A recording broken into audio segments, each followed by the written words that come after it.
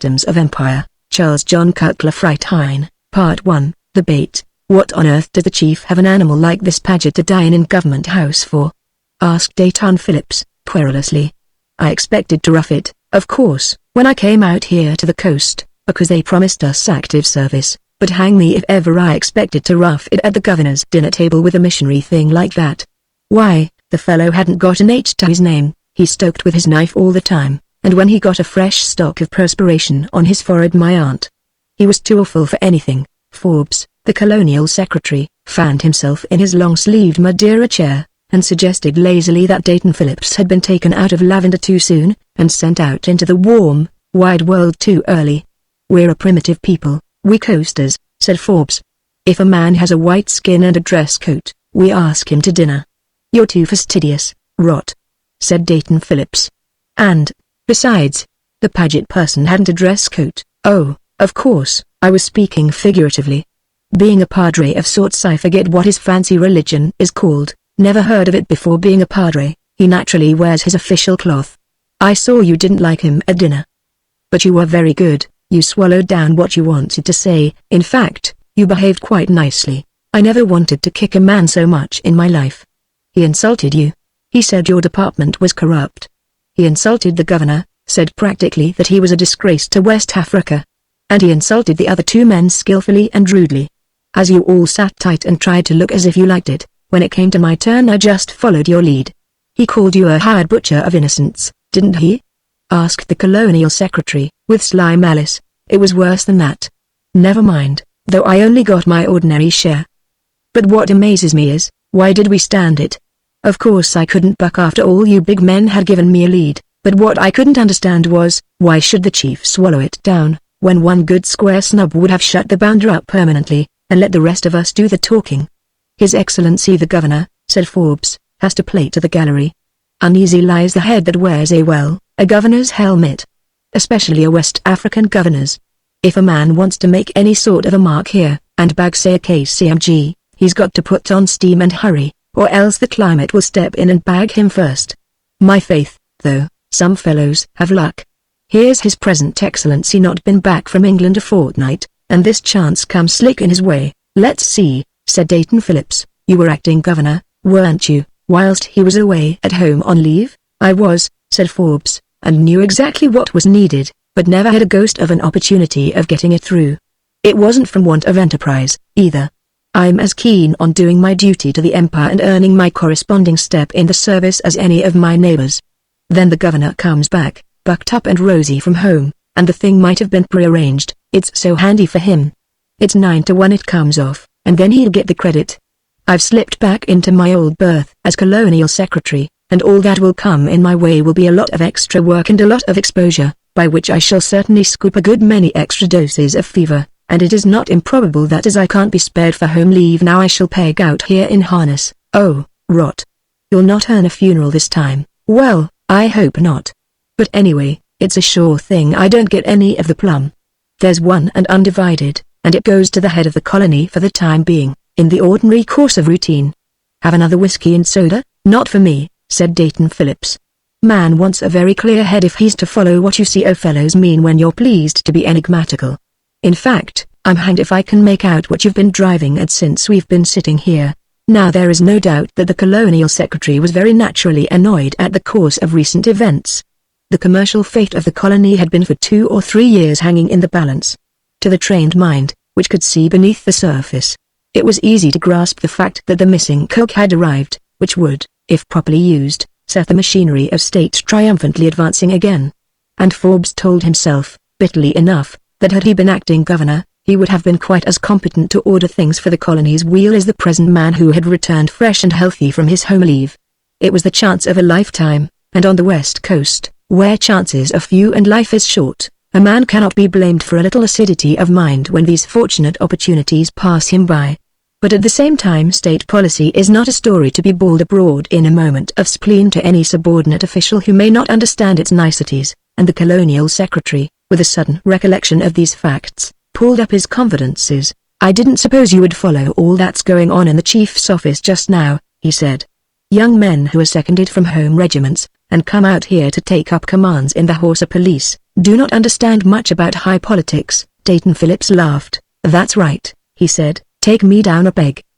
I'm sure I don't mind. I never did have any hankering after the diplomatic service. My own trade's good enough for me.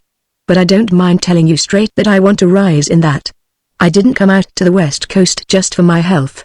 Look here, I don't want you to talk out of school, but if you can give me a straight tip, I'd be very grateful for it. I couldn't say anything definite, said Forbes, warily, but you'll do yourself no harm if you get to know your men thoroughly, and hammer up their efficiency, and carry out well any little orders you may get, and, in fact, keep up to the mark generally.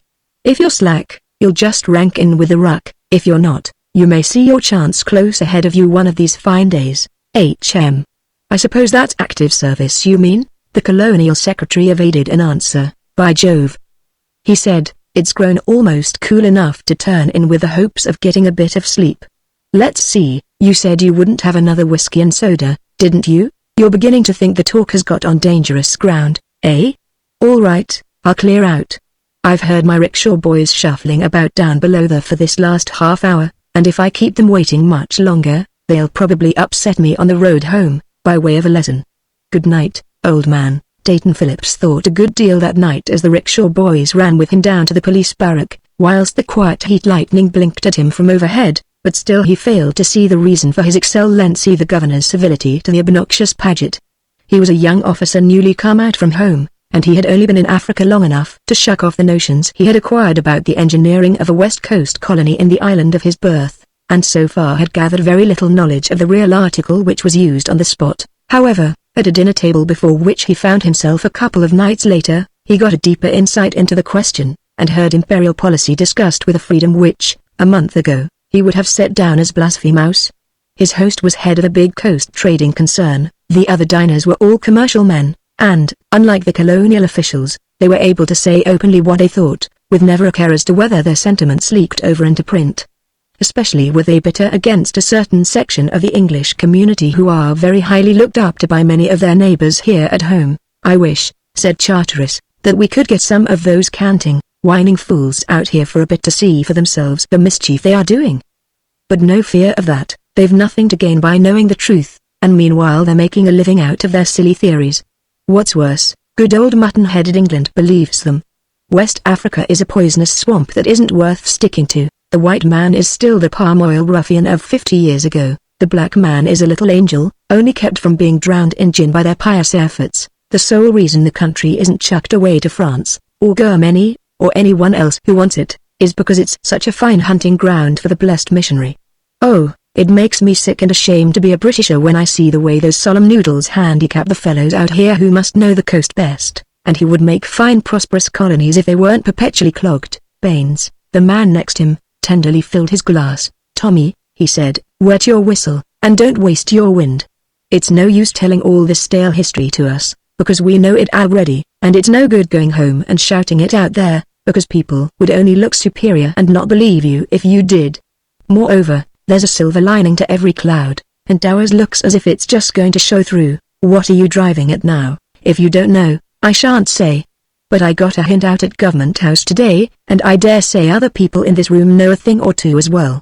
For instance, I bet a trifle Dayton Phillips has put his virgin sword on the grindstone already in the anticipation. Well, yes, said that officer. But I'm hanged if I know who it's for. Not the French, is it? We aren't going to have a European war, are we? I thought things were simmering down. French be blowed, said Baines. Charteris winked from across the table knowingly. What's wrong with cutting up the King of Catty? That's the chap that owns the hinterland to this colony, isn't he? Asked Dayton Phillips. The newcomer, same savage. All our trade comes through his country to the coast here, and if we don't collar it, the French will. If the French take it, they stick on tariffs and choke you out, don't they? If the French come in at the back there, we may as well put up the shutters at once, like they did in the Gambia. The trade of this colony would be dead for good and always. Then why the plague don't we take it? Asked Dayton Phillips, petulantly. He had come out to the coast to see active service. He had acquired 2 stiff doses of fever already, and so far he had been employed on nothing more warlike than barrack duty and routine. He was getting very disgusted with the change. The commercial men round the table understood all this as well as he did, but being older coasters, they understood also the forces of distant ignorance which crammed them in, and as they had cursed and explained these same forces 10,000 times already amongst themselves, they forbore out of sheer weariness of the subject to speak of them again. However, when Dayton Phillips repeated his question, Baines did vouchsafe some sort of reply. "We don't take Catty City," said Baines, "because we aren't let. We've deputationed, and memorialized, and petitioned, till we're sick of it. We get called a pack of gin-selling buccaneers for our pains, and that murdering old beast, the King of Catty, is buttered up as a high-minded native lord. My aunt, I wish they could see his private crucifixion tree. I wish they could even be taken close enough to smell it." Dayton Phillips remembered that Baines was the only white man who had ever been in Catty City, or, to be more accurate, the only white man who had ever emerged from that capital, and hoped to hear more details of that place. "Yes," he said.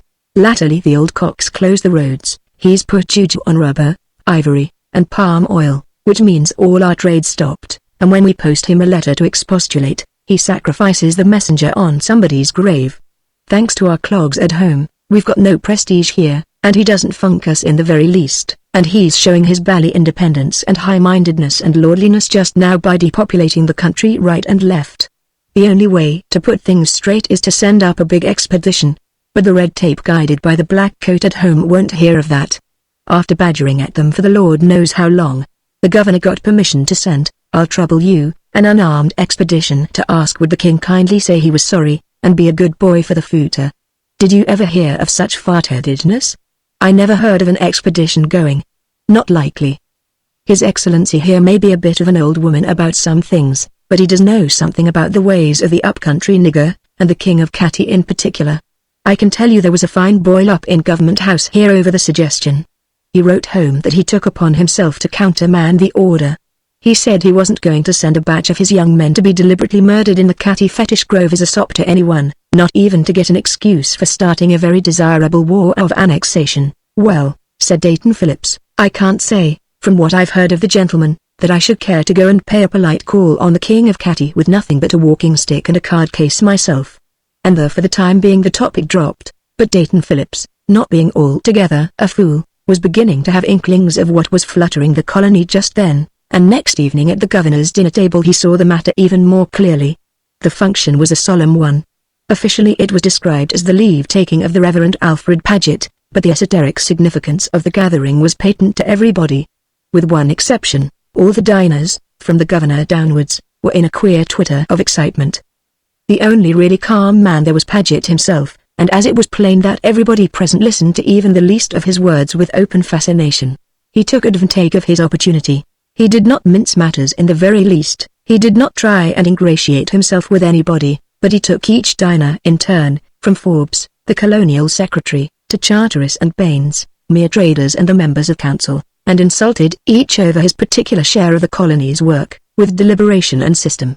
He was a man with a good clear voice, and none of his words miscarried, and when he selected a victim, all the other men at the table listened with respectful attention. The colony, for the future, it seemed, was to be run on entirely different lines. Trade and the glorification of the empire were to be things of the past, and in the meantime he was going up to call in person on the King of Catty to present him with a new creed and, apparently, a bale of second-hand trousers. The men round the table, old coasters all of them, with the one exception of Phillips, solemnly and emphatically warned him of the dangers which lay beyond the narrow fringe of the colony, and, as offensively as might be, he rejected all their advice. Nobody resented the contradiction, nobody showed up the silliness of his shallow, ignorant, sledgehammer arguments. That was a great night for the Reverend Alfred Paget, and he mopped at his wet face and made the most of it. When the hour came to go and he sat consumedly long, they were all still waiting and watching, and each man came forward in his turn and shook hands with him, in a manner that made the parting scene almost like a religious rite. But at last he went away out of the hot glare of the room into the warm night outside, and the men got into long chairs and took deep breaths as if a big restraint was taken from them. For long enough there was silence. Each had his own thoughts to add up and value, and the lazy punker eddied the tobacco smoke overhead. Then Baines said, "By God, he is brave enough. When I told him what Catty City was really like, he never turned a hair. I watched the beggar, Pa." "Brave?" said Forbes. "It was only mutton-headed ignorance. Simply, he didn't believe you." "Think so?" said Baines. "Perhaps you're right. He certainly doesn't take any of us much at our own valuation here. Well, he'll find out many things for himself in due time, and after that the Wires 11 begin to work, and the nice pink English Tommies will begin to come, and the West African squadron, good lord. That gives me jumps. His Excellency the Governor had accidentally tipped over a tall soda water tumbler, which fell with a crash onto the floor. The men in the room, with their nerves all on springs, started as if a shell had burst under the table, and by the time they had settled down again, frowning and fanning, the Governor had finished apologizing for his clumsiness, and had started a talk on the new pier which it was proposed to erect to supersede the dangerous surf boats. His Excellency might not be a brainy man, but even his enemies could not help admitting his infinite tactfulness. He did all his most delicate business round a dinner table, and yet he was never known to let a dinner conversation grow dangerous. There have not been many public servants of whom this could be written on their official tombstones. If Paget expected a final ovation the next morning before he set off into the bush, he was disappointed. He started soon after daybreak. It is in the cool of daybreak that the West African white man begins his work. But on this occasion everyone seemed most unnaturally to have overslept himself. Mr. Paget stepped out in full panoply of pith helmet, white clothes, and umbrella, with a fine caravan of carriers before and behind, but no one of the higher species than laughing, chattering natives filled the street between the factories and the grass-roofed dwelling houses. Not a single member of the white population had come to see him off, which, taking into consideration the occasion and the place, was an obvious personal slight. But Mr. Paget did not mind that. On the contrary, he rather preferred it. He was one of those men who make a luxury of the minor martyrdoms. The ease with which he collected his caravan of carriers seemed to him a proof that the solemn warnings which the whites of the colony had given him about the dangers of the catty country were merely a pack of lies, intended to keep him from finding out how matters really lay. It did not occur to him that when the white man leads, the West Coast native, being a childlike and somewhat brainless creature, will always follow and carry for pay. And so, cheered by his bigoted ignorance, he strutted complacently enough through the trim streets of the coast town, which made up his sole personal acquaintance with Africa, and disappeared down a narrow 18-inch road which corkscrewed its way into the bush beyond. There are no electric telegraphs up country in Africa, but in some mysterious manner news floats about amongst the natives of what is going on, and its transmission is astonishingly rapid. Comment on the progress of Paget's expedition drifted into the factories from almost every one of its halting places, and the white men of the colony's capital conned over the scraps they heard with tingling nerves. In the temperate climate of England it is hard work to sit entirely still whilst one is waiting for an almost certain catastrophe, but in the unhealthy stew of a West Coast town, where one's health is chronically in rags, the suspense of such a vigil can very well approach nearly to the unendurable. But the machinery of government and business cannot stop because its drivers are oppressed by megrims such as these, and the white men in the white clothes, with their faces yellowed by liver and violent suns, plied on doggedly at their tasks as heretofore. Latins, or men of the more emotional nations, would have halted listlessly during that wait, and as a consequence they and their kind do not now make empires. The Anglo-Saxon is a different type of animal. He may have less emotions, but nothing short of his own funeral makes him neglect his appointed work for very long together. As a visible result, they were rather apartment during this time of suspense to brace up their dinner champagne with Angostura bitters, and to get hold of a few more than the customary cocktails between whiles, but they kept themselves well in hand, and, in fact, rather took on a guardedness of speech that was foreign to them. There was a hysterical native press in the colony's capital, which at times got quoted in the London papers, and it would not do to let the idea leak out into print that they foresaw the good the forthcoming catastrophe would do, before the catastrophe took place. At last, however, the thundercloud broke, and the tired white men breathed deep and prepared for the deluge. The King of Catty was no niggling savage. Reports came down from his gory capital thick and fast. He had sent an armed force to meet the invader, whose carriers promptly fled and small blame to them. The wretched Paget first tried to run, and then, as explanations were beyond him, pluckily started to fight. Accounts of the skirmish varied, as native accounts will. Some tales credited him with terrific slaughter, whilst others held that he had merely laid about him with a walking cane. But all agreed upon his capture and subsequent execution. Indeed the King of Catty, to remove all doubt, sent down a week later a shriveled hand and arm, purporting to be Paget's, as a sign of his contempt for the white man's power, and as a hint to deter future callers. But by this time the home cable had got the news well in hand, and the sweating operators were working double shifts, whilst men in 20 offices over half the world arranged for the bringing together and the furnishing of an army. And a little later the English papers flashed out one morning, black with indignation and headlines, and asked how long a feeble English government was going to permit missionaries of the sacred English race to be foully murdered by African barbarians. There was no talk now of the high-minded native lord, there was no talk of offending French or German susceptibilities. The good people at home had not been stewing over the catastrophe for a month before it happened, and the reasons for it all they would not have understood even if these had been explained to them. The news to London and England was as fresh as it was horrible, and the clamour for vengeance dinned from every side. From the slaying of this one white missionary, Britain instantly knew that the hinterland to this colony was not fit to govern itself, and it shouted forth the order to annex without further thought. The project, as coasters wearily knew, was not a novel one, but hitherto it had been kept in the background by a sturdy opposition. Now, however, the opposition vanished. Even wooden-headed little Erglanders and their adherents know when to be silent sometimes. The British public says in its commanding way, "Do this," and is accustomed to see it done. It chooses its servants well, and they are always smart to carry out the details.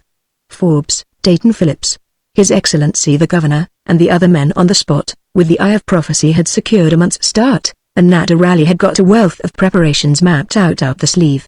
When these were reeled forth in rhythmical precision, they spoke volumes, to the public, of the excellence of the colony's organization, and the hurrying war correspondent, catching this keynote before he sailed, saw the perfection of the local machinery from the moment a surf boat ejected him on the beach, and patted the white men of the place on the back in lavish dispatches. Clearly this colony had been too long neglected. Clearly the men now in charge were just the fellows to bring it with a rush to the front. At the London War Office, officers were tumbling over one another in their eagerness to volunteer. At Malta, Cape Town, Woolwich, Gibraltar, pieces of the war machine were getting oiled and started. A wire to Suez sent a homecoming Indian regiment to stew some more in the tropics before it could swill its English beer, and in Freetown Harbour, Sierra Leone, Her Majesty's Benny steamer Alecto took on a hurried lick of paint as she prepared for her 400th campaign. Nobody knew how strong were the forces of the King of Catti, and nobody, except a few responsible heads, very vastly cared. Dayton Phillips prayed piously that they wouldn't swamp the show with regiments. The old Lord High Executioner up at Catti, said he to Forbes, has got some good fighting soldiers with excellent guns, so my fellows say, and it will be a beastly shame if they are scared into running away before the fun begins. Well, we want the man beaten once and for always, said the Colonial Secretary, who looked more to effect than method. We've more luck than I hoped for, the colony isn't having to pay for the troops, we've been such good boys that we're having stood for a treat, and they can send the whole bally army for anything I care, and make a silly picnic of it. I didn't come out here for picnics, I came for promotion, and if it's all Tommies and no fighting, that means I've to stay where I am. Look here, you let me waltz in with the horses, call it a reconnaissance in force, if you like, and I'll clean out Catty's town for you before the other fellows arrive. I say, I could really. Do try and work it with the chief. There's a good fellow, Rot, said Forbes. This war isn't going to be run for your particular benefit, my young friend, or mine, for that matter. It's for the colony. It 11 bring the colony into notice, and let everybody know what a fine place it is, and how well it's run by us, of course, and how much more valuable it's got by having the new territory added, and, in fact, what a desirable colony it is for younger sons and capitalists in every way. Oh, if you look upon the war as a beastly advertisement scheme, I do. This is the way it runs, to let, new portion of the British Empire, offering a highly desirable dumping ground for single young men desirous of making a pile. Apply early for allotments. And when the guns begin to shoot, everybody at home will turn round and see that advertisement written big in the newspapers and on the hoardings. The more guns there are, and the more they shoot, the more those excellent people will turn round to look, and become aware of the colony's existence. How mad that poor beggar Paget would be, said Phillips, if he could only know what his blundering expedition had led up to. If he had been a German, he could not have hated any more the idea that this colony should expand or any way go forward. The Colonial Secretary turned on him with sudden asperity. Now look here, he said, mind how you talk about Paget. There are a lot of reporters on the beach here now, and if they get to know too much, the Fat 11 be in the fire with a vengeance. Reporters are all very well in their way, they're fellows we've wanted out here badly for long enough. But it is only intended they should know the proper things. All the white men in this colony are safe enough as far as intention goes, because they know, whoever they are, that if the colony pushes ahead, they move on also.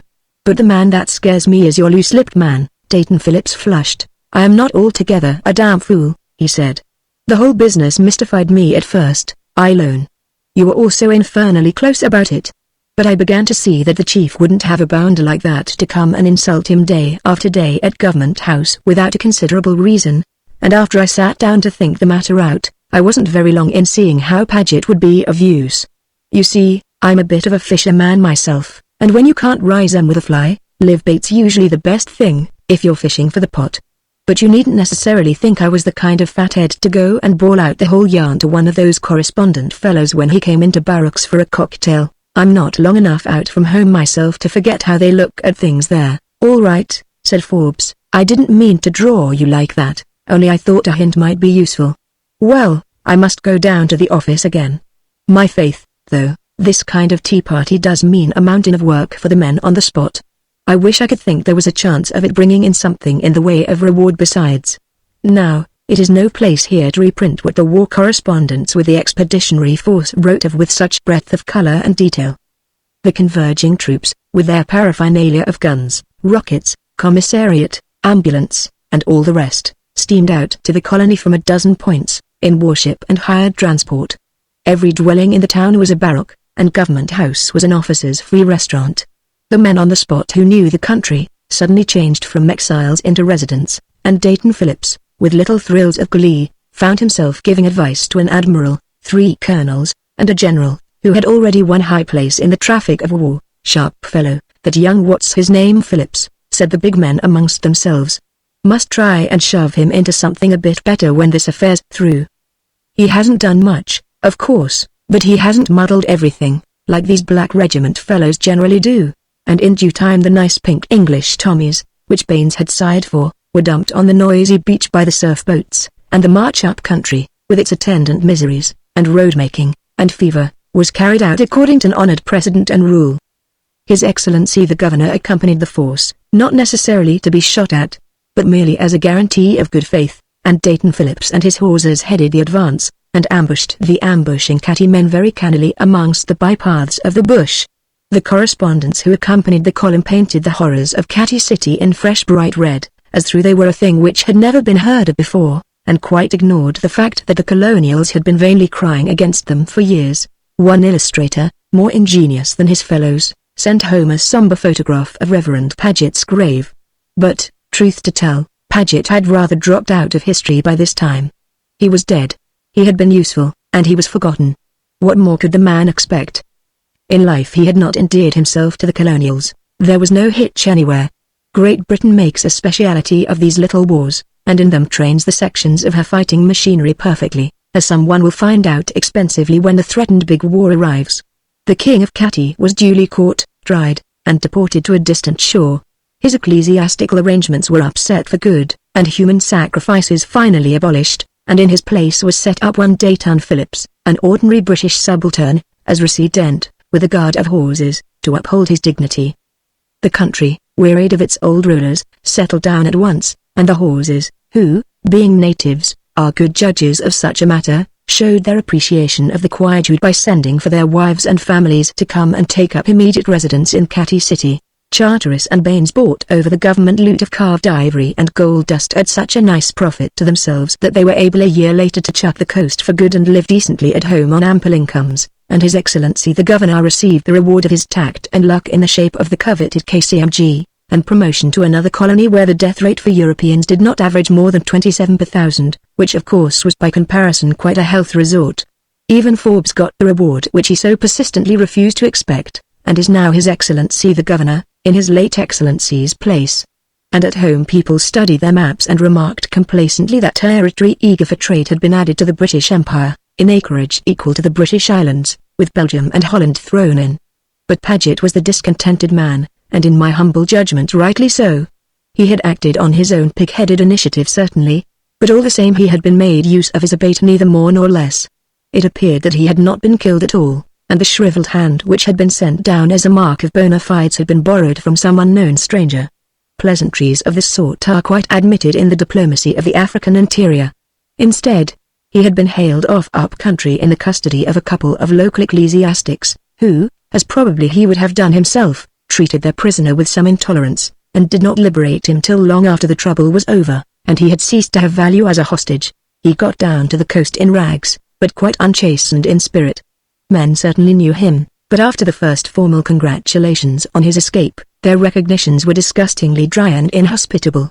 One would have thought that their sense of generosity would have been touched. They all of them certainly had gained much through Mr. Paget's unconscious aid. But I am only writing history here, and the fact remains that they gave him the cold shoulder. The man's usefulness was gone. They saw in him only a noisy, objectionable bounder.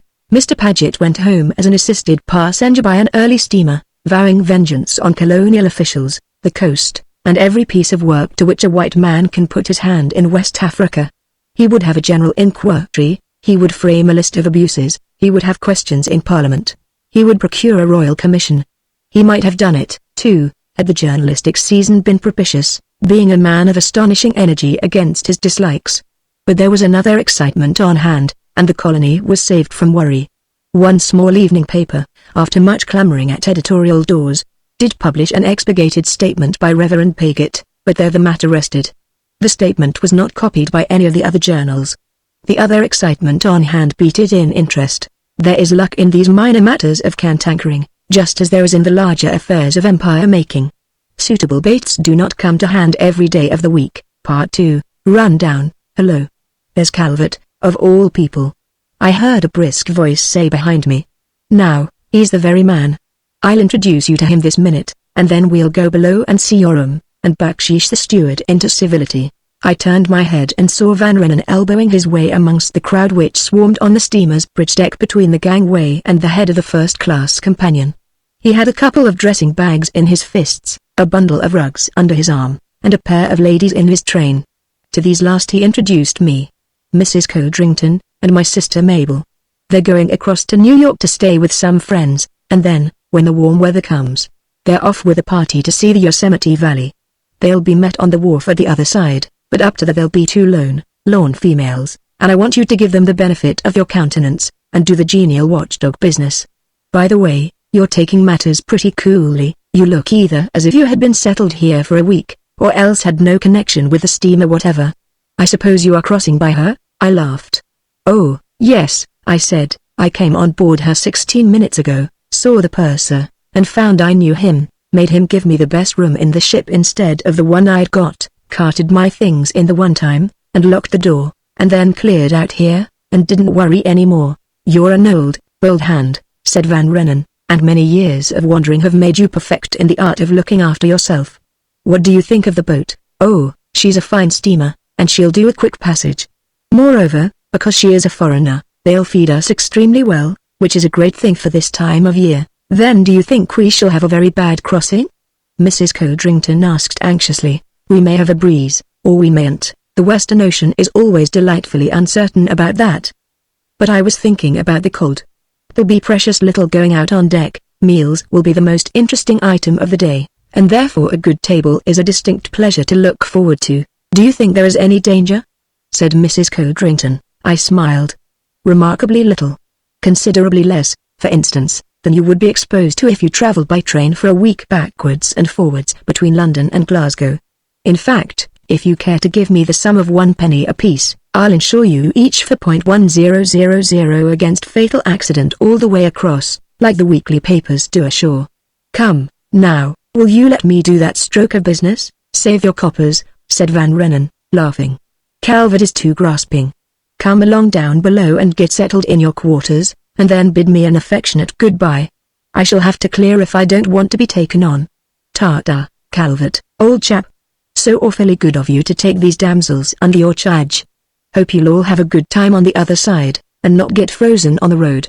Goodbye. We hove up at dusk that afternoon, and because the channel outside was white with an ugly, choppy sea, there were fiddles on the table at dinner and extraordinarily few diners. I sent down dry champagne and biscuits to Mrs. Codrington's room, and then, seating myself next to the purser, made a gorgeous meal. We do ourselves well here in the grub line, don't we? Said the purser. Better than the English boats. We're dragging all the passenger trade away from them now. Come along down to my room for your coffee, and we'll have a quiet smoke before I get to work squaring up my papers. Lord, I wouldn't care to be the old man tonight. He'll be perched the freezing on the upper bridge till we're bank clear of the channel, and very likely for the next 24 hours after that if the weather's at all thick. He's got just over 1,000 human lives on this ship, and I guess they give him all the responsibility he's any use for. Steward, bring me down a bottle of liqueur cognac to my room. Now, Mr. Calvert, if you're ready. The purser and I talked Western Ocean shop during the burning of 2 Cuban cigars, and then he turned to at work, and I slipped off to the smoke room and read the illustrated papers. It was 11 o'clock before the smoke room steward hinted that the hour of closing had come. I went out into the night, a black misty night full of rain and spindrift driving down from the northwest. I cocked my eye and saw the skipper and 2 mates patrolling the upper bridge. On the break of the deck ahead of me were 3 men in glistening oilskins, in the crow's nest forward were 2 others, and I shivered luxuriously, and thanked the fates that I was a mere passenger who could travel in absolute safety and have no watch to keep. And then I went below, made fast my portmanteaus, and turned in. Sleep humoured me at once.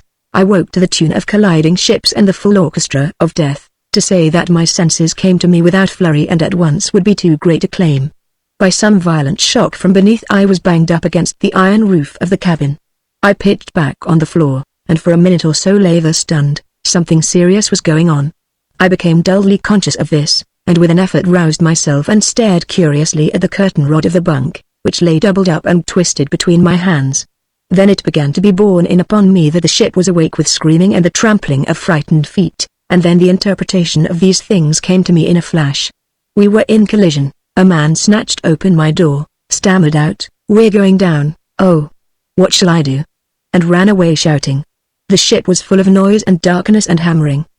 The propeller had stopped, no light came when I turned the electric switch, and we had so heavy a list to starboard, my side, that already the ports were covered most of the time. It was precisely clear that the steamer was in a bad way, and one's first and most natural instinct was to bolt for the upper decks. I'm ashamed to say that I had already rushed outside the door with this idea before I got my wits in hand again. But then I pulled myself up, and went back and dragged on some heavy serge clothes over my pajamas, and added boots and a whiskey flask, after which I pounded off along the alleyways to the room which Mrs. Codrington shared with the Van Rennen girl. The door of it was slamming noisily with the roll of the ship. I looked inside. The place was empty, and from out of the darkness came a swirl of water which ran coldly about my knees. I guessed they had gone to the upper deck, and ran them myself with the best of pace. There was a feel about the steamer that I knew. She lay down sodden and numb in the sea, and rose to the waves no more. I had felt that sluggish sullen roll before on another ship. We had found her drifting, and boarded her in mid-ocean, and had just time to leave her decks before she sank down to the ocean floor. The mail steamer was going to repeat the dive and she was carrying 1,000 human lives. The bridge deck lay tilt like the roof of a house, and it was carpeted with humanity. From the upper bridge, rockets climbed up high into the night in one never-ending stream of low flame. Orders, prayers, shrieks, and threats were being hurled about in every tongue that Europe knows. The Stokehold crews, mad with fear, were raging like devils unchained round the grips and chocks of the lifeboats. Naked emigrants were with them. Sick men, who could hardly crawl, tore at the boat awnings with their teeth. The ship's officers and the few deck hands were swept aside like straws. Then a bellow from the steam siren drowned all the clamor, and at that instant the moon slid out and burned like a great white arc lamp through a gap in the racing clouds. A shout could not be heard above that din, and the shouts died away whilst the trembling fingers fumbled on at boat grips, and rived at the stops on the falls. Then the captain on the upper bridge let go the lanyard of the siren, and gave his orders before the silence could be broken. "Keep your heads, and all will be saved," he cried in German. "Women stand by the starboard boats, and men away to port. Boat crews to their stations. I will shoot the first swine that disobeys me." Then he repeated the words in English and French and Norse, till his cry was lost once more in the raging clamor. Now, for myself, I had seen the uselessness of thinking about my own hide till matters were somewhat further advanced, and I remembered, with grim amusement, how I had offered to heavily insure 2 ladies' lives for the trifling premium of 2 copper coins. So from the moment of coming out on deck I had been employed in hunting for these charges amongst the mob, and had not been sparing vigor in the process. There were 900 people wedged into one group, and it was not a possible thing to go through these singly. So I had gone round outside the bulwark rail, occasionally climbing up by a stanchion or a stay, and had gazed down on the huddle of faces from above, and when I found the 2 that were wanted I fought my way to them with elbow or shut fist as required. "Mrs. Codrington wore a flannel dressing gown, and as the other girl had turned out in a singularly becoming garment of cotton, I gave her my own pilot jacket, and stole also for her, by brute force, a spotted carriage rug from a polished Jew. "Now," I said, "there's string in the pocket of that jacket, and this thing will make you an elegant skirt. You'd much better stop being frightened, and then we can get along more comfortably. You aren't going to get drowned, or anything like it. I've insured you for 1,000 apiece to Van Rennen, and I can't afford to let you come to grief at that price. When these fools have stopped struggling and squealing, you shall go off in a big boat and join another steamer. We shall have 10 round us in half an hour. Look at those rockets." Mrs. Codrington gripped my arm. "Then you think we have a chance of," she began, and said the great steam horn from above, when we could hear ourselves speak again, and whilst the captain was giving his orders from the upper bridge. The purser came to my elbow. "Here, Calvert," he said in my ear, "you're a man. Those port boats won't lower anyway, she's listed too much over. I don't know whether we can get the starboard boats in the water without swamping with the sea running, but we've got to try, and if anyone goes off in them except the boat crews, it's got to be the women and kids. Same old yarn, why no? So you've got to peg out anyway, and you may as well do it in a way that'll make you respect yourself." "Ah, would you?" He knocked down a frantic German who was battling his way towards one of the starboard boats with a revolver outstretched. He wrenched away the weapon, and gave it me.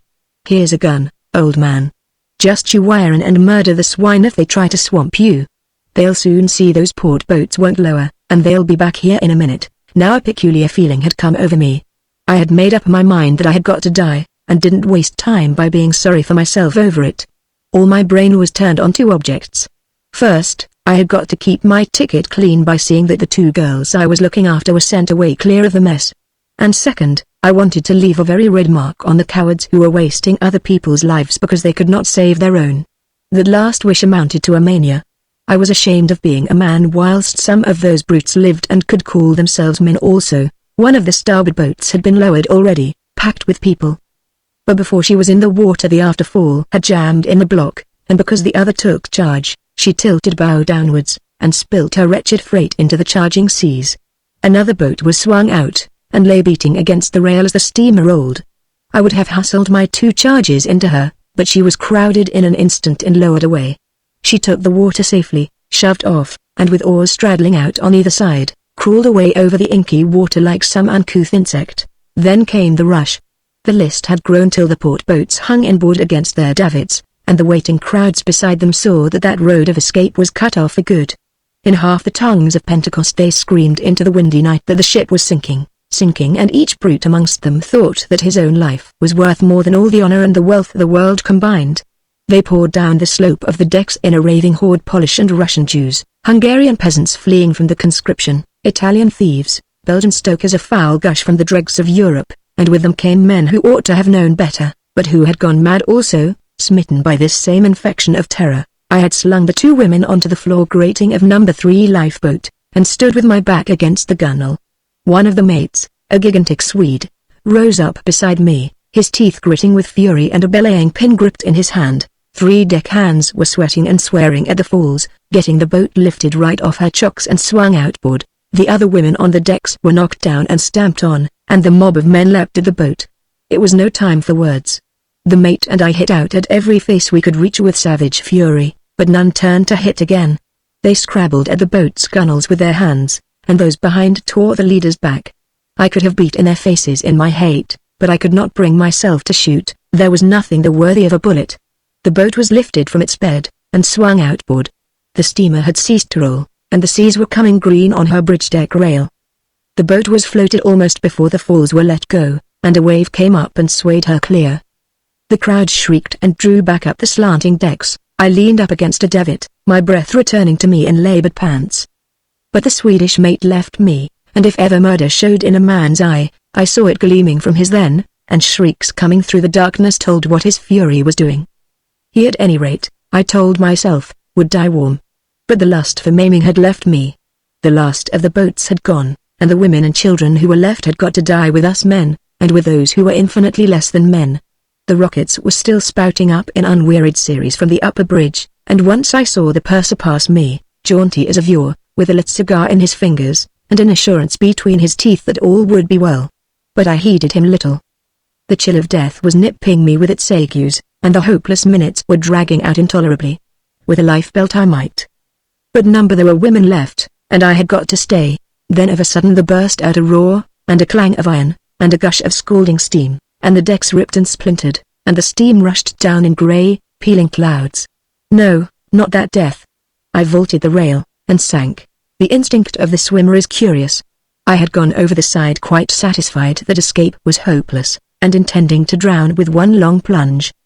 But no sooner did the icy water thunder in my ears than the old instinct made me strike out for the surface. But I could not reach it. I swam on for what seemed to be minutes, hours, years, thousands of years, my arms aching, the veins like to burst through my skin, and then it came upon me that the steamer had sunk, and I was being dragged in her swirl down, down, down, to the dark sea floor, down, down, where it was too cold down, down. I opened my eyes and blinked again, and saw dimly the rough sea living room of fishers. It was wainscoted with bunks round to the rudder case, and on the forward bulkhead was a fireplace resplendent with brass. I imagined I was in one of the bunks, but was not very certain about it, and so coughed inquiringly. Somebody came to my side.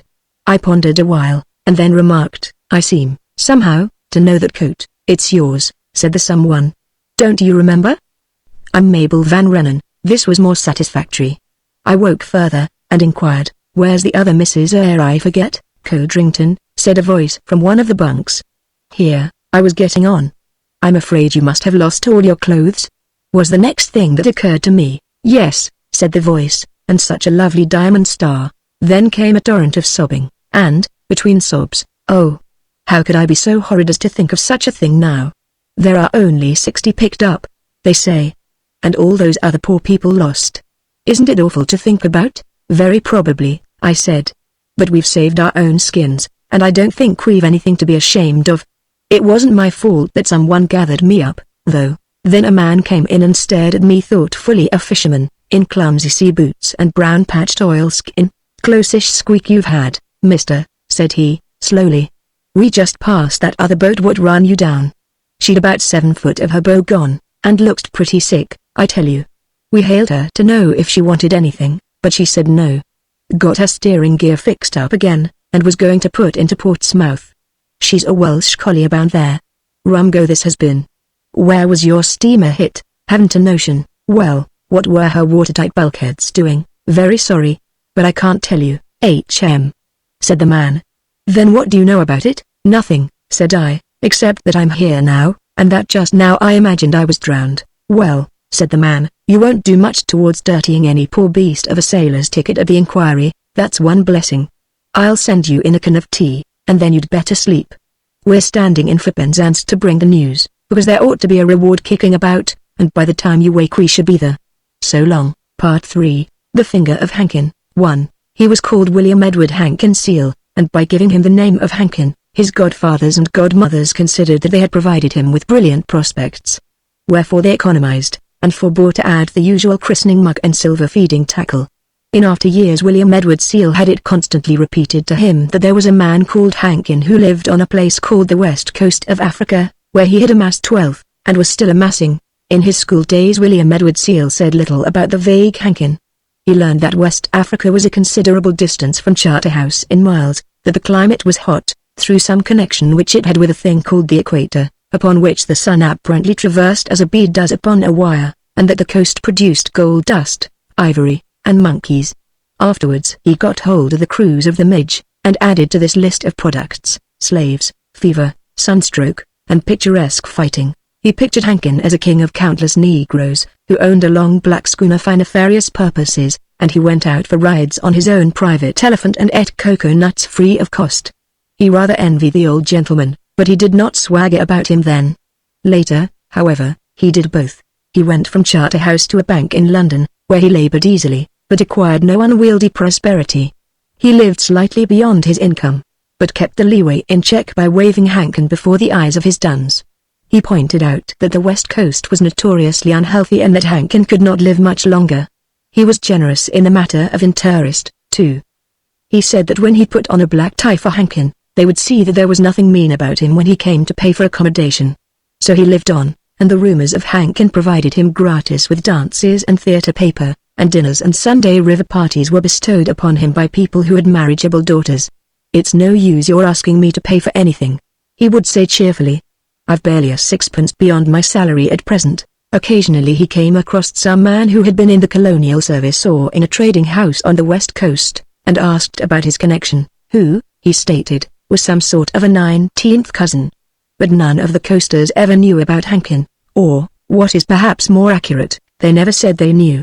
So as far as William Edward Seal was concerned, Hankin remained vague and nebulous, but Seal never lost faith in his riches and dutiful cousinly affection, as bespoken by the aforementioned godparents, and calculated on the approaching windfall with certainty and sweet delight. It was the coming of Captain Charteris with Nancy that gave him his first definite idea of Hankin. Charteris wired from Liverpool to ask for an interview, and was invited to come up and dine at the club and talk matters over there. Charteris came, and enjoyed his meal, as most men do after a course of coast and steamer fare, but he talked whilst he was eating, and what he said did waffle damage to Scales' appetite. Afterwards they went to a quiet corner of the billiard room for coffee and cognac, and between whiffs of a good cigar, Charteris went on with his tale.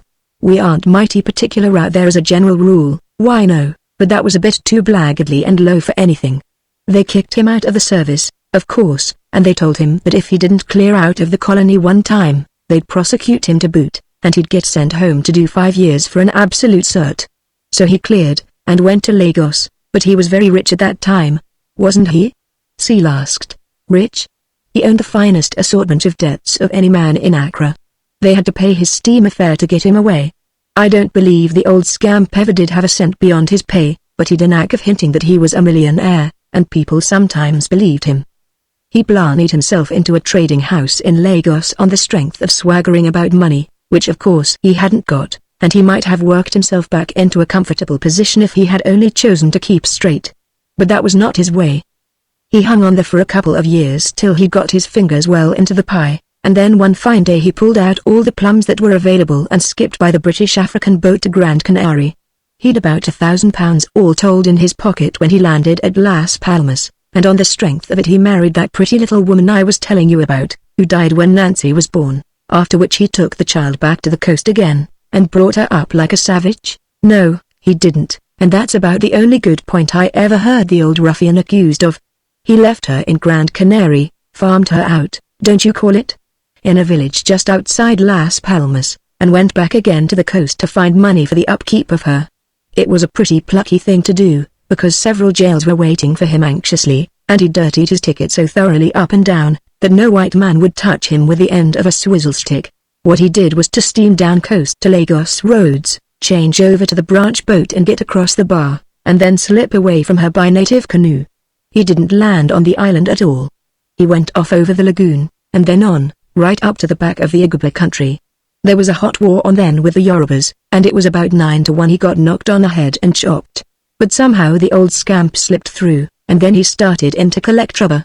He got a mud and grass hut built and lived on native chop, and must have had a pretty tough time of it at first, because all the roads were blocked, and he could neither get trade up country or send his rubber down. But after a bit, things went better with him. He got his rubber carried down to Lagos, contrived to lay hold of a few domestic slaves to do his work, and was able to send remittances to the woman who farmed Nancy outside Las Palmas. If he'd stuck to what he'd made then, he might have lived pretty comfortably, because trade gin makes tolerable cocktails when you're used to it, and up in that part of the bush you can always get chickens and mutton if you care to pay. But he didn't do that. He stuck to the cheap native chop, and when he had fever he grudged himself pills and quinine. It took him all he knew to scrape up £80 a year for Nancy. "Oh, my hat," said Seal, "and I thought that man was a millionaire." "I wish," said Charteris, "you could have seen him when I did. I was up at the back of the Igbo country with a commission, and we picked up the wood smoke of his cooking one day in the dusk. We had missed the village we were trying for, and had no fancy for collecting fever by squatting out in the bush. So we pushed on, and came upon a few chimbecks in a clearing. A thing that called itself a white man was in one of them, and that was Hankin. He was down with blackwater fever, and when the doctor had done a turn with him, I went in to stand my watch. He wasn't an inviting spectacle, and if you knew what blackwater fever is, which you don't, you'd understand why. But he was a white man, or had been white once, and out there one feels a sort of kinship to one's color. So I sat by the poor devil and heard his yarn, and when he asked me a bit of a favor, I couldn't very well refuse it, because, you see, he asked when he was in the very act of pegging out. He wanted me to pick up this youngster of his as I was going home, and hand her over to you. But why to me of all people? Hankin said, replied the other, stolidly, that he knew you thought you'd some claim on him, and that therefore he considered he'd a claim on you. I said I didn't see the force of his argument. He said that was his palaver, and would I do what I was asked, or have a very nasty taste left on my conscience by refusing? So of course I was forced to say yes, and there was an end of the matter. The horses buried him at sunrise, and we marched on, but what on earth am I to do with the brat? I'm making a poor enough show of keeping myself. I had expectations once, but they haven't come off yet, and I'm more largely dipped than I care to think about. I'm only a poor brute of a bank clerk with half nothing a year by way of pay. It strikes me you've done somebody a pretty mean turn. How could I help myself? Said Charteris, with a shrug. I didn't know you from Adam, and Hankin shoved the job onto me at a peculiar time. You haven't seen a man die the way he did, in a bush hut, with no one round but savages, or else you'd understand. I can quite imagine it's an unpleasant surprise to you, but you know you needn't take over the youngster. What? Said Seal, quickly. You'll keep her on yourself? Captain Charteris laughed harshly. I shall drag out my own leave here in England mostly on Dick, and then get back to the coast again. Man, I haven't £30 in the world. I couldn't afford to be saddled with a dog. I suppose it comes to this, we shall both repudiate her, and the result will be, workhouse, I suppose. What a ghastly thing to think about. My dear sir, we can gather comfort from knowing it's no fault of ours. It's a case of sins of the fathers. Hankin shouldn't have been a blackguard, or if he was, he shouldn't have married, or if he did marry, he shouldn't have allowed Nancy to step out into the world. If he's any sense of decency left, Hankin ought to be squirming in hell this minute at the thought of the mischief he's brought about. Seal hit the table in front of him so that the cigar ashes jumped. This is a horrible business anyway, he said, but it's got to be put an end to. The more we think over it, the worse it gets. You and I have no legal responsibility, so we'll just hand over this calamitous brat to the police, and shuffle clear of the whole matter. Where have you stowed her? At the Metropole. We'll go the one time if you like. Yes, said Seal, and strode noisily out of the room. They exchanged only one remark on the way across. She's a taking little beggar, said Charteris, though I don't think she cares much for me. Upon which Seal broke out against him with sudden violence and profanity, and insisted on the subject being dropped. And after that they marched down Northumberland Avenue in silence. It's right up at the top, said Charteris, as they walked into the hall of the hotel. Ike no missed in the matter of rooms. So we may as well go up by the lift. Shall I tell the porter to have a four-wheeler ready in 5 minutes? Oh, do anything you like, said Seal. No, you needn't bother about that now, though. There are cabs always ready.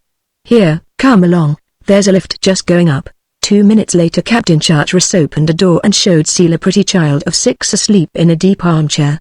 She woke as they came into the room, nodded to Charteris, and stared at his companion critically. For once in his life Seal was tongue-tied before a lady. He somehow or other felt unutterably mean, though, as he carefully explained to himself, there was no just cause for this feeling. And as an effect, all initiatory small talk left him. There was a long silence in the room, and it was the child who first broke it.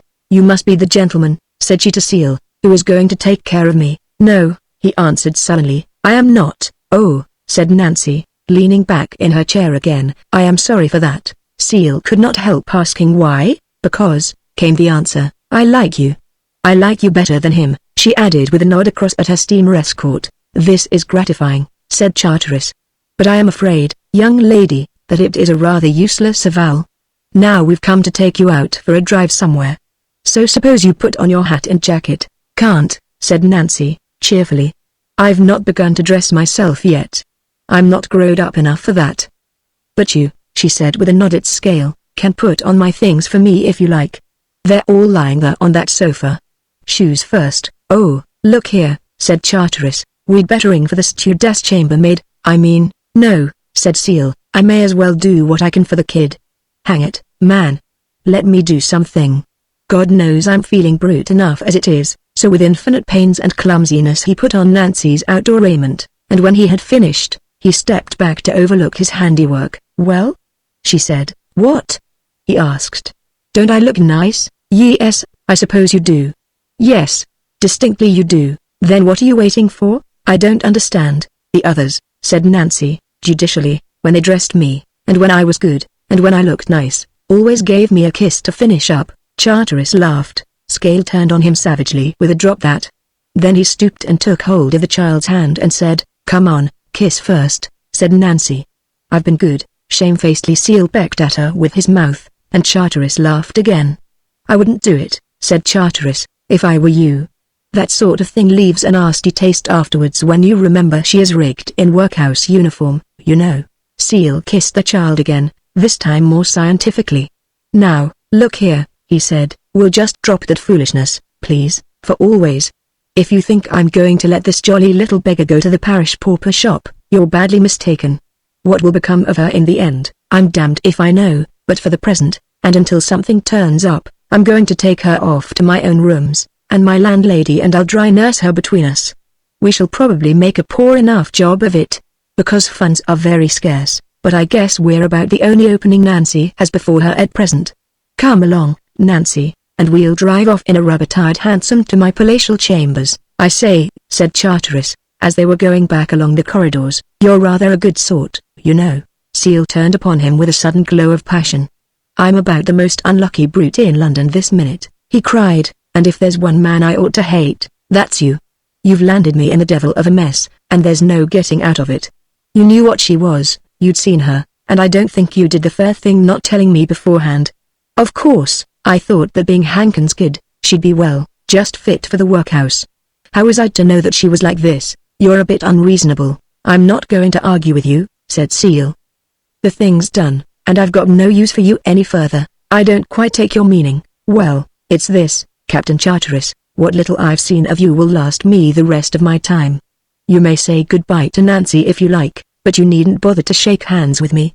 I wish you were at the devil, too, when a young man of 23 deliberately adds to his bachelor household an attractive young lady of 6 summers, who speaks foreign languages and possesses a history. Attention is naturally drawn to the performance." Scale's acquaintances, especially the feminine portion of them, were first curious, and then shocked, and out of sheer justice to Nancy he had to tell one or two of them the true story of Hankin. The news spread through that small fraction of London which knew Seal, and the regard with which it had previously regarded him changed with a very short prelude. It is no use giving dinners to a young man with no expectations who has deliberately chosen to cumber himself with a scamp's brat, and if you have daughters, it is a mad thing to ask to your dances a wretched fellow whom it would be the utmost misfortune for your daughter to fall in love with. And so the invitations ceased with brisk unanimity, and as Seal had been accustomed to much going out and about, he saw fit to do it now on his own resources, which of course cost money. How he managed to keep going for the next 7 years is a matter best known to himself and Nancy, who at an early stage was initiated into the art of circumventing res angusta domi and living at the rate of twice one's income. But there is a certain amount of enjoyment to be derived from sailing close to the wind, and a camaraderie grew up between the two of them that was very pleasant in its completeness. At the same time, that he might not accuse himself of hoodwinking youth, Seal used to instill morality as he went along. "Why no, we're awful blackguards, old lady, having things and not paying for them the way we do," he would say, "and I ought to be kicked for showing a kid like you the style it's managed," upon which Nancy would retort, "All right, Ted, I quite understand. But it's me that's to blame, not you. If there was no me to fritter money over, you'd live on your pay and have a lot left over. So as far as you're concerned, it doesn't count." And then after Seal had solemnly assured her that she was completely wrong, and that he, by reason of his seniority, carried the sin of the pair of them on his own shoulders, they would go off to a theatre, or west for dinner, by way of getting rid of the taste of a lecture. But this style of living, ingenious though it may be, is liable to be brought to an end from the outside, and when the conclusion did finally come, Scale's only matter for surprise was that it had not arrived several years earlier. "Old lady," said Seal, one day when he had lit up his cigar after dinner, in the big chair beside the fireplace, "the bank's given me the chuck, for you." Said Nancy, "At least they've told me of another billet that's open, and said that if I don't resign nicely and take it with a smile, I shall probably find myself out of a job altogether. The manager seemed to think that my ideas of personal finance were too florid to be quite healthy in a mere bank clerk." "Where's the new billet?" Seal laughed. "In a place you've heard of before, Lagos. 1 year on duty and 6 months leave, with steamer fare paid home and back. 300 a year and allowances to draw all the time. My, said Nancy, what a lot. It's a heap more than you're getting now. We'll go, eh? You won't, anyway, why not? Don't we do everything together? I shall come and keep house for you, and save you lots. You can't keep house a bit, Ted, she'll have to. Nancy, come here, old girl. Nancy came across the hearthrug, and sat herself upon his knee, and lay back luxuriously. Nancy, I've been an awful brute to you. I've kept you here because I liked having you, when you ought to have been away at school with other girls, learning things. I have been learning, said Nancy, stoutly. I've had lessons with you nearly every day. I can read, and write, and mend socks, and do accounts, and order a dinner. Isn't that enough? Nowhere near, said Seal. You're growing up, you see. You're 13 now, and you'll be in long frocks in a year or so, with your hair in a knob, and the Lord knows what else, and there are things a girl ought to learn that I can't teach, and well, I'm a damn bad lot, old lady, and if you go away to a decent school, you'll learn that is so. Terwaddle, said Nancy. Didn't you saddle yourself with me, and doesn't that prove you to be the best man in the world? 'Tisn't as if I'd never seen any others of the boys. I've met 'em, lots of 'em, and that's why I know what I say's right.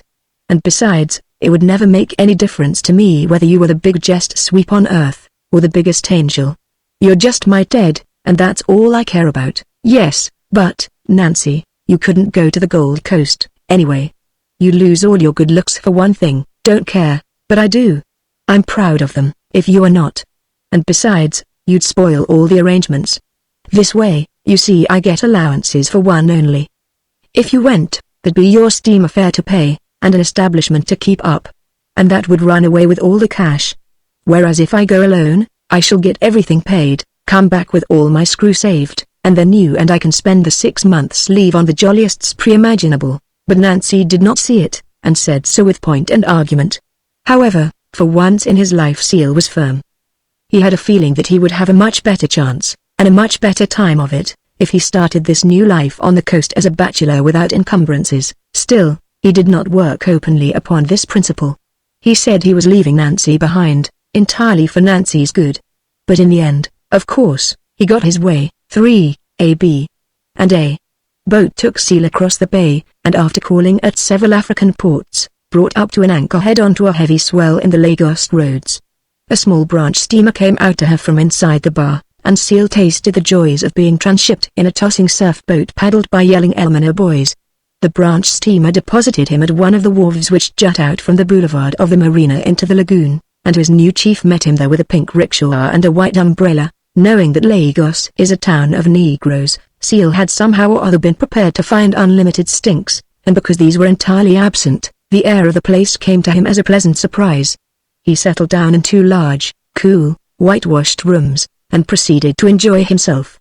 Being newly landed and full of health, he naturally found the work expected of him ridiculously light, and as he had occasion to put on his dress clothes every night, and discovered that white men in Lagos are addicted to gorgeous dinners and much hospitality, he told himself with confidence that the coast had been unjustly maligned, and that he had tumbled into a very snug berth.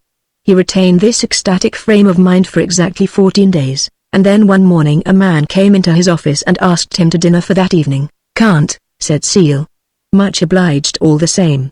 I'm shopping with Anderson tonight. And so, by the way, are you, although I suppose you've forgotten. He asked us yesterday." "You've got to go to Anderson's funeral in 2 hours' time," said the other man, dryly. "He pegged out with heat apoplexy during the night, just before that tornado came on. Ta-ta, see you at the cemetery. And mind you turn up to dine with me. 7:30 sharp."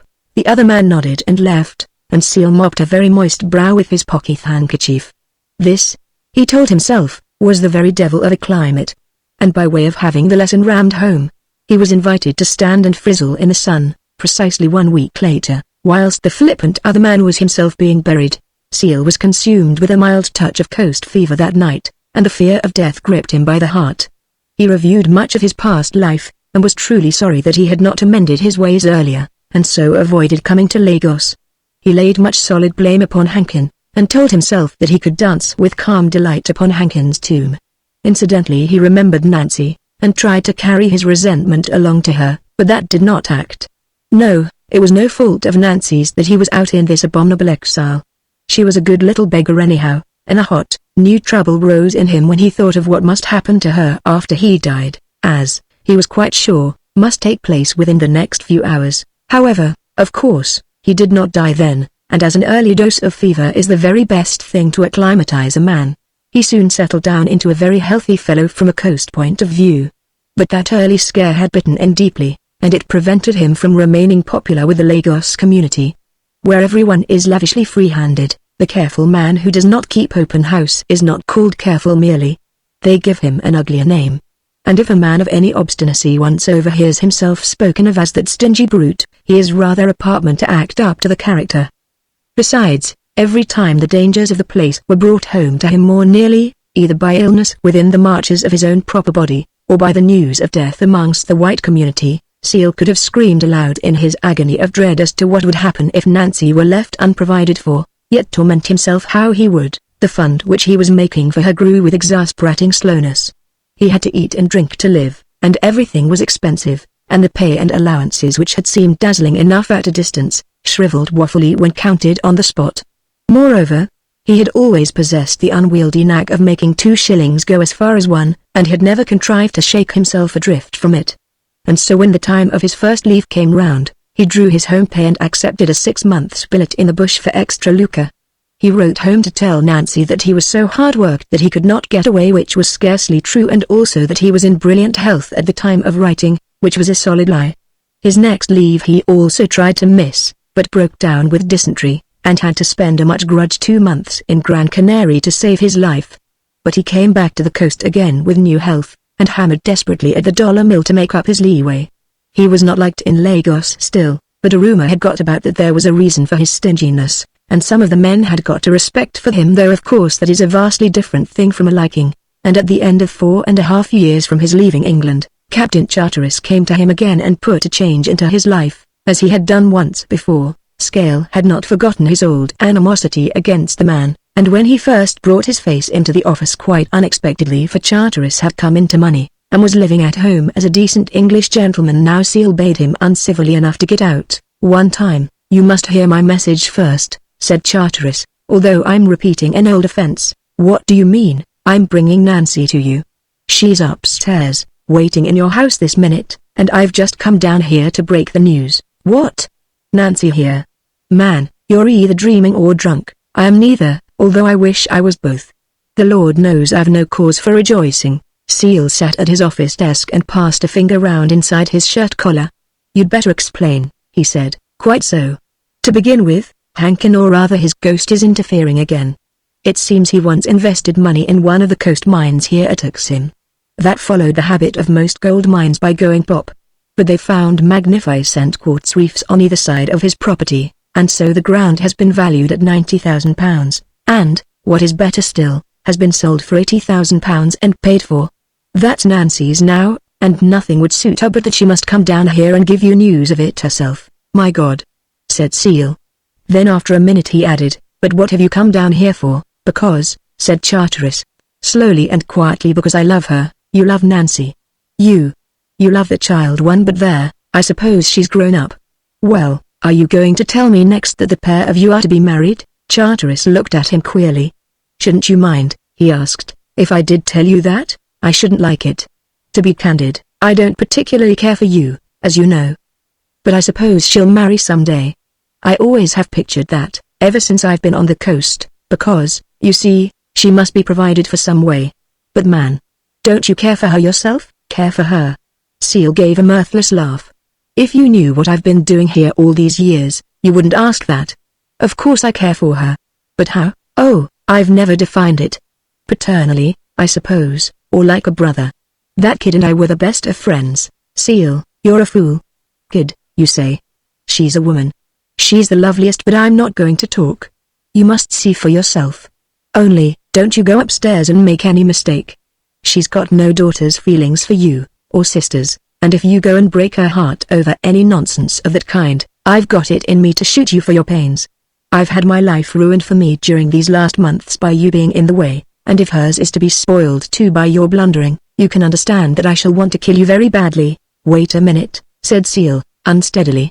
"This has come upon me with so much suddenness that I hardly grasp. "I have no more to say to you," said Charteris, and he went out into the dazzling sunshine of the marina, where the shouting negroes were carrying loads over the brick-red dust. Seal swayed and tottered, then pulled himself together with an effort, and went up the stairs which led to his house above. Nancy knew his footstep and met him at the door, a radiant vision in tropical white.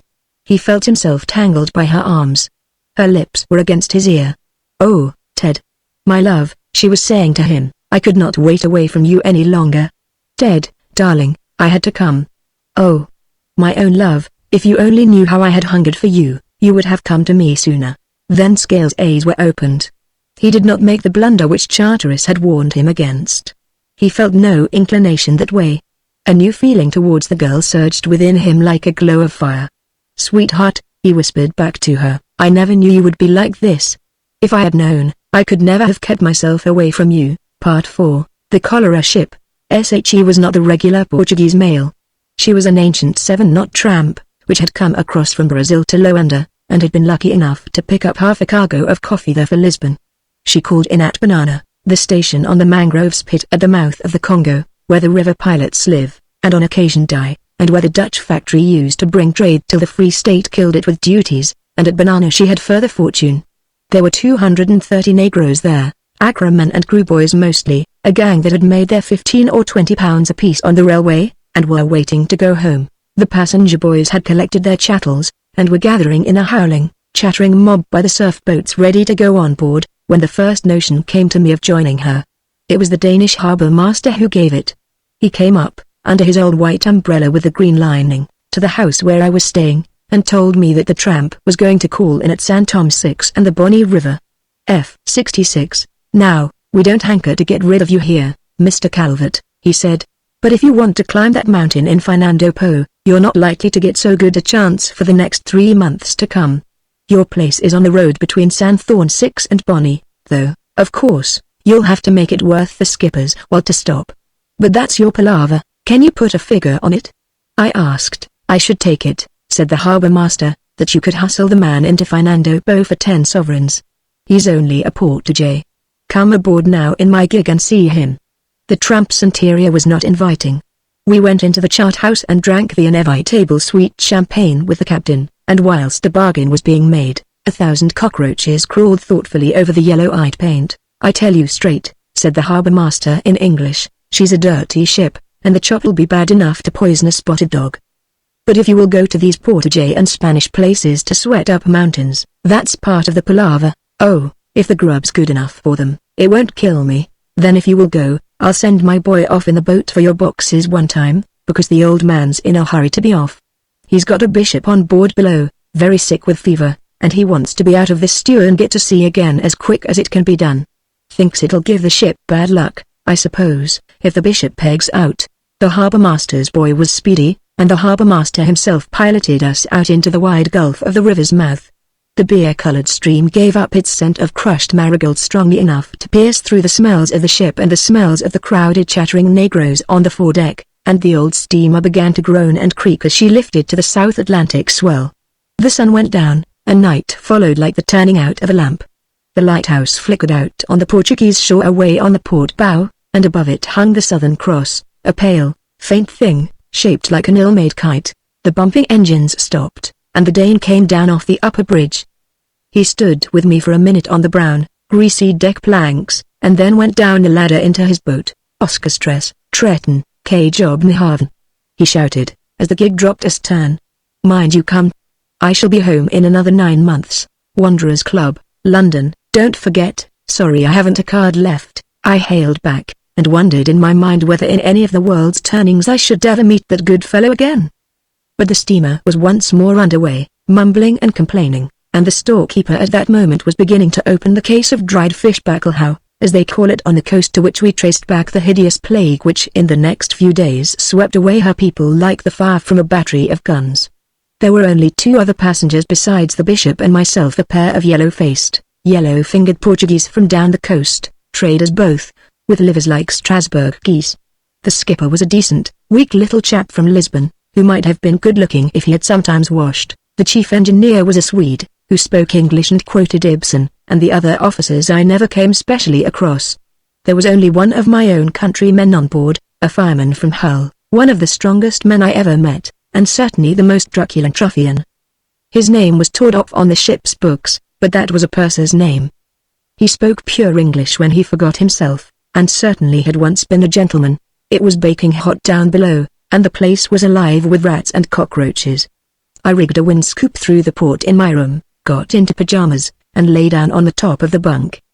But I can't say I did much business with sleep. The menagerie held cheerful meetings all round, and the perspiration tickled as it ran off my body in little streams, and these things keep a man awake. My room was to starboard, and when through the porthole I saw day blaze up from behind the low line of African hills, I turned out, rolled a cigarette, and went on deck.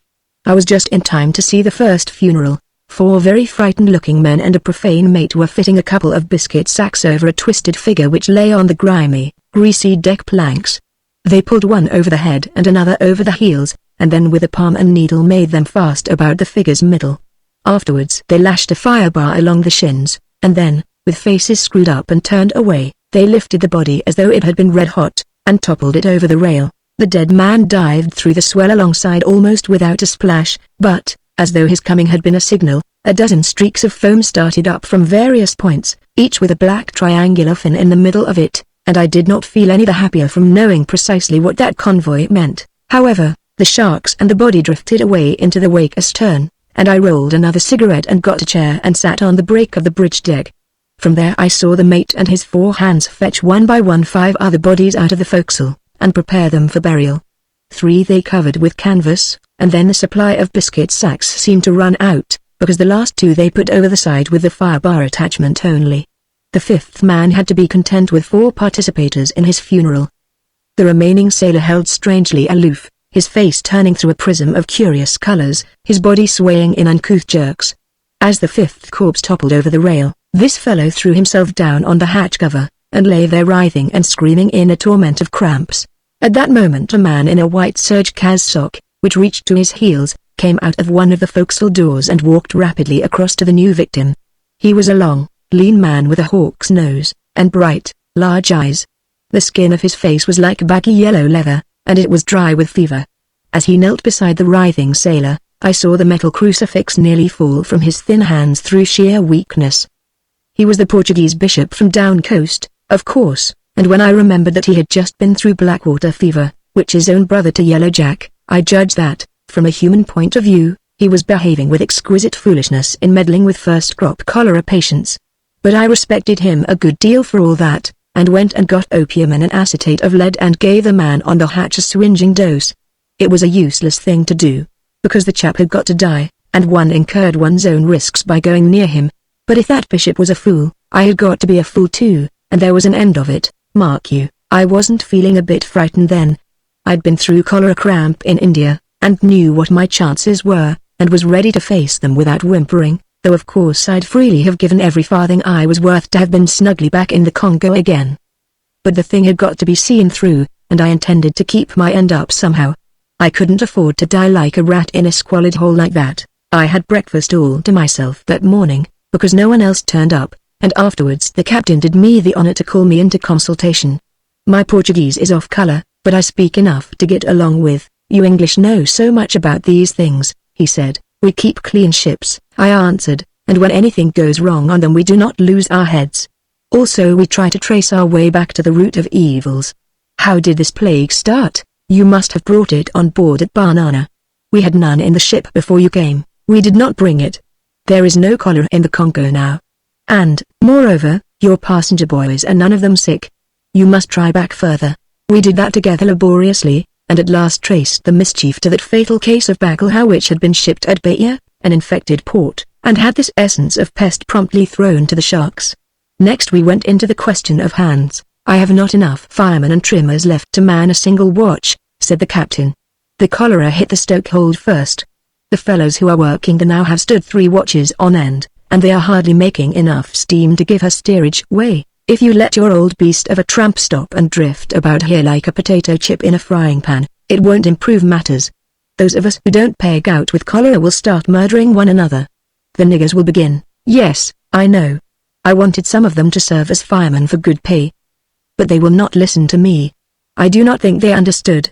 Will you come and translate? We took revolvers, holding them ostentatiously in our pockets. We crossed the dizzy sunshine of the lower main deck. The negroes on the forecastle head were chattering together like a fair of monkeys, but they ceased when he came up, and stared at us with faces working with excitement. "Which be head man?" I asked. A big fellow stood forward, hat in hand. "I fit for head man, sir." I told him hands were wanted for the stoke hold, and that the gorgeous pay of 4 shillings English per diem was offered. "We no fit for stoke, sir," said he. "We gentlemen with money, sir." "We passenger boys, sir." "Very well, daddy," said I. "But stoke you've got to. And if you won't do it civilly, you'll do it the other way. Now, my friend, pick me out 12 good strong boys. If you don't do it, I'll shoot you dead one time. If they won't work, I'll shoot them. You quite savvy?" We got the men and they went off to the stoke hold, frightened and raging. Poor wretches, 8 of them toppled over in the next 24 hours, and half a day later the engines stopped for the last time. I was smoking industriously under the alleyway, and Tordop came and loafed near me. "I'm a bally fine chief engineer, aren't I?" said he. "What do you mean?" "Well, I'm the best man that's left of all our crowd, that's all. They're every sinner of them dead, black men, white men, and Portuguese. Where are we now? Slap bang under the equator. That mountain top sticking out of the water is Sandtone." "Then I'm off there," said Tordov. "This bloomin' steamer's played out. She can't steam, and she wouldn't sail if there was any wind, which there isn't. I shall take one of the boats and ship. You'd better come too." "No, what for?" "Why not? Because there are only 2 boats and they aren't enough for all hands. The boats will hold all the white men, or them that call themselves white. But if you are one of the missionary crowd that hold niggers as good, I'm not. I know what niggers are, and therefore I'm not an Exeter Hall fool about them. I'll make free to tell you this boat game's been thought of before, but that bishop says he won't leave the niggers to peg out alone, and if he's going to be idiot enough to stay, I am going to be another idiot. That's the size of it." "Well," said Tordov, "I've got no use for that kind of foolishness myself, and if you're left, you needn't come and haunt me afterwards. You've had the straight, square tip. And you'll do no good by spreading this palaver about. If anyone tries to stop us, there'll be a lot of men killed. We aren't the kind of crowd that'll stick at trifles if we're meddled with. So long." He slouched off, and I went to the deck of the bridge and looked down on a curious scene. The main deck was a shambles. There were a score of corpses there, pitching about stiffly to the roll of the ship, with no one offering to touch them. There were a score more of sick, shrieking and knotting themselves in their agony. The survivors were in 2 sorts of panic: the comatose, and the madly violent. A crowd of yelling, dancing Negroes, most of them stark naked, had set up on a barrel of the foredeck winch, and were sacrificing to it a hen which they had stolen from one of the coops. The little wooden god I knew, it was one that I had picked up in the Kasai country, and I was taking it home as a curiosity. It had been lifted from my own stateroom by some prowling Negro, and was now receiving fresh daubs of red blood amid the clamor of frantic worshippers. It was quite a reasonable thing to expect under the circumstances. But what threw the action of these savages into grotesque relief was the sight of another man crouched in prayer beside the bulwarks. It was the bishop. His tottering hands were pinning the crucifix to his hollow chest, his hips were swaying under him with weakness, his dry, cracked lips moved noiselessly, and the militant sunlight beat upon him as it pleased. The sight of that man gave me a bad feeling. Before I knew quite how it happened, I was down on the frizzling main deck, and the oo had been plucked from the winch barrel and flung over the side, together with a tortured hen, and I was fighting for my life amongst a crowd of furies. Tordop was there too, though I am sure I don't know how he came, and thanks to him I got back again onto the bridge deck. But the bishop did not come with us.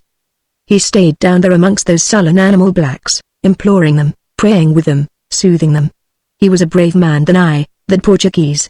Another night came down, and the steamer wallowed in inky blackness. In the morning we were still more helpless. The mates, the few remaining sailors, the stewards and cooks, and the 2 yellow traders had gone. The captain lay in the alleyway with a knife between his shoulder blades. The bishop and I and Tordop were the only white men remaining on board. "Yes, Tordop."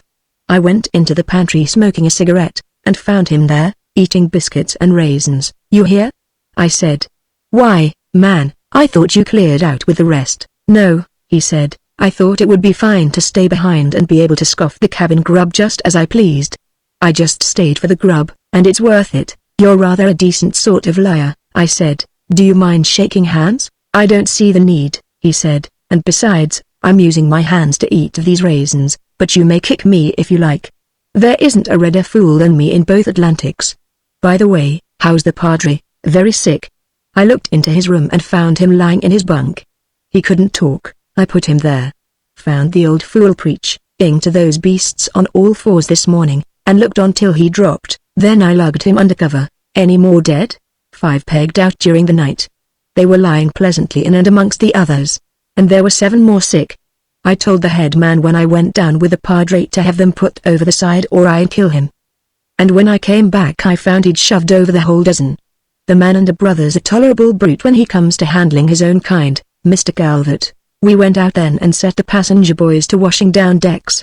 We could not give them the hose because there was no donkey working, but they drew water in buckets and holystoned and scraped and scrubbed till they cleaned the infection out of the decks, and sweated it out of themselves. The cholera seemed to have exhausted itself. There were 3 other cases, it is true, but they were mild, and none died. In their fright the boys would have chucked their friends overboard as soon as they were taken sick, but I promised the head man to shoot him most punctually if anyone went over the side who was not a pucker corpse, and if niggers were addicted to gratitude, which they are not. There are gentlemen now living on the Crewe coast who might remember me favorably. For we did get in. A, B, and A. Boat picked us up 3 weary days later, and towed us at the end of an extremely long hawser into the very place to which I wanted to go. Of course Fernando Po, being Spanish, kept us very much at arm's length, and we did a 30 days most rigid quarantine, which made, after the last case had recovered, a matter of 40 days in all. But we had no more deaths, and the bishop pulled up into fine form. He was not a man that I could ever bring myself to like, and as Tordop was for the most part sullen and unwishful for talk, the time that we swung to our anchor off Port Clarence was not exhilarating. Still it was pleasant to think that one was alive, and to realize that one had got respectably out of a very tight corner, yes, one of the tightest. The tramps' 2 boats never turned up again. I suppose they carried cholera away with them, and drifted about in the belt of equatorial calms, full of sun-dried corpses, till some tornado came and swamped them. So that we 3 were the only Europeans left out of 34, and of the 230 Negroes who left Banana in the Congo, only 74 came to Fernando Po. It was a tolerable thinning out, but when it came to climbing the peak, that made up for all which had gone before.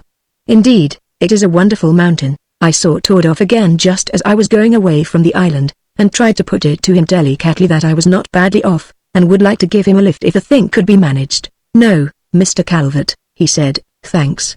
I prefer to go to the devil my own gate. I don't suppose you'd ever know who I am, but if anybody describes me and asks, just say you haven't seen me, and that is the last I have seen or heard of him. It is extraordinary how one drifts away from men. But, on the other hand, I should not be in the least surprised at stumbling across Tordop again, in purple and fine linen for choice on the next occasion." Part 5. The Hermit. 1. When ladies go alligator hunting, they should clearly understand that people whom they find, and associate with most freely, in an Alabama lay should not always be bowed to in Piccadilly. This sounds simple, an axiom, in fact, but because Miss Wilcoxon did such an uncalled for bowing, things happened which put 2 most respectable families in a condition of open fury, and I earned dislike as the origin of evil. As a matter of accuracy, my yacht mate was far more guilty than I. He had gone a-fishing one day in his shirt, and had spent 8 hours sandwiched in between wind and water, and had naturally returned with his legs bitten red raw by the sun. He developed a temper in consequence that would have made him shunned in the pit, and I was driven into a deed of temporary separation. But first, as I am standing here on my defense, let it be clearly understood that I found Atchison before I knew Miss Wilcoxon was yachting with the Vansacks in Mobile Bay, before, in fact, I knew that the lady was in America at all. I had seen her last in a West Kensington drawing room, and, if the complete truth be told, had slipped her from my thoughts with a perfunctory handshake. One meets so many people. Moreover, Atchison was introduced by the fates. Being ignorant of the man's existence, I naturally did not seek for him specially. He lived 2 days deep in swampy country, which is not yet charted in the United States maps. Our yacht was then in the bayou of Bon Secours, which opens off Mobile Bay, and the man with the sunburned legs said, with many adjectives, that movement for him was out of the question. He remarked that he would stay on the sloop and fish for gaff topsails, as they call the catfish, and cavallos, and sheepheads, and sharks, and happily for tuppen, and indeed whatever else he could get, and said that polite conversation was a strain to him. He stated that our crew, of one Negro, would make a suitable butt for his future remarks, and put forward the suggestion that I should take myself off. Go and hunt alligators up the lagoons, and live like a savage in the swamps, and eat crackers and trout, and catch fever if there's any throwing about, said the man with the sunburned legs. That'll be about your form. So I pitied the nigger and went off in pale pink pajamas, and the 10-foot yawl boat. The sail to the head of the bayou was simple. Then there were 2 miles to be punted to the long, narrow sliver of lagoon which lies inside the sand dunes of the Mexican Gulf. The cypresses, and the black pines, and the magnolias arched above the cut, and fronds of palmetto which grew on clumps of soil, slashed at one like knives. The atmosphere was a hot, moist stew, and there was a smell about it halfway between rotten eggs and the Harrogate pump room. Also there were flies in all abundance, which fancied themselves masterless dogs, and bit accordingly. The subsequent sail down the lagoon, under a brazen torrent of sunshine, came as one of the 7 pleasures of life. There was a great wall of trees on the landward side, rearing itself from the water's lip in a hedge of undergrowth. To southward, from over the rambling line of dunes, with their fringes of scrub grass and palmetto, came the dim bellow of the surf as it gleamed and crumbled on the white Gulf sand. And down the silver ripples of the lagoon the blue and air, faintly salt, which chilled the wet cotton against one's spine, and pushed the yawl boat on with the tinkle of fountains under her stem. The lagoon bayed to an end, and there opened out another channel to be punted through a narrow, winding canal of twirls and branches, through quaking marshland, a waterway rustling with fish and ablaze with yellow lilies. Cardinal birds peered at one from the bushes, and purple herons thrust out curious beaks from the grass clumps. It was all very peaceful, and extremely hot. Then there came a lake with islands, a lake of water called by courtesy fresh, which was lemon-yellow to look through, and black to look upon. It swarmed with fish, which took the hook, and were supped upon for their sins, and because there was no whiskey in the yawl boat for dilution, it served as a beverage in all its sulphurous nastiness. Then the sun dipped behind the forests at the back, and night followed like the shutting down of a box.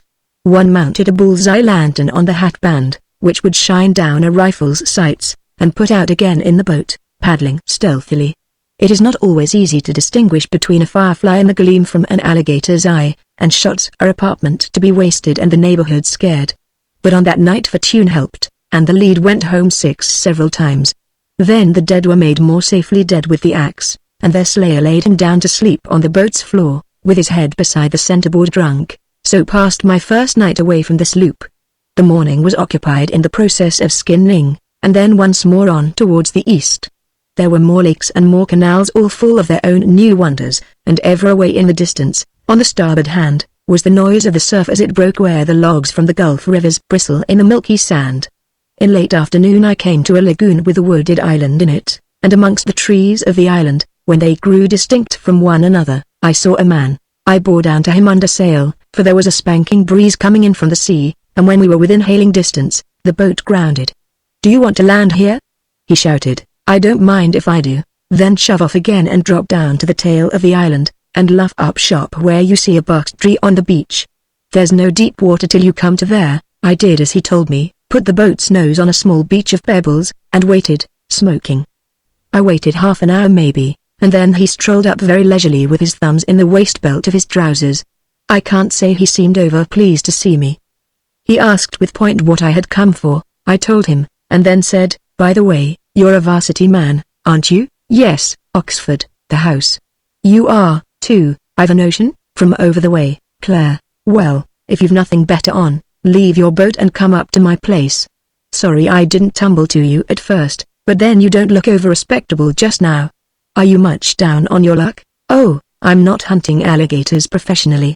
I'm here for amusement." I concluded he was there because he had got into trouble with the law of the land elsewhere, but I did not suggest this, because it is considered rude to touch upon family matters uninvited. But after a minute he broached the topic himself. "I'm here for amusement myself," he said. "I'm here permanently." By this time we had got into a bit of a clearing inside the wall of trees, a patch of sorghum, another of sweet potatoes, another of corn with stalks that stood 10 feet high, and a goodly planting of green tobacco plants, with a shambling palmetto shack at the back. "Faith," I said, "you've queer notions of a pleasure resort." "I'm a man," he said, "with an imagination. Consequently I make a most comfortable hermit. Come in and take a hammock." "Where's our 8 on the river?" I told him, and we went on hard at boating shop till the sun went out. It was wonderful what a lot of men we knew in common when we began to talk things over, and it turned out that we had rowed against one another at Henley for 2 events. Of course, he broke out at once, you are the McRae who swam down from Marshlock to Henley Bridge in your clothes the last night of the races, because you said you hadn't been allowed a decent dip all through the training. And by Jove, I said, you are Acheson of the Leander who steered their stewards 4 from bow, and ran 5 feet of her through the side of an oak dinghy. Whereat we both laughed, and knew one another extremely well. After this I asked him if he ever ate. Why, yes, he said, I'd forgotten. What'll you have? There's some boiled fish, and sweet spuds and molasses. The fish is on the floor in the far corner there, and the rest is mixed ready in the saucepan. There are no plates. Help yourself. Candles? I suggested. Haven't such a thing, or lamp. Can't you feed in the dark? There will be a moon above the treetops directly, if you want a light. I say, am I to ladle up this stuff with my fingers? Acheson laughed. I'm not going to lend you mine, he said. Why, what a luxurious sybarite you must be. Climb back, McRae, down the centuries, and enjoy yourself as primitive man. Feast and be filled, and then come to your hummock again and talk intellectually. There's a tin down there somewhere with some water in it, or coffee, I forget which. Drink when you're dry. I began to have a strong idea that the man was mad, but I stopped my hunger on his victuals for all that, and then relit my pipe and went on with the talk. From the other side of the clearing came the noises of the night, the chatter of katydids and the rustle of jarflies, the love song of tree crickets and toads, the deep-reed notes of frogs in their patches of marsh, and through all mingled the heavy diapason of the surf, from across the dunes, and the forest, and the black water of the lake, mellowed by its passage through the purple night. I am the most practical and unpoetical creature in the world, as a general thing, but the influence of it was too heavy for me. I started on to chat again about the boats, and about women, and yachts, and books, and the other interests of the outer world, but the things fell flat, and presently the talk died out of us altogether. We lay there, hung in silence, and sensuously drinking in what the night gave up. We must have spent hours without throwing down a word. Then Acheson spoke. That is my usual concert, he said. One gets to like it. I did not answer at once. I could not, although his words came clearly enough to my ears. A sort of mesmeric doze pinned me down. When I managed to rouse, I felt angry with myself for weakness, and spoke with a sneer. You must find it mighty monotonous, I said. A mistake, an utter mistake. It is full of infinite variety, it never repeats itself, and I know, because I have listened to it now for 3 years, in calm, in cyclone, in every kind of night which God will give. It is his orchestra, but until the taste has grown, one does not know this. Another pause. Then, are you going to write about this Walden Pond of yours? I asked. I am no Thoreau with a pen. Besides, I am selfish, and if I could set this down, I would not. One man in 10,000 might understand, some wild fellow, who had lived in the air, with the things that grow in the air away from the pestilence of cities, and Ty would never lift a book, but the others would either yawn or deride, and I take it this is no matter to be profaned. And yet there is nothing new in it all, only the old things changed. I have rambled over the world, and seen and tried most pleasures. The sounds here give it all back to me again, only here it is idealized. I hardly understand. Listen to the Gulf surf rumbling on those beaches. It is like the roar of the Prater, or the Strand, or the Rambler, or Broadway, as it comes to an upper window. You can hear that. I can make out more, because my ear is trained. I can hear the voices and what they say, the tales of love, and hope, and hate, the merry laugh, the curses, the wild and bitter laugh, and in the treetops yonder I can see these people who move and live, and follow them as they pass along, with their skirts rustling, and their shoulders jostling one another. The place is full of life to me and full of company, and I can revel in it all without being mixed in the dirt and the pains and the squalor. And it is very beautiful also. What picture did you ever see like that? He flung a hand to where the red moon and a patch of purple sky hung framed in a black arch of the pines. In the foreground the lake lay twinkling beyond a great fan of palms. On the flank was spread a thick magnolia tree, full of scented blossom, and splashed with cones of coral pink. I looked, and hung on my gaze, and once more the silence grew between us. The spell of the place was closing down again and pinning me. I raised myself with an effort, and swore for relief. Acheson, I said, I believe you are either the devil, or Circe, with a changed sex. Be merciful and speak no more, and let me sleep. If I listen on, I shall forget the place from whence I am come, and stay here, and become as one of the swine. I am sorry, Atchison said, and because I do not want converts or companions I will say no more. Therefore sleep you, too. The miasma of the lotus was in my veins, and I knew it and feared. I woke sullen and suspicious with the first lift of day, and got down to my boat. Atchison came after and cried a pleasant Auf Wiedersehen, and I answered with a scowl and threw out the sculls. I was very angry with myself, and still more frightened. I had been in that kind of temptation before, and knew what it was afterwards to wish that I had fallen. Consequently I made up my mind to get back to the yacht without a halt, and so put in a day of savage toil, and because the sun above burned like a kettle of molten brass, and the air baked, the material pains of the body gave me other matters to think about. And when I made out the sloop's riding light dancing on her forestay, I knew there was another antidote close at hand. The man with the sunburned legs was a very carnal and practical sort of person. He received me affably. He fed me first with sumptuousness, referred to the decrease of his own affliction, and then told me that we and the oystermen no longer had the bayou to ourselves. The Van Sachs have come in with their schooner, he said, and they've a girl on board who says she knows you are Miss Wilcoxon. Ah, I said, I know her well enough. We used to see a goodish deal of one another once. If you mean that you were spoons on the lady, said the man with the sunburned legs, I guess you'd better forget that. She's engaged to a Yankee man from Massachusetts now, a person with culture and dollars, heaps of dollars, about 10 million of them, so I believe. And being commodities sway E28, she knows what is a soft thing, and is not likely to chuck it up.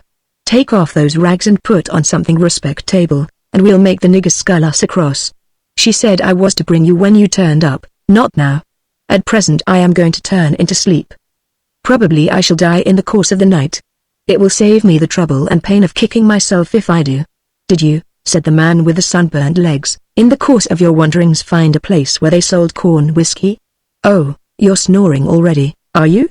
Well, I hope it's merely drunk you are, my son, because otherwise you've come back very dotty. What rot, to go and live like a hermit all by your lonesome self. 3. Miss Wilcoxon was a young woman with a great notion of having her own way. Had I known her less, I should have tried to avoid speaking on a matter which I preferred to keep silence upon. Being acquainted as we were, I did not bring out any futile stubbornness. She wanted to know what there was to be seen in the lagoons and lakes, and I told her, with one reservation, but my tale did not quite hold water, and she twigged that there was something left out, and demanded to hear what it was. Whereupon I shrugged my shoulders helplessly, and told her about Atchison, chapter, commas, and verse, merely lying in the solitary instance of a personal name. You say that he is a Christchurch man? She demanded, when I had finished. Did I say so? You did, and you mentioned also that he rode against you at Henley for the stewards and the ladies' plate. That fixes him. If you'd done me the compliment to remember, I was down there on a houseboat that year. And so, of course, his name isn't Foot at all? Perhaps it's got changed, I admitted weakly. Men's names do, you know, when they climb down the scale as he's done. She said, and pulled down a chart of the northern Gulf Coast from its cleat in the cabin roof. Now show me exactly where this hermit lives. That chart's all wrong. The place in there isn't surveyed, precisely. But you've been there, and you know the lay of it. Don't be shy. Your powers, my dear Mac, in that direction are notorious. Here's a pencil. Fill it in accurately, and tell me the landmarks from the Gulf side. If you go up there, and see this fellow, and sleep even one night in those swamps, you'll catch fever and die. Also, the mosquitoes and the sandflies will eat most of you before death comes. Don't be a fool. What more do you want to know about the man? Stay here, and I will tell you. My excellent Mac, I have pumped you dry. For the rest I must see him myself. And I shall not die of fever, because I shall get this yacht to take me round to the outside, and go from there, and so not have to spend a night ashore at all. Nor will the insects of the swamps devour me, because I own a wide-brimmed hat, and a large and the most excellent veil. Well, said I, if you will do this thing, at all events you shall do it decently. There's a small creek on beyond, up which we will incite the Van Sachs to take the yacht. I'll bring our sloop. We will go with a pretense of alligator hunting. You are an excellent person, Mac. You always see your own tastes aren't trampled on, my dear Mary. The alligator shooting is a piece of deception for which I blush. It is entirely on your behalf that I take up any more of it. You ought to be extremely grateful, not sarcastic. Go now and wheedle the Van Sachs, and I'll be off and get my own boat under way. In an hour's time the 2 yachts were standing outboard and board over the shallow bar which guards the entrance to the bayou of Bon Secours. There was a romping breeze from the nor'ard, and we span at 8 knots past the low shore, where only the tree stems show above the water. Then we slipped out through the channel between Dauphin Island and Fort Morgan, and lifted to the swing of the outer sea, running east along the Gulf Coast. Night had fallen before we made the creek, and we tacked in over the bar by blazing moonlight, with centerboards up, and the breeze eddying light and fitful through the trees. That night we took the rifles and the bullseye lanterns, and shot a dozen alligators by way of giving ourselves countenance. Of course, Miss Wilcoxon did go to see Acheson. I took her to the island myself, through an intolerable maze of lakes and waterways, and told the Van Sachs that we hoped to slay alligators by daylight, which is probably the boldest excuse a grown man with a pretty invention ever made. But I will give the girl credit for one thing: she didn't stay talking to the fellow for more than 10 minutes. What she said to him I don't know, because my instructions were to stay by the boat and see that it didn't drift away. But when she came back, and we rowed off, she found cause to comment that Acheson was a curious handful. I told you that before, I said. Now you've learned it for yourself. I trust you're satisfied. I am entirely, Mac. I hope you are, too. I don't know about that. But I do know I'm extremely hot. Well, then, hurry and get back, and I'll fix you up a mint julep. We've ice on board, and all the other necessaries, and Mr. Van Sach has shown me how to use a swizzle stick. He said it might come in useful, as I had thoughts of settling in America, don't you know, so I've been given to understand. As you have not had my congratulations before, please accept them now in all fullness. I suppose I'm scratched from the running now, completely, my dear boy. And it doesn't surprise you in the least, or disappoint you, either. We'd have quarreled like cat and dog. We've no tastes in common. For instance, except for perhaps once, I loathe alligator hunting, and so we went back, and I was rewarded, not with one julep only, but several. The Van Sachs wanted to go to Mississippi Sound next day, and as the other man and I were bound for Pensacola, in Florida, the yachts separated, and I did not see Miss Wilcoxon again for some time. But I heard of some of her doings, which, to say the least of them, seemed eccentric. Also, which was worse, they were unworldly. Young men with culture and $10 million are not to be picked up every day, nor should they be thrown lightly aside. But when I got back to town, and, to my vast astonishment, saw Acheson there, then a light began to dawn upon me. He was marching down Pall Mall as large as life, and very resplendent. He had on a very beautiful tailcoat, the last gift of the gods in the way of hat and tie, and a new-reaped chin, which stood out refreshingly white against the rest of his countenance. He shook me by the hand and said I was a great man. Then we went into a club and talked for several hours without a stop, and he explained to me how a hermit cannot hermitize, unless he has a disease vulgarly known as the hump. It's enjoyable enough whilst you have that, said Acheson, but when the hump goes, the bottom's knocked out of the hermit business altogether. What a filthy, squalid brute I must have been all that time, but you liked it well enough, I believe I did, in my morbid way. But it's over and done with now, thank heaven. And I'm going to marry Yum Yum, Yum Yum. Your anger Terry. Oh, bother, I've forgotten the words. Jove. I shall have a lot to pick up again, that's a fact, I said. Ordinary sanity amongst other things. And so you're going to marry Mary Wilcoxon, after all? It's a sure thing. Of course. Her people were mad, because I'm not very well off, don't you know, and the other Johnny's people are mad, too, at his being cut out. But you're the person they can't get over. It's you they are wild at principally. They will persist in it that you are at the bottom of the whole thing. Isn't it delightfully funny? But I didn't think it funny at all. I make quite sufficient enemies off my own bat for personal consumption. And, besides, as I have said, if the other fool hadn't got his legs sunburned, I shouldn't have gone off solace in the Yule boat, nor meddled with Acheson at all. Part 6, The Lizard. It is not in the least expected that the general public will believe the statements which will be made in this paper. They are written to catch the eye of Mr. Wilfred Cecil Cording, or Cordy, if he still lives, or in the event of his death to carry some news of his last movements to any of his still existing friends and relations. Further details may be had from me, by any of these interested people, at Post Restonti, Kettlewell, Wharfedale, Yorkshire. My name is McCrae, and I am sufficiently well known for letters to be forwarded to wherever I may be at the moment. The matters in question happened 2 years ago on the last day of August. I had a small high ground shoot near Kettlewell, but that morning all the upper parts of the hill were thick with dense mist, and shooting was out of the question. However, I had been going it pretty hard since the 12th, and was not sorry for an off day, the more so as there was a newly found cave in the neighborhood which I was anxious to explore thoroughly. Incidentally, I may mention that cave hunting and shooting were then my chief two amusements. It was my keeper who brought me news to the inn about the impossibility of shooting, and I suggested to him that he should come with me to inspect the cave. He made some sort of excuse, I forget what, and I did not press the matter further. He was a Kettle native, and the Dalesmen up the look upon the local caves with more awe than respect. They will not own up to believing in bogles, but I fancy their creed runs that way. I used to have a contempt for their qualms, but latterly I have somehow or other learned to respect them. I had taken unwilling help as cave hunting WTF me before, and found them such a nuisance that I had made up my mind not to be bothered with them again. So, as I say, I did not press for the keeper's society, but took candles, matches in a bottle, some magnesium wire, a small coil of rope, and a large flask of whiskey, and set off alone. The clouds above were wet, and a fine rain fell persistently. I tramped off along one of the three main roads that lead from the village, but which road it was, had better remain hidden for the present.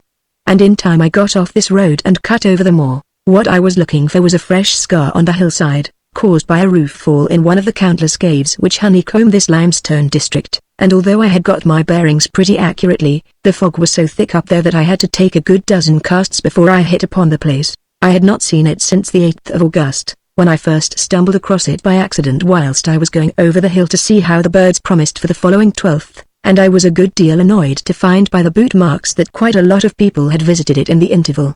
However, I hoped that the larger part of these were made by shepherds, and perhaps by my own keepers, and remembering their qualms, trusted that I might find the interior still untampered with. The cave was easy enough to enter.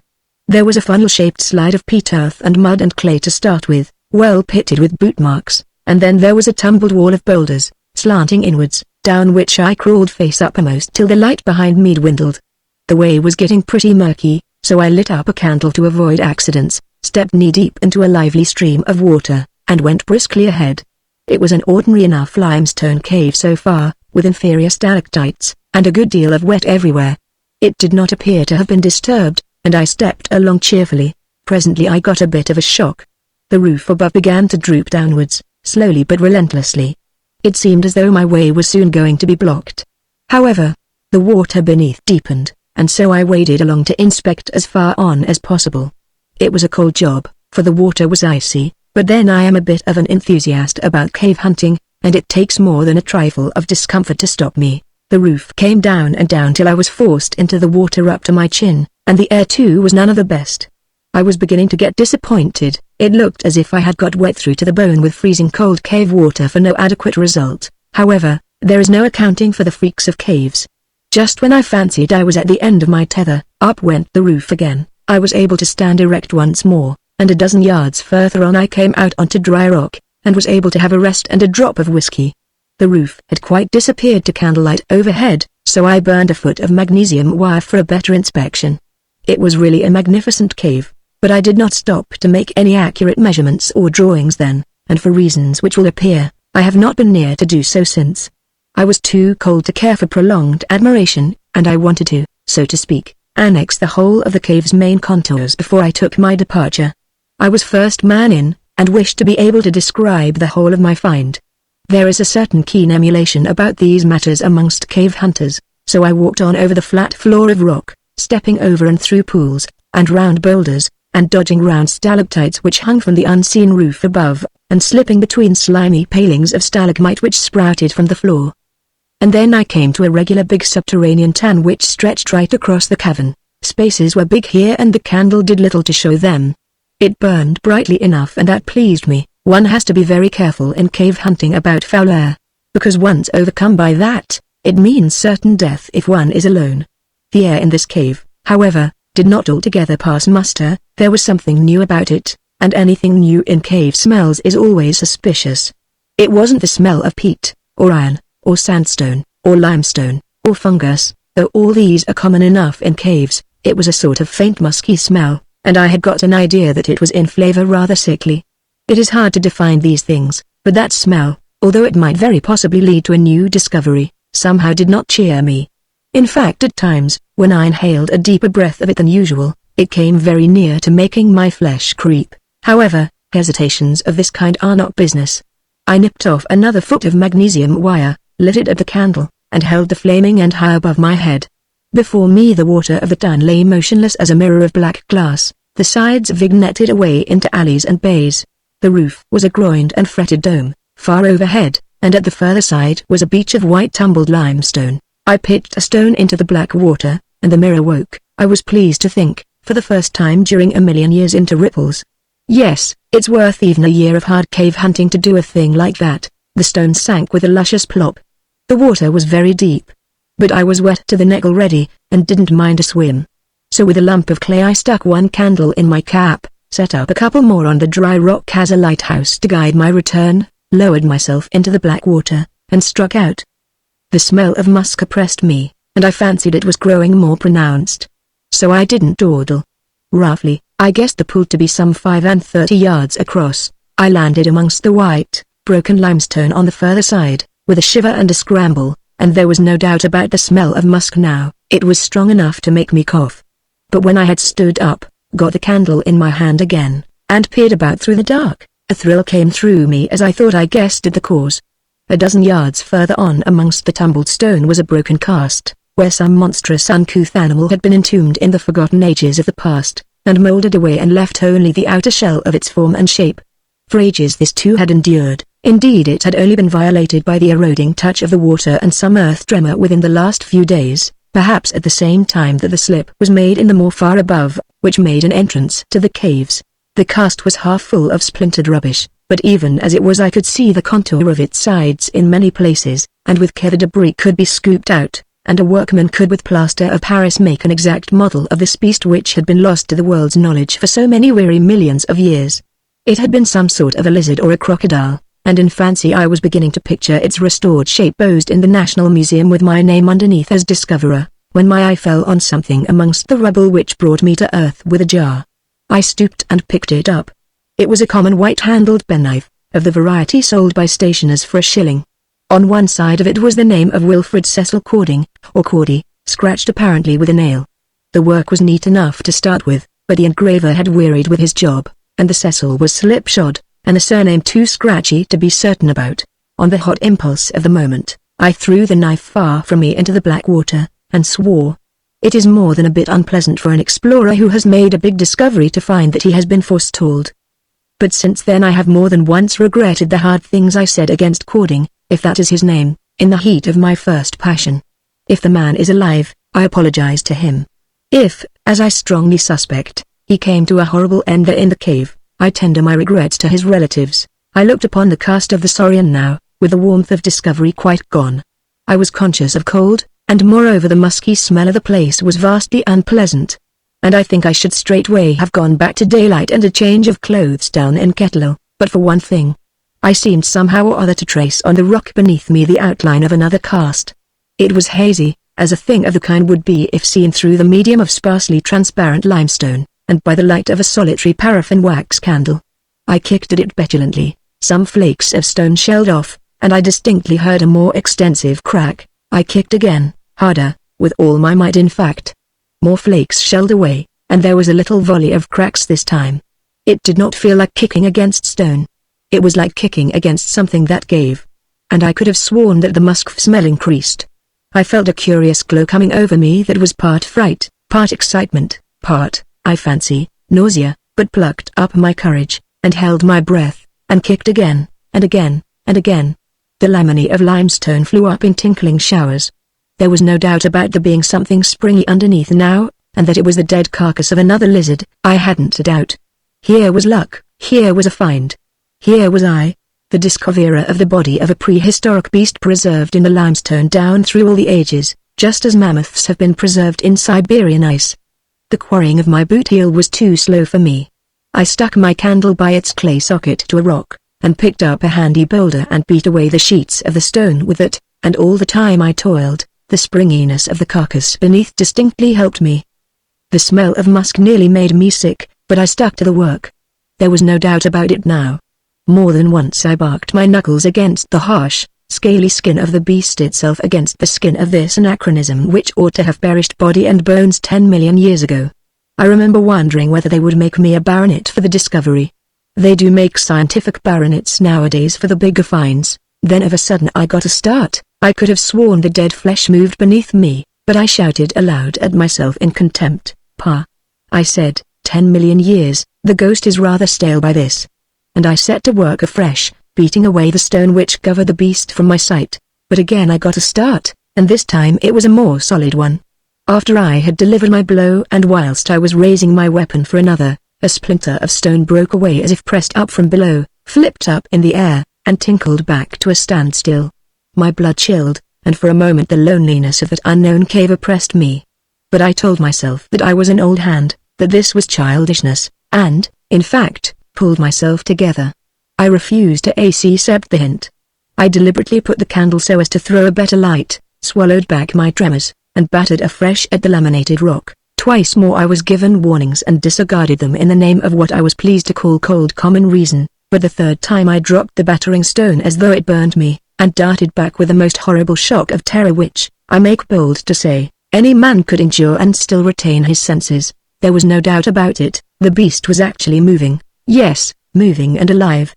It was writhing, and straining, and struggling to leave its rocky bed, where it had lain quiet through all those countless cycles of time, and I watched it in a very petrifaction of terror. Its efforts threw up whole baskets full of splintered stone at a time. I could see the muscles of its back ripple at each effort. I could see the exposed part of its body grow in size every time it wrenched at the walls of that semi-eternal prison. Then, as I looked, it doubled up its back like a bucking horse, and drew out its stumpy head in long feelers, giving out the while a thin, small scream like a hurt child, and then with another effort it pulled out its long tail and stood upon the debris of the limestone, panting with a new-found life. I gazed upon it with a sickly fascination. Its body was about the bigness of 2 horses. Its head was curiously short, but the mouth opened back almost to the forearm, and sprouting from the nose were 2 enormous feelers, or antennae, each at least 6 feet long, and tipped with fleshy tendrils like fingers, which opened and shut tremulously. Its forelegs were jointless, and ended in mere club feet, or callosities. Its tail was long, supple, and fringed on the top with a saw-like row of scales. In color it was a bright grass green, all except the feelers, which were of a livid blue. But mere words go poorly for a description, and the beast was outside the vocabulary of today. It conveyed somehow or other a horrible sense of deformity, which made one physically ill to look upon it. But worst of all was the musky smell. That increased till it became well-nigh unendurable, and though I half strangled myself to suppress a sound, I had to yield at last and give my feelings vent. The beast heard me. I could not see that it had any ears, but anyway it distinctly heard me. Worse, it hobbled round clumsily with its jointless legs, and waved its feelers in my direction. I could not make out that it had any eyes, anyway they did not show distinct from the rough skin of its head. Its sensitiveness seemed to lie in those fathom-long feelers and in the fleshy fingers which twitched and grappled at the end of them. Then it opened its great jaws, which hinged, as I said, down by the forearm, and yawned cavernously, and came towards me. It seemed to have no trace of fear or hesitation. It hobbled clumsily on, exhibiting its monstrous deformity in every movement, and proceeded always by those hateful feelers, which seemed to be endued with an impish activity. For a while I stayed in my place, too paralyzed by horror by this awful thing I had dragged up from the forgotten dead to move or breathe. But then one of its livid blue feelers, a hard-armored thing like a lobster's, touched me, and the fleshy fingers at the end of it pawed my face and burned me like nettles. I leapt into movement again. The beast was hungry after its fast of 10 million years. It was trying to make me its prey, those fearful jaws. I turned and ran. It followed me. In the feeble light of the one solitary candle I could see it following accurately in my track, with the waving feelers and their twitching fingers preceding it.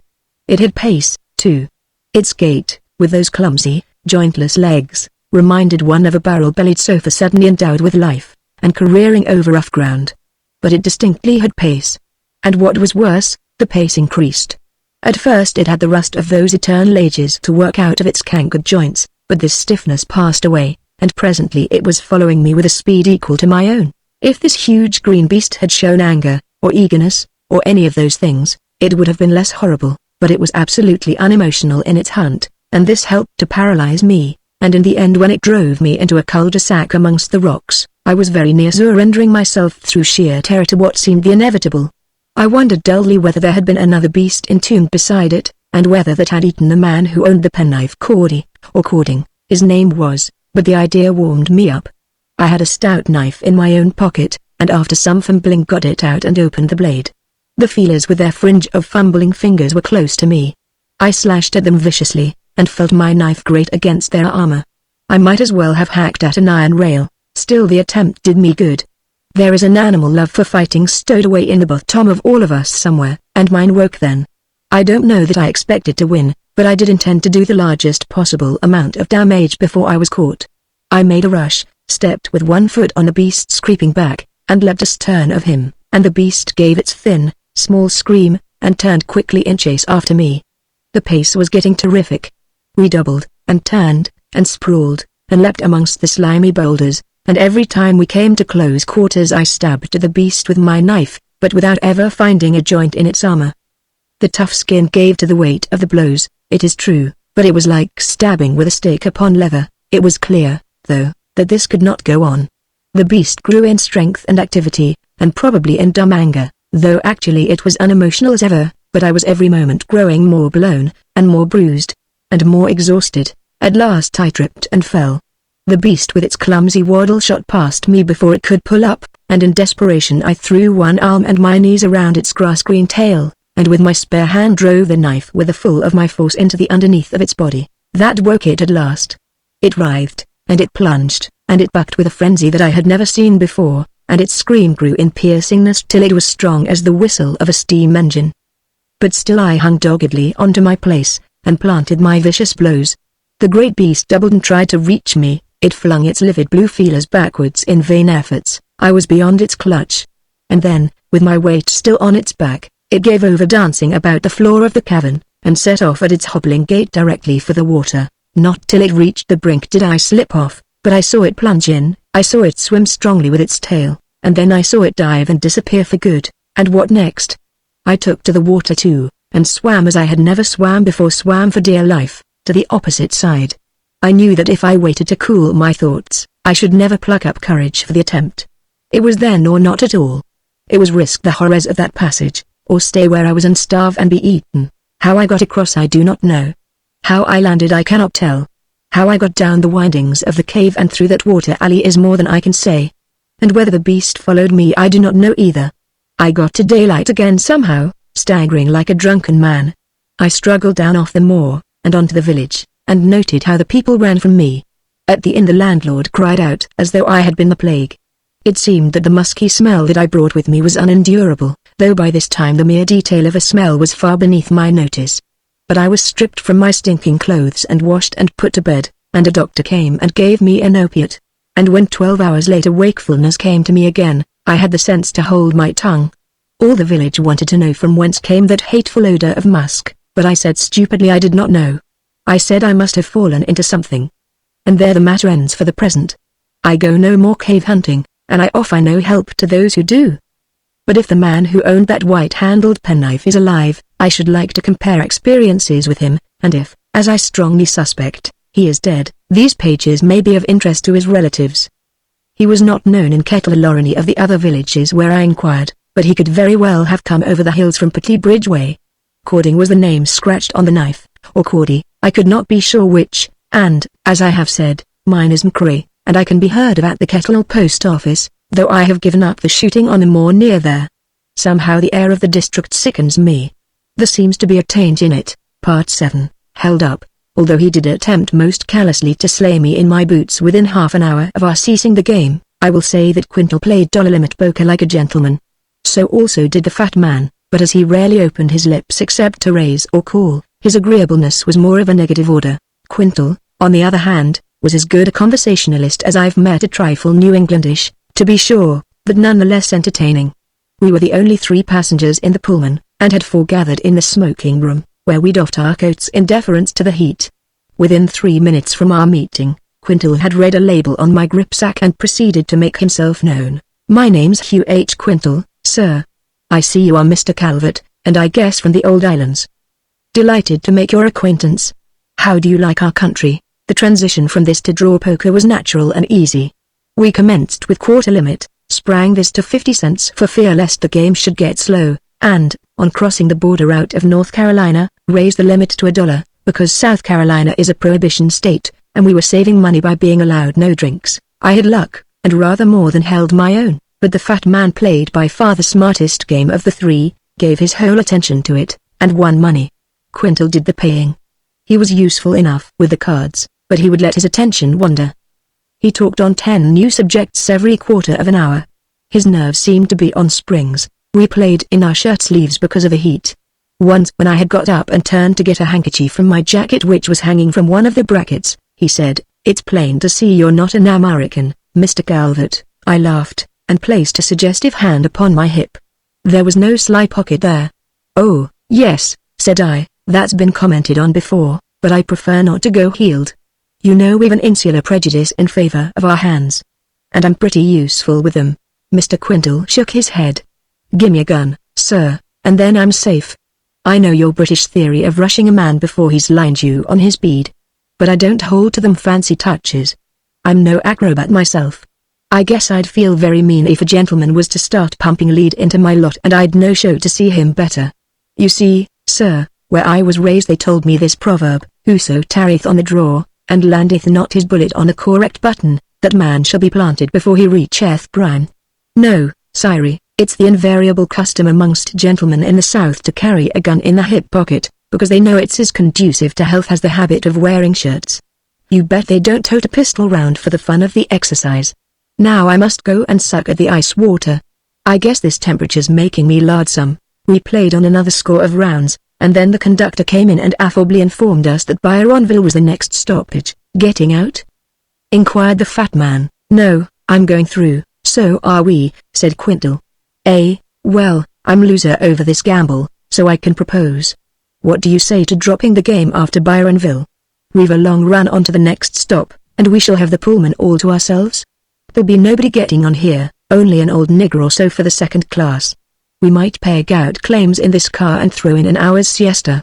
I guess we're too hot ourselves to put much fever into poker just now." The fat man stacked the cards by way of answer, and chucked them on the table. We settled for our outstanding chips.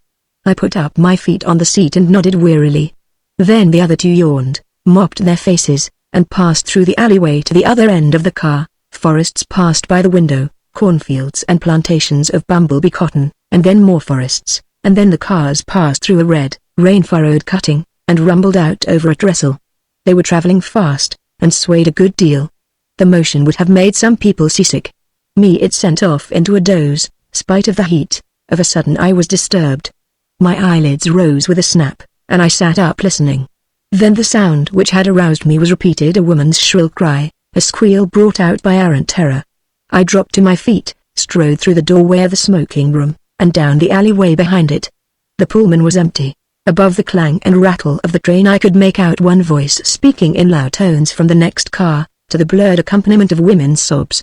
Had I been anything but a tenderfoot then, I should have stopped in my tracks, thanked God for leaving me out of a mess, and done nothing more.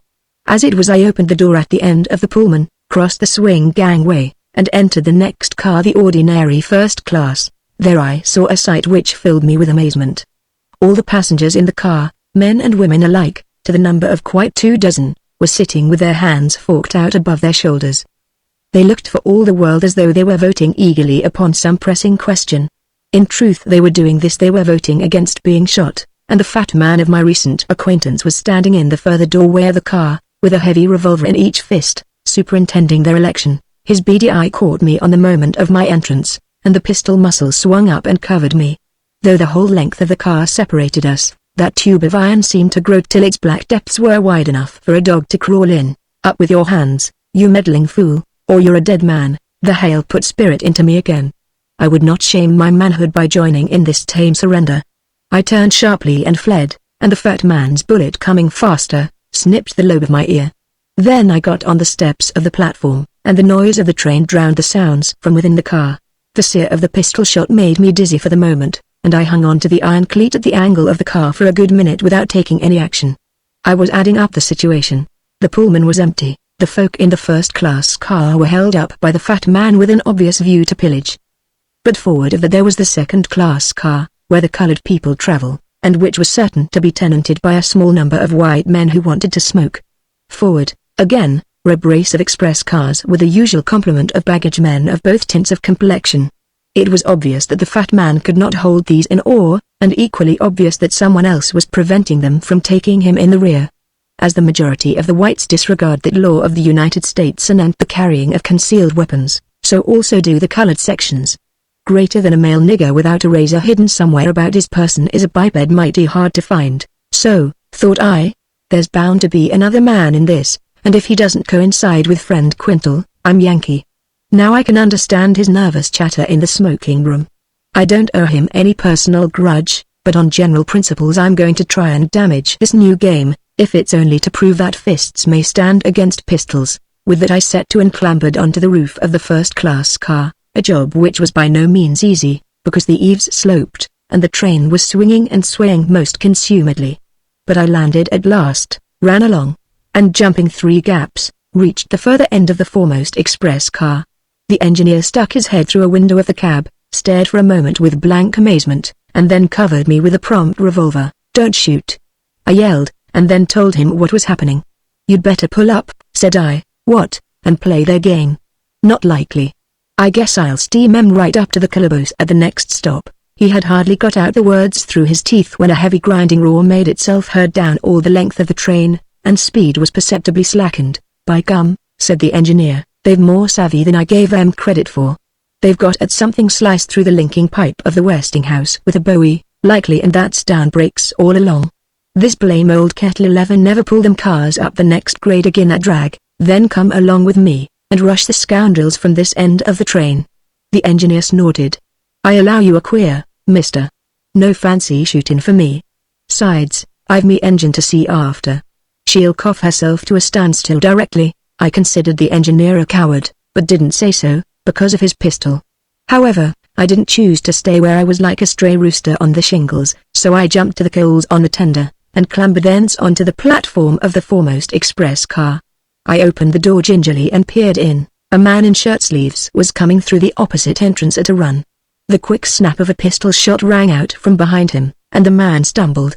Then he gave an upward spiral leap like a dervish, and pitched heavily forward onto the floor. Not the ghost of a cry escaped him, and the thud of his fall was drowned by the hoarse grinding of the brakes. As he lay, I saw that the back of his skull was smashed in like an egg. For 30 seconds I remained routed in my tracks, staring stupidly at the horror before me.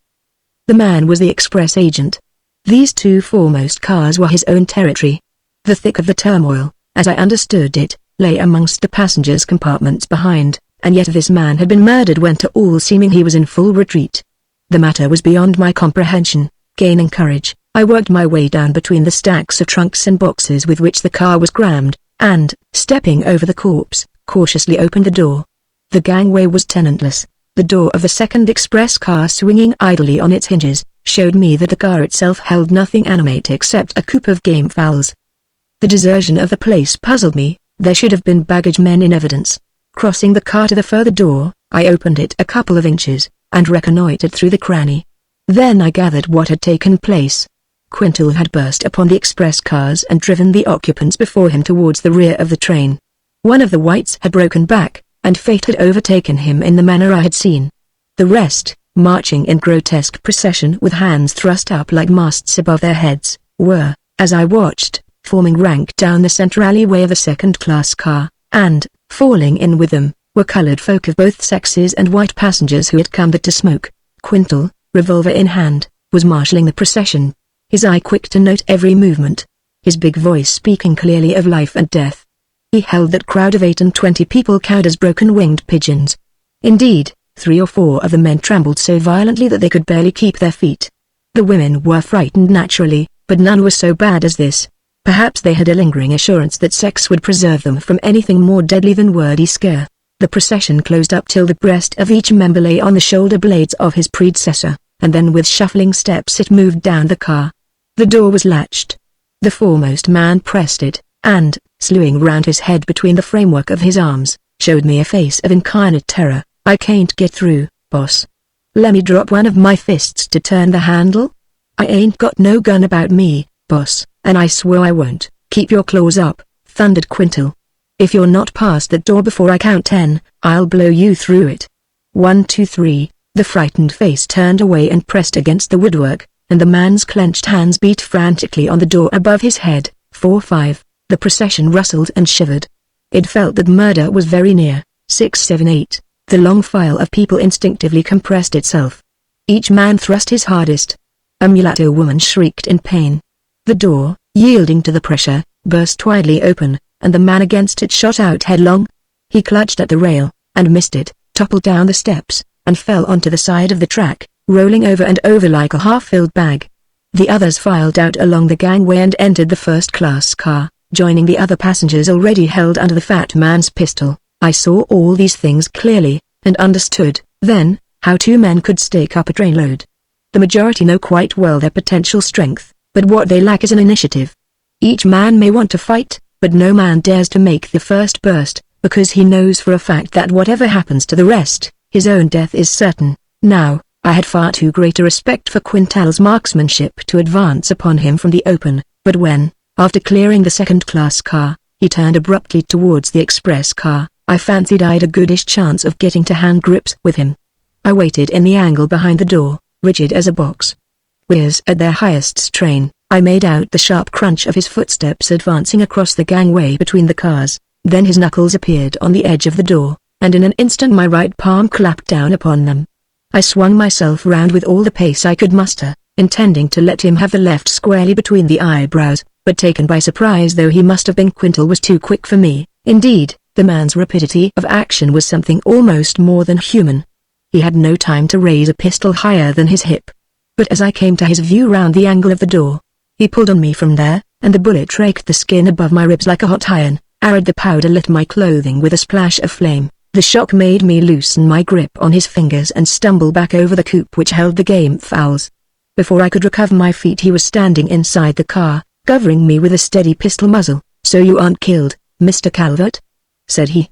"Say, put up your hands quick, Siri, or you'll die in your boots yet." I never miss a man twice, and now march to the other end of the car, whilst I manipulate these two empty shells. He brought another fully charged revolver out of a pocket, and, shifting it to his right hand, cast out the two spent cartridges from the other and refilled the chambers, holding the weapon in the grip of his knees whilst he managed the breech with his left hand. "Nippy at it, aren't I, Mr. Calvert? That makes me a 12-shot man once more, but now as the train has come to a standstill on this grade, as I calculated it would, we must get to business. Oblige me by taking up the iron safe in the corner yonder and rolling it through the side door out onto the track. Do your dirty thieving yourself," said I, sullenly. He didn't say anything. He lifted up his right-hand pistol to align with my face, steady as though it had been glued there. Then he began slowly to march up the floor of the car towards me, with his mouth drawn up into a leathery grin of cruelty. I did his bidding then to save my life. The iron chest rolled out with a dull thud onto the red earth outside, took a slow bound, and landed with a crash amongst bushes. "Good," said Quintal. "Now jump down beside it." I did so, and he followed me. Then he clapped a finger to his mouth and whistled. Presently the fat man appeared on the gangway of the first-class car, and descended by the steps. "I've told them," said he, grimly, "and I fancy they understand." "Quite so," said Quintal. "I'll explain to the others." "Ho there, Mr. Engineer." No reply. "In the cab, I say. You needn't be frightened. I won't shoot unless you provoke me." A scared, dirty face appeared through one of the windows of the little iron penthouse. Quintal screwed his pistol muzzle into the back of my head, and continued, "You see my hostage, and how he's fixed. If you or anyone in this train makes the least attempt at annoying my pard or me, I'll blow this gentleman's backbone through his teeth. And now I'll trouble you to reverse that engine of yours and back the train a mile down the grade, and stay there for an hour." I saw the link motion traverse, and saw the man shove over his starting lever. Then the engine coughed again, and the train slid away from me. All along the car's windows shot up, and savage, insulted faces appeared, and nervous hands which grasped every kind of weapon. A score of muscles were concentrated on the train robbers. They, in their turn, made no counter-demonstration against the train. Both their revolvers rested against my head. I shut my eyes and awaited death.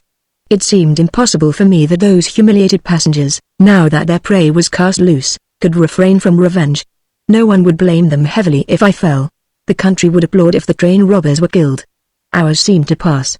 Then a voice spoke up, as it seemed, mistily, and from a great distance. "All right, Mr. Calvert, it's been a mighty close call for you, but I guess they decided not to see our A's this round." I opened my eyes and looked wildly down the track.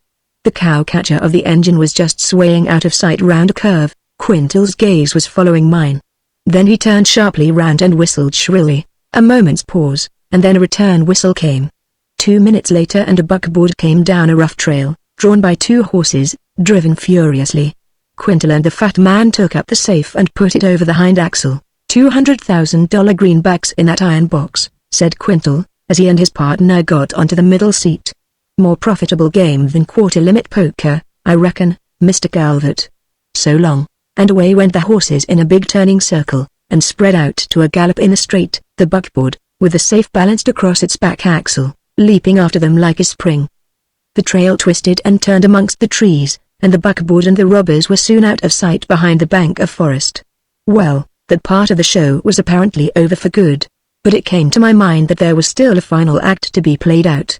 So I lit a cigar and sat down beside the track under the shade of a live oak to wait for the train. It seemed an intolerable time in coming up. But I heard the engine clanking up the grade at last, and presently it came up level with me, and I jumped onto a tailboard as it lumbered heavily past. My reception surprised me. Practically there was no reception at all. In the Pullman, where I went, the passengers had apparently forgotten the event already. They were sitting about in the seats, listless with the heat, and for the most part reading, or sleeping, or fanning themselves. Only a small group of 3, who were lazily talking, troubled to look up when I entered. "Say, here's the Englishman," said one. "Had a pleasant entertainment, sir, with your friends in the woods?" "I'm satisfied with it," I said. "At least I can respect myself now." The man delivered himself of a tired smile. "Meaning to say we can't?" "Say, are you a shareholder in this road?" "No." "Oh, I thought you might be. You seem to put such a lot of fuss into looking after the safe." The man yawned, and settled himself back in his seat for sleep. It was the only comment anyone seemed wishful to make on my escapade. They are a surprising people, the Americans, at times. Part 8, Shot 1. The assemblage drew up in Old Man Davidson's clearing and distributed itself at various points of vantage. The prisoner yawned and sat himself on a stump of a black pine. All hands refreshed themselves with crackers and cheese, and a brand of corn whiskey which burned the throat like fluid lava. The hummingbirds left the trumpet vines which sprawled over the posts of the piazza, because the loud chatter frightened them. By degrees the crackers were done with, and tobacco in its 40 different forms imbibed in their place. The meeting rustled and showed itself ripe for business. The man with the Marlin rifle slipped 7 new cartridges into the magazine beneath the barrel, and drew back the low hammer with a suggestive click. Then he laid the weapon tenderly in the crook of his left arm, seated himself on the edge of the piazza, and lifted up his voice in speech. "Boys, if you're all through, we'll form ourselves into a court of inquiry over this matter. Jim, put away the whiskey." Young Davidson walked across to a stump where the demijohn and a glass were standing amid a small swamp of drainings, and carried them away somewhere within the house. It was a simple formality, but the audience felt its weight. Most, unconsciously, straightened themselves for the moment out of their lounge. One man went so far as to comb his hair with his fingers. The prisoner borrowed a wedge of tobacco, stowed it between his molars, and gave an introductory squirt at a black butterfly. "Now," continued the former speaker, "the thing we've got to do right now before proceeding further is to choose a judge for this court. I move for Old Man Davidson. He was raised on the Tennessee side of the Great Smokies, and most of our crowd here in North Carolina are healers. But I don't see that matters. I guess he's good enough for us." "Who'll second?" "I will," said a lean man who sat on the snake fence. "My bin goes for him all the way." The prisoner nodded easily. "I reckon Old Man Davidson's as white a man as any here," he remarked. The other members of the court, the rest of the audience, that is, signified their approval by nods and words. They had most of them partaken in the chase, the fight, and the subsequent capture, and naturally they felt the title to a strong voice in the disposing of the prisoner. The trial was a distinctly parochial affair, and on its issue several things depended. All present were interested directly or indirectly in the distilling of corn whiskey, without deference to the revenue laws of the United States. For the maintenance of this industry it was necessary that the delinquent within their power should be made into an example and a warning, for the benefit of the faint-hearted and the transgressor. Everyone knew that the captive was foreordained to death, but now that blood heated by the chase had cooled, everyone was anxious that the trial should be conducted with due formality. Judge Lynch, fanatical and cruel though he may be when dealing with the African or his kin, can seldom be accused of unfairness or ferocity when handling his fellow whites. Old man Davidson glanced down at the sling which carried his left arm, and shook an untidy grey head. "No, Steve, no, boys, I guess I'd better not hold the bank this round. Ye see, it was the prisoner's gun that pumped lead into this arm of mine, and I wouldn't like it to be said afterwards I'd a finger in hanging a man just because he'd had the drop on me." He turned to the prisoner with an explanatory wave of his sound hand. "Not that I've any down on ye for it, Macon County. I guess it was a fair fight right along." "I guess so," said the prisoner, with a friendly nod. "You parted my hair. You shot with the best intentions, old man, but you shot high. Still, as you say, perhaps it's best for you not to take the chair. It might be uncomfortable for you afterwards in some grocery, and you'd have to draw on strangers. People will talk, that's level-headed," said the lean man on the snake fence, and a hum of approval went all round the ring. "Say, Steve," suggested Davidson, "why not hit Sheen yourself?" The man who was nursing the Marlin nodded gravely. "If you put it that way, I don't see why not. I'm not a tenderfoot. I'm a whisker miller like the rest of you boys. In knocking about, I've chipped in at this here sort of party before, and I done seen 3 men hanged out of a possible 4. But don't let me push myself forward, boys, wade in." "Steve," said Macon County, encouragingly. "Prisoner at the bar," said Steve, angrily, "you've no vote here. Hold your blasted tongue. It seems kind o' hard, doesn't it," said Macon County, humorously, to the audience in general, "that I can't speak now? It don't take much savvy to see that soon I'll forever have to hold my peace, if Steve doesn't want to lower his record." Another hum went round the assembly, a mingled buzz of anger and surprise. The man could not have proved more strongly his reckless indifference to what was coming next. The least ridicule or contempt of his courtisan's demeanor which Judge Lynch always deals with fatally. "See here, Macon County," said old man Davidson, with curt emphasis, "we trusted to your word, and so you're not roped up or put to any other inconvenience. But if we have any more of this your sass, you'll find yourself chawing the toe of my stirrup iron right away." Macon County laughed and expectorated, and the trial proceeded. The accusing evidence was for the most part informal, as the prisoner's crime was too notorious to brook of any contradiction. In fact, it consisted merely of a summary from the judge's own lips.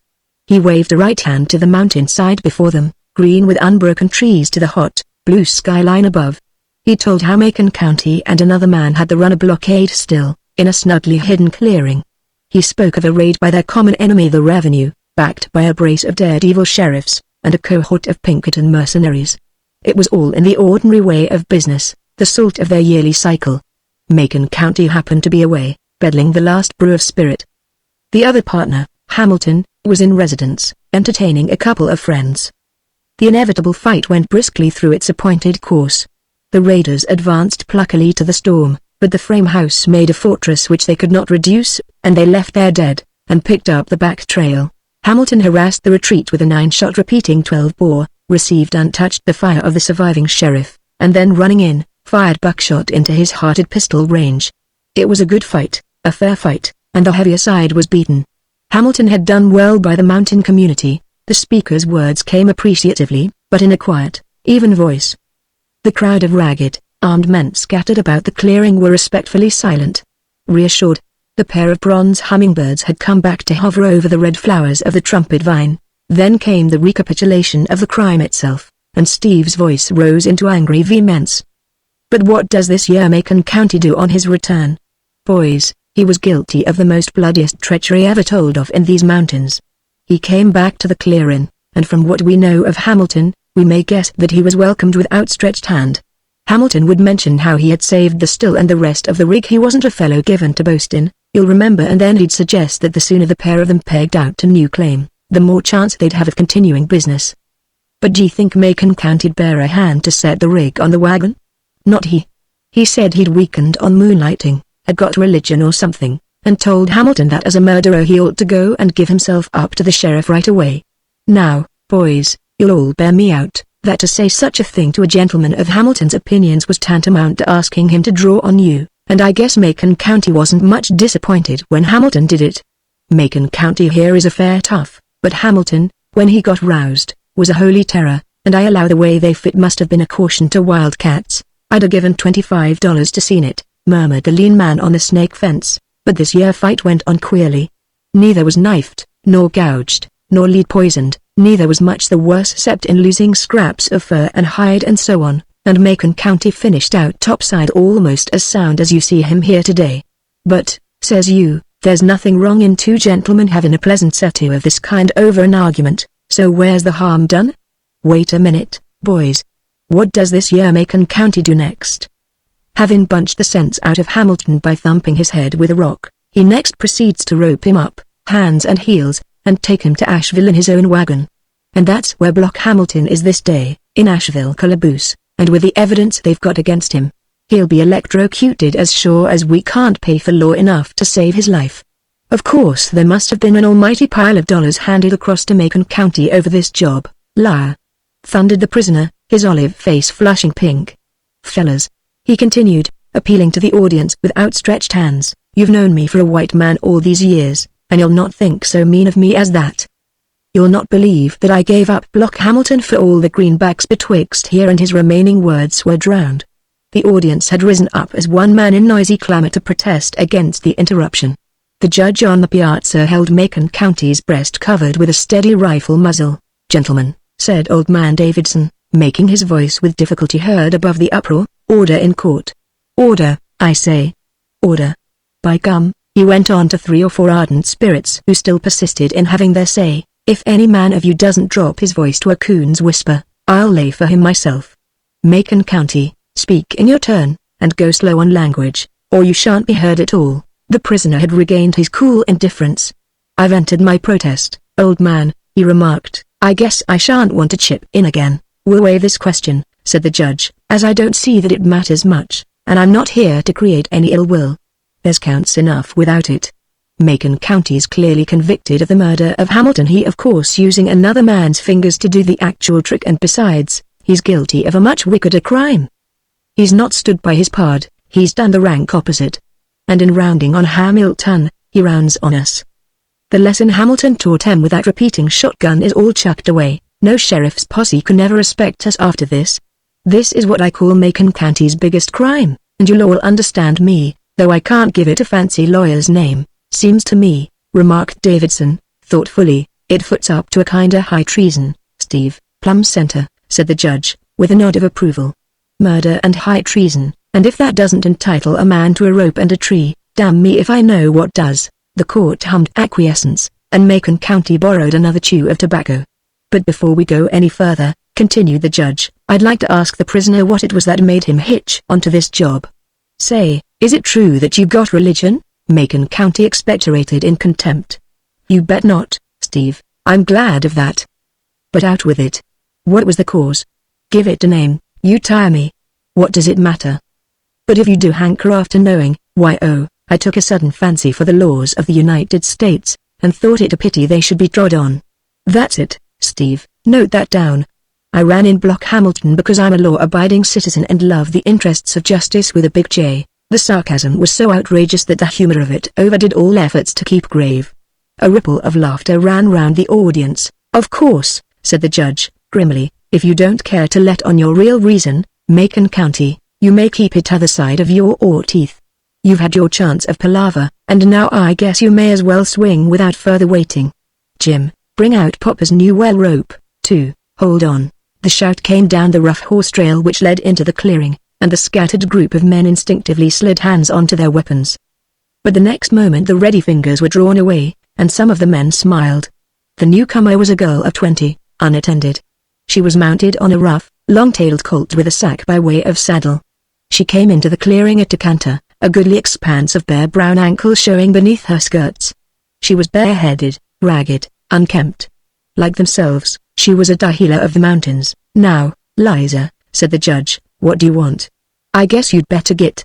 There'll be a man hanged here in less than 3 minutes. It's about him I corned, said the girl, slipping to the ground and hitching the colt's bridle to the down-hanging branch of a white oak. You can't do no good for Macon County now, remarked the lean man on the snake fence. No, Liza, said the prisoner, you're only interrupting the ceremony. I'd rather you didn't preach the funeral sermon if it's all the same to you. Just quit. There's a good girl, without talk. I guess it's the last thing I'll have to ask you. The girl advanced stolidly to the middle of the open with set, white face. The chewing stick at the corner of her mouth dropped to the ground, bitten off close by her clenched teeth. She studiously avoided the prisoner's glance. She took no apparent heed of his words. She kept her great black eyes riveted on the judge. "Steve, say now, was any evidence heard that you'd kinda help Macon County?" "None was wanted, answer me." "Was any heard?" "No." "Then," said the girl, "you've got to just let this hanging wait, and listen to mine, right now." "Jim, what's that you've got?" "Your papa's new L rope?" "Then just you tote it back into the house. I reckon it may not be wanted." She swept the assembly with her glance. "Now, boys, you needn't think I'm here to beg Macon County's life just because I'm fond of him. I'm not. He never had no spare molasses to heave over me. We used to meet most once a week, but he'd never nothing more to say than howdy, Liza, clear out and don't come pawing round me." No, Macon County kept all his likings for another woman, and that was Block Hamilton's wife. They was raised together in these mountains, and was sweethearts till she got her fancy for Block and married him in church. Afterwards, when Macon County came round to chip in at the moonlighting, there was nothing wrong between her and Macon. I'll take my oath to that. I'd not be standing here if he had ever done any wrong thing by that woman. Why he liked her I can't tell, a mean slip of a split trail, with her mud-colored face and her wispy hair. But he did, and many's the time he stood between her and Block's fist. "Oh, Liza." The prisoner broke in. "Liza, ye fool, dry up. Why in thunder can't you let that woman alone?" The girl went on without seeming to notice the interruption. "You know, boys, what kind of a brute Block Hamilton was, but none of ye can half understand what the hell he made of that woman's life. Macon County knew, though, and was forever trying to make her run with him. The fool, she'd never go. At last, after all these years, she went by herself. Macon followed and found her, wanted to chip in and be her man, but she'd have none of him. 'I'm a lawful married wife and I'll not shame myself,' says she. 'Then I'll make ye a bouncing widow,' says Macon County. At that she gets on her knees and prays him, and prays till he'd promise not to take Block's life with his own fingers in any fashion. She made him swear to this. She told me all about it with her own silly trembling lips, and like a fool he swore. But he was a white man, was Macon County, and he saw what was best for her, and he did it, though he knew it would bring him mortal trouble. He knew that woman would never have an unweary hour so long as Block was above the ground, so he set about getting Block planted in the only way he could without breaking his vow. Boys, I guess Macon County's the whitest man in the Carolinas this minute." She stopped, with her small breasts heaving, and the color coming and going from her thin face in waves. "Is that all you have to say, Liza?" "I reckon, then, as this court has heard your evidence, you may as well go whilst we decide upon it. Your pop'll take you." The lean man from the snake fence came up and hooked his fingers into the girl's arm, leading her towards where the horse trail cut into the trees. As she was passing the prisoner, he reached out his hands and drew her to him. "You are a good little soul, Liza," he began, but there she stopped his utterance by a shower of mad, wild kisses. "A good little soul. And you've done all anyone could do. But I wish you hadn't come. So long." Father and daughter went away down the muddy trail, and the elders of the court drew their heads together in earnest conversation. A turkey buzzard, on patrol above, circled nearer to the clearing, and signaled to other carrion fowl from the more distant beats of the sky. After a while the men separated to their places again, and chewed stolidly. The judge delivered the reconsidered sentence. "Macon County," said he, "Liza has told a lot of things which were deal in your favor. You are just as guilty of high treason against us whiskey millers as ever you were. But as regards Hamilton, you aren't near so black as you was painted before. We wanted to commute your sentence, and you may thank old man Davidson for suggesting how it could be done. You've got to be made an example of, GC, or else the rest of us would never know what it was to sleep safe. But you shan't be hanged. You shall be shot, like a gentleman, and you can choose who you'd like to drop you." The prisoner's face brightened up. "Now," said he, "that's mighty kind of you, Steve. Mighty kind and thoughtful of you, old man, and boys all. As you give me the choice, I'll pay Steve the compliment of being the cleanest shot in this crowd. Steve, I'll trouble you." The judge lifted his Marlin rifle and cuddled the stock with his cheek. The prisoner took a pace forward to receive his fire. Encouraged by the silence, the bronze hummingbirds were down again to sip sweets from the red flowers of the trumpet vine. Part 9, the consumptive. "The grisly part of it is," said Tennant, "that if I go away from Grand Canary here, I shall forthwith die. Whereas if I could manage to stay in the island, I could hang on with life for another 5 months and a bit, and my esteemed cousin must certainly crumple up with his Bright's disease before that time and hand me on the title and the estates. You can calculate out these things to such definite dates. That's the beauty of modern medical science when it begins to interest itself in diseases, even if it can't cure them. He broke off and coughed for a couple of minutes, and then gasped, especially consumption. By Jove! Isn't that greeny blue on the sea splendid? Addingham, the other man, shivered. I say, you are gruesome, he complained. What, said Tennant, with a wry smile, do you grudge me a sight of colour on the seawater now? No, I know what you mean, old man, and I'm sorry, but you must bear with me a bit.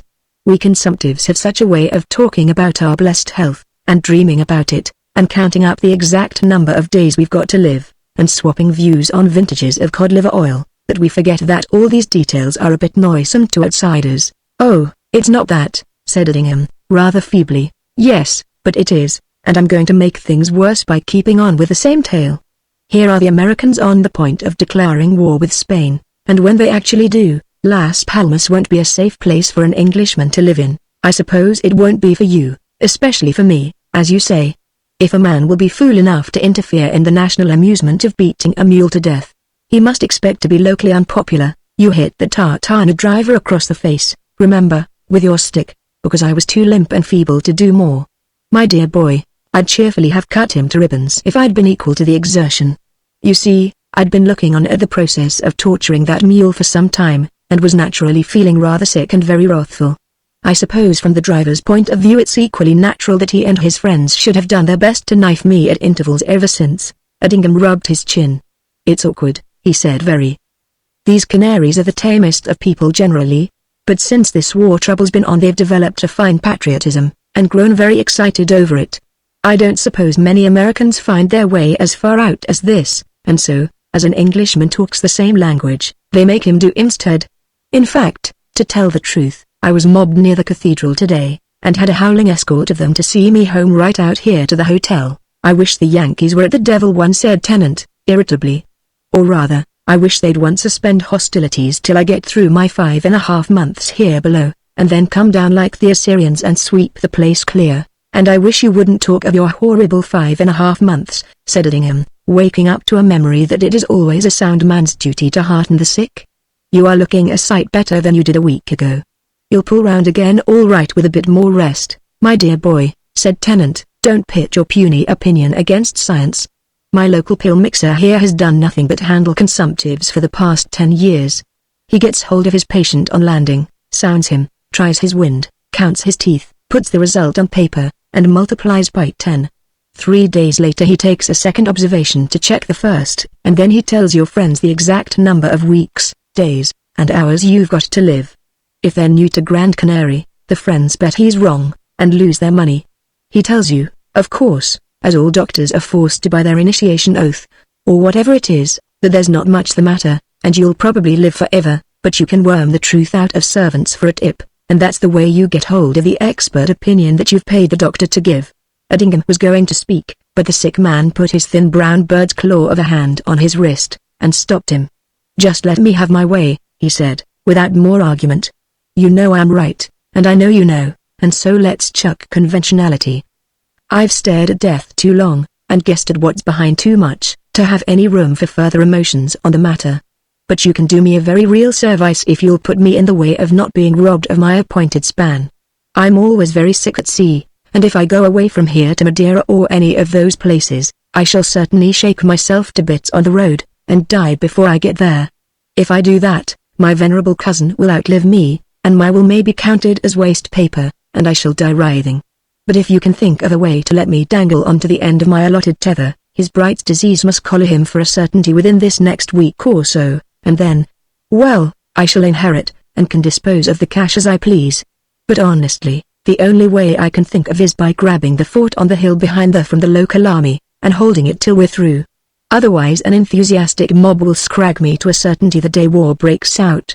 You've left the money to that girl, I suppose? Of course, even after she wouldn't marry you, my dear boy. The boot was on the other leg. I wouldn't marry her. I got to know from a doctor at home that I was lungy, and I wasn't going to be brute enough to marry a girl with that hanging over me, so you went and deliberately. The sick man snapped out, "Shut up," and flushed scarlet. "Well, I suppose I'd better own up," he said a minute later, "as it's only to you. But a man has to do something if he wants to break off an engagement with a girl who's very fond of him, and I couldn't think of any better way than getting into a mess with another woman who... Oh, you know the whole dirty tale. I hadn't the brains to invent a cleverer way. Working up that mean, paltry, cold-blooded scandal was the only thing that occurred to me. I'm a bit of a thickhead." Edingham stretched out and gripped his hand rather shamefacedly for a second, and then turned away. "You're a decent sort, you know," he said. "Oh, drop that," said Tennant, fretfully. "Use your head and get me out of this mess. Can't you remember that she's as poor as a rat, and will have to remain poor, or dress on the doles that some rich husband pinches out to her, unless you manage to think of a way to make me outlive that ancient wreck of a cousin of mine?" "Well," said Edingham, "it seems to resolve itself into this. War is going to be declared between America and Spain, whether you like it or not. Spain knows that she will be badly licked, and Spaniards are mad accordingly. The local Spaniard hates you personally, and will find an opportunity to scupper you as soon as war starts, and so Las Palmas district ceases to be healthy for you from now on. You say that it would be fatal for you to leave the island just now, so it seems to me that the only alternative is to go and live en patu up amongst the hills of the interior. By Jove! That's just the very notion. Only, how am I alone? I mean to... Oh, if I hadn't intended to come along too and nursery maid you," said Edingham, brusquely, "I should never have suggested such a mad picnic. Well, as this sort of idea seems to chime in with your notions, I'll just be off one time, as those West African fellows say, and make some preparations. We shall have to take grub and clothes and things, and a transport system's got to be arranged for by which our retreat can't be traced.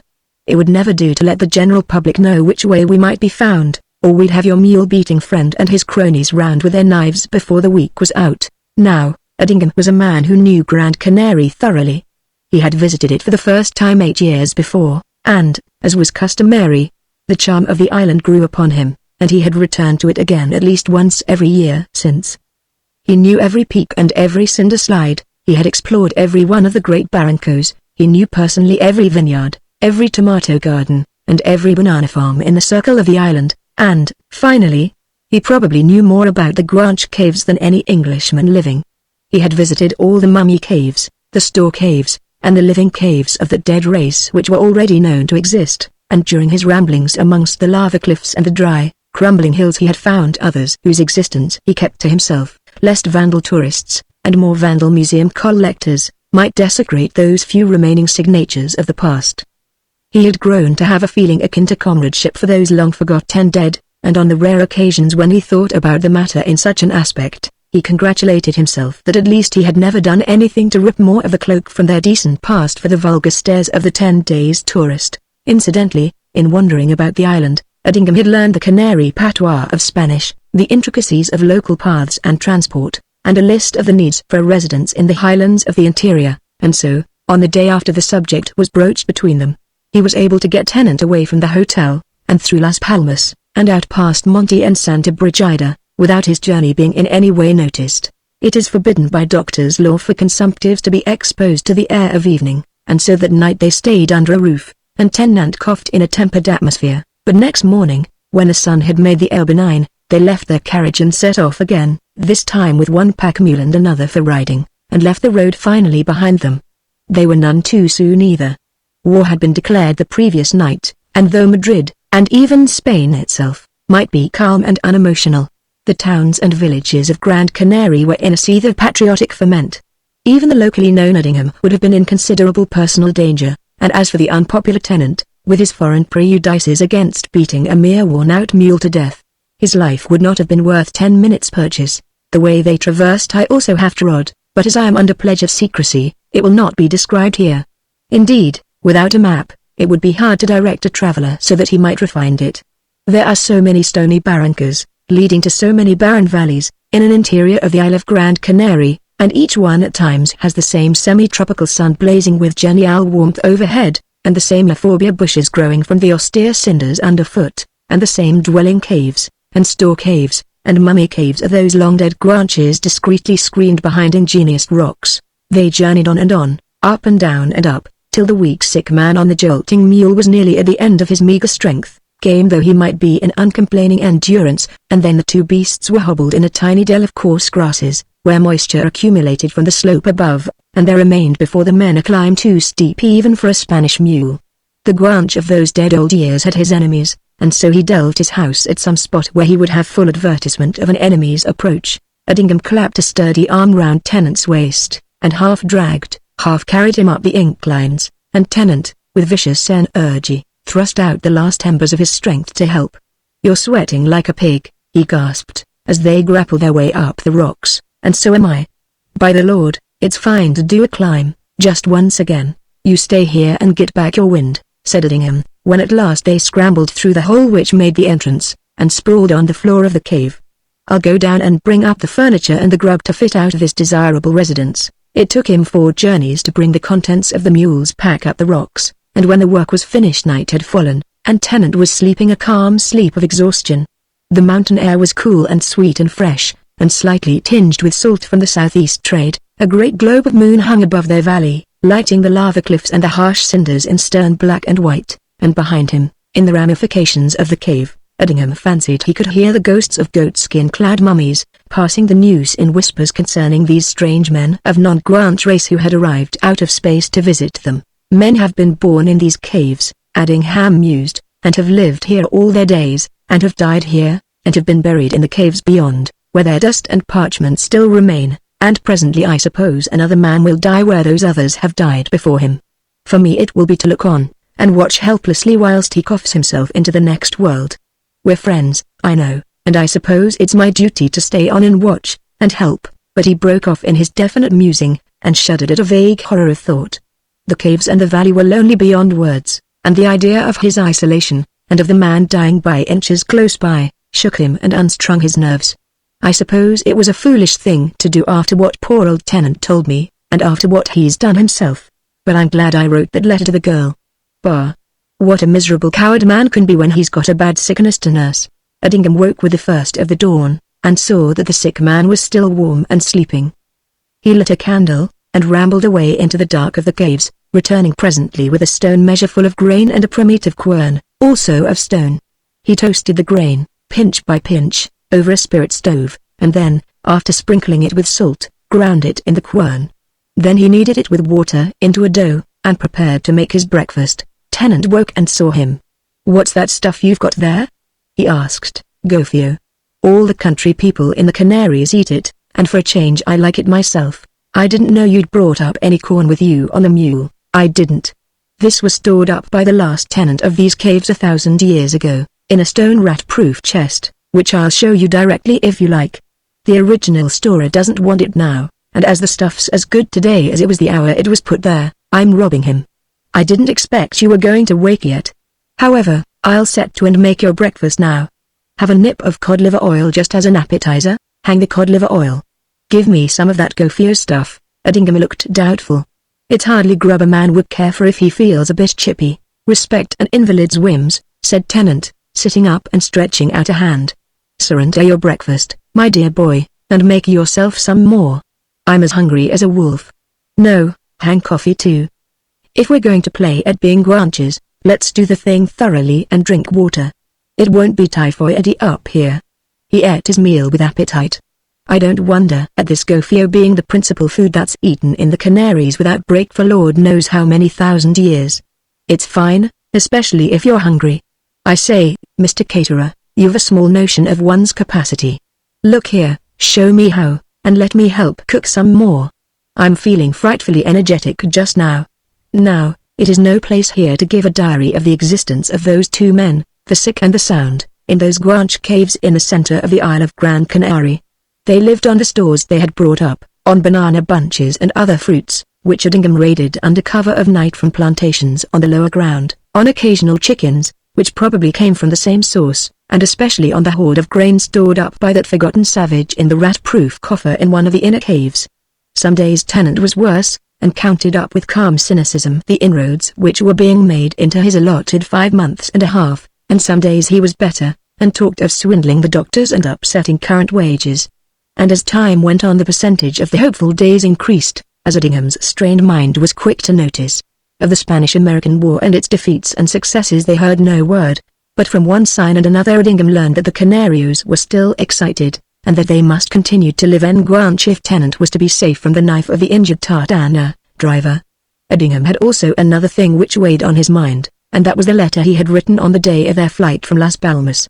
Until it could reach England, and be answered in person, he was merely troubled in spirit and took no other move, but when that time had elapsed, he made his nightly raids the excuse for calling at a rendezvous which he had named in the letter, but every night found it cold and unvisited. The weeks grew on into a month, the month into several months, and still there was no news at the rendezvous.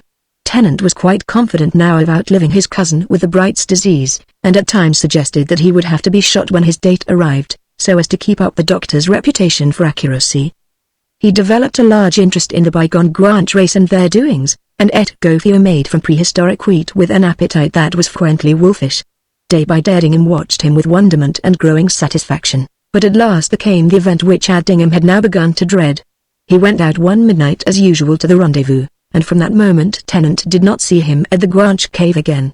Instead, there came with the first rays of morning a woman, who crawled in through the tiny entrance-way of the cave, and threw herself upon him, and woke him with her kisses. He got up, kissed her once, and then thrust her from him. "Oh, go," he said, "go. It's hard enough to die without having you here. That brute Edingham must have written to you. I'll never forgive him for this. I was traveling in India," she said, "and his letter followed after me. That is why I was so long in coming to you, my dear. What a fool I was not to see through your dear old stupid ruse before." Tennant gave a whimsical laugh. "That scandal with that other woman? Oh, I chucked you and cared for her just then. I'm very changeable." She lifted his arms and tucked them round her neck and looked him in the eyes. "Are you?" said she. "You don't seem to have changed your way of looking at me. Man can't help his unfortunate personal appearance." He took his arms resolutely from her neck, and deliberately moved away from her to the opposite side of the cave.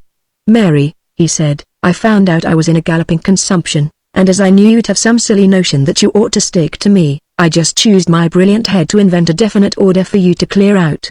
It was luck on Mrs. the other woman, of course, but she doesn't deserve much consideration anyway, my darling," she said. "I would rather be your widow than the wife of any other man in all the world.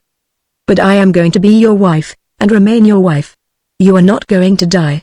Edingham told me you had been very ill, but he said you were marvelously better. He said it was the mountain air or something, and that he was convinced that the consumption had stopped. My sweetheart, you shall not die. Listen to me, I tell you you shall not. You shall live on. I must have you." Someone from outside the cave whistled cheerfully, and the noise came of shoes slipping over rock, and the panting of a man's breath. Presently the man himself crawled in through the narrow opening, and sat puffing and mopping his forehead on the floor. "Hello, Doc," said Tennant, "didn't expect a visit from you this morning. Have the Americans taken the island, and have they tariffed you out of your practice?" "The Americans are all right at their own fireside, writing puffs of themselves in the newspapers, and the island's simmered down into its usual doze again. I say, you're a pretty sort of fraud, making me out to lie like this. Here, let me look at you and see how that lung's going on." The girl watched, holding her breath. The doctor went through his examination with careful system. "Well," she whispered when he had finished, "is it consumption? It's a marvel. He was as clear a case of phthisis as ever I saw when he landed, and between ourselves I didn't give him long to live, though of course I didn't breathe a word of that to anybody." "Yes, you did," said Tennant, with a grim chuckle. "You said 5 months and 18 days was the exact length of my tether. I said nothing of the kind. It would have been most unprofessional. The beggars invented it. But anyway, young man, your disease is stopped, and you can make the most of that. How it's been done, the Lord above knows best. It may be the air up here, or the water, or some hidden virtue in the cave, or that diet of mummy wheat gofio which Edingham tells me you're so keen on. I don't know which it is. I wish I did. If I'd the ghost of a notion, I'd write a letter about you to the Lancet, and claim to have found a new consumption cure, and become famous. Then do you warrant me sound?" asked Tennant, with almost a tremble in his voice. "You're marvelously, yes, miraculously better than you were when I saw you last, but you'll do with a bit more coddling before you leave the island, and after that you can go home, and know yourself to be as sound a man as there is in England. Am I to go down to Las Palmas again, then? We 11-1 don't personally admire your carriage entrance here. In fact, I'm not built for these sort of gymnastics, but as the neighborhood seems to suit you so finely, I'd stay on a bit longer if I were you and complete the cure." Of course, you've lost your mate, I know. He told me just now he didn't come back, because he was afraid you'd shoot him on sight for what he'd done. I fancy I'd let him off. I think he could be replaced, said the girl, with a blush. The guidebook said there was an English chaplain on the island. Of course there is, said the doctor, still mopping with his handkerchief. Think we're heathens and savages? My dear, you shall come home again with me tonight, and tomorrow we'll bring up the padre and fix you up nice and tight. He nodded to Tennant. My man, you needn't look scared. I know what you think, and I know what's right. I'll take the responsibility for this, and I don't make a mistake a second time. But there's one thing I want to impress upon you. When you do set up your new snage up here, buy your bananas and chickens openly, and pay for them in hard pesetas. They say there's a chicken thief somewhere in this neighborhood, and the farmers are beginning to lay traps for him. I've done with disreputableness, said Tennant, gaily. We'll be the most respectable pair of cave dwellers in Gran Canary. By the way, Mary, I'm a bit behindhand with news, but are you going to be a countess tomorrow? A countess? I don't understand. Oh, yes, I see what you mean. And she laughed. No, the doctor's made another mistake there, and that cousin of yours hasn't got Bright's disease at all. He'll probably live on for years, and you're as poor as a rat, dear. If you hadn't been, said she, cocking her chin at him, I shouldn't have been brazen enough to come here for you. Don't believe you, said Tennant, cheerfully. I say, old lady, what frauds these doctors are. I haven't made a mistake about you this second time, anyway, said the Las Palmas doctor, as he fanned himself with his hat. I can tell you I look upon you with remarkable pride and gratification. Why, man, think what an advertisement you'll be for Gran Canary. In a month's time you'll be having a syndicate coming to the cave here, asking what your terms are for an exhibition as strong man in the London music halls. All right, said Tennant, anything, so long as you've brought me to life again. The girl linked her fingers over his arm, and looked up wistfully into his worn face, and murmured, life. Isn't it wonderful, wonderful? Part 10, the place of the sacred boat tree. Please you to mount the carpet and travel backwards through a matter of 2,000 years. It is our will that you land upon the Dagoba of Thuparamaya, the relic shrine built by a devout king in his city of Anuradhapura to contain the collarbone of Buddha. Behold the city spread beneath you, a great place of palaces and temples, of red brick houses of the wealthy set amid fruit gardens, of squares bedecked with elephants and bulls in stone, of wide long streets lined with the bazaars, of narrow alleys squalid with Eastern garbage and naked children. Behold the city 52 miles around its ring, 16 miles across from gate to gate. Remember that mushroom London has yet to crawl forth from the forests and swamps which flank the Thames, and that amongst the hills where Edinburgh is to arise, a prowling savage hunts the beasts with a stone-shod mace. Realize that you are gazing down upon Anuradhapura of Ceylon in the height of its fame, and with the mists of 20 centuries brushed away. The air is clear as nothingness, rich bright blue overhead, and the colors which paint the city come to you vivid and undiminished. You glance over the whole wide ring of the boundary walls, and remember that within them are penned 3 millions of human beings. You see them on the housetops, in the gardens, in the streets, and you hear the hum of them from the doorways and through the shuttered windows.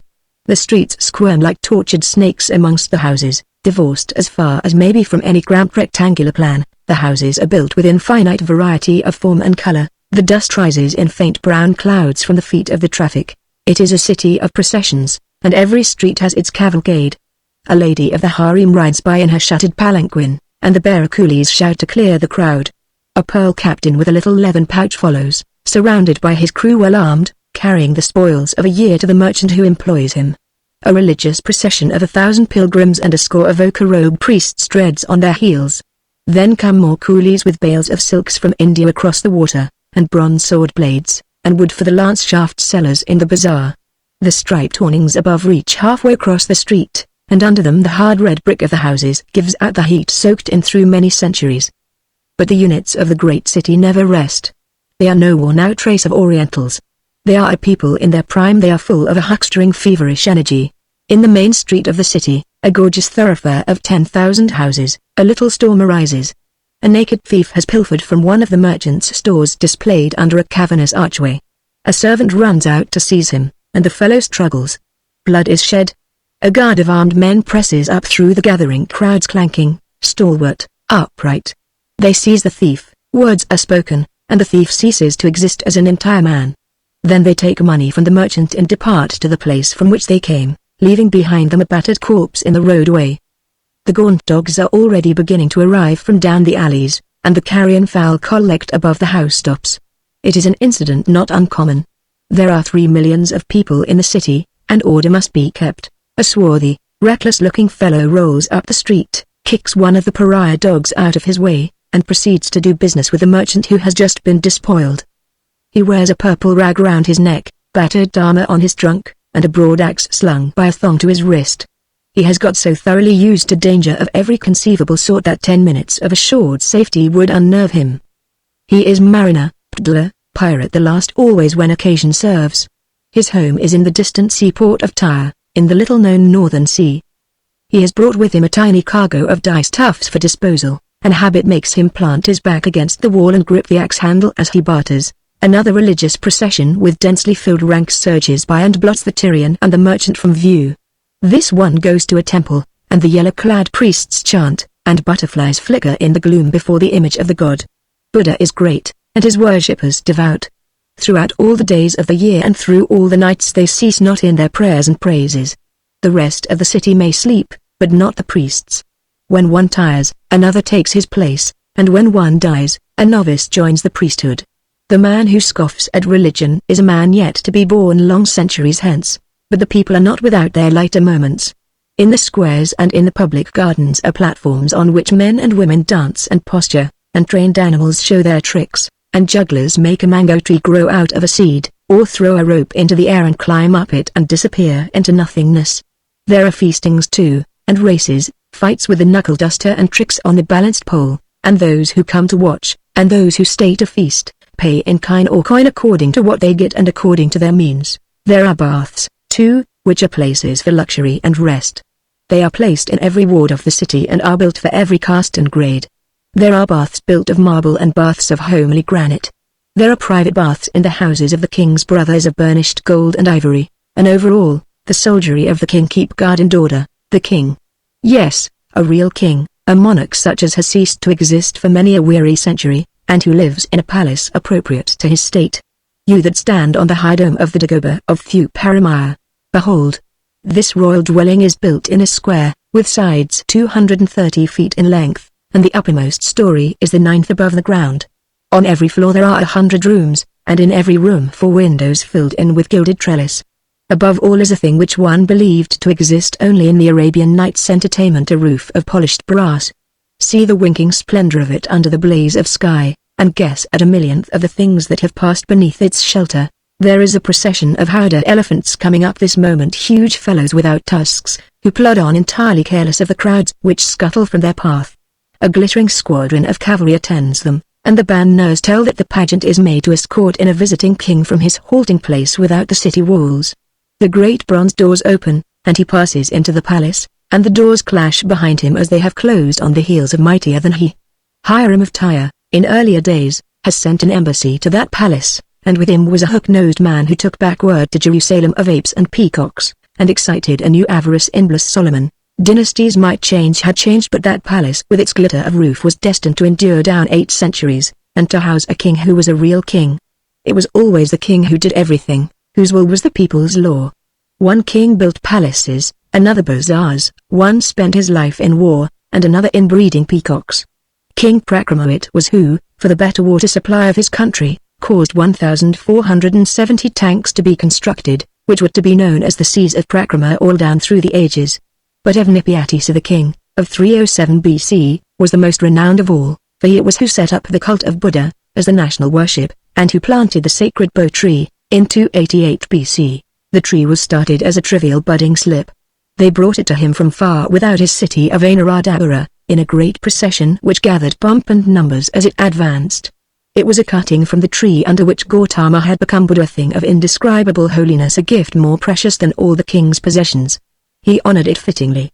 He built a temple of red brick for its attendant priests, and in the walled courtyard of the temple, on a triple platform of cunning architecture, they planted the littles which of wood.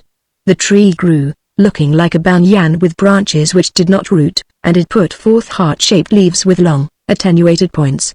The folk from India across the water who came to do pilgrimage called it pipal, but the men who came in later years, after the manner of their islands, called the tree a sacred fig, or, when they wanted to be pedantic, wrote it as ficus religiosa.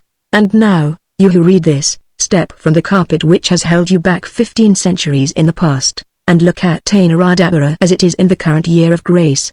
You will see some evidences of those old scenes still around you, and for the rest you must wade through the Mahavansa, which is a metrical deca written in the Pali tongue. The city has fallen upon evil times, and the decay of age has gripped all her bones.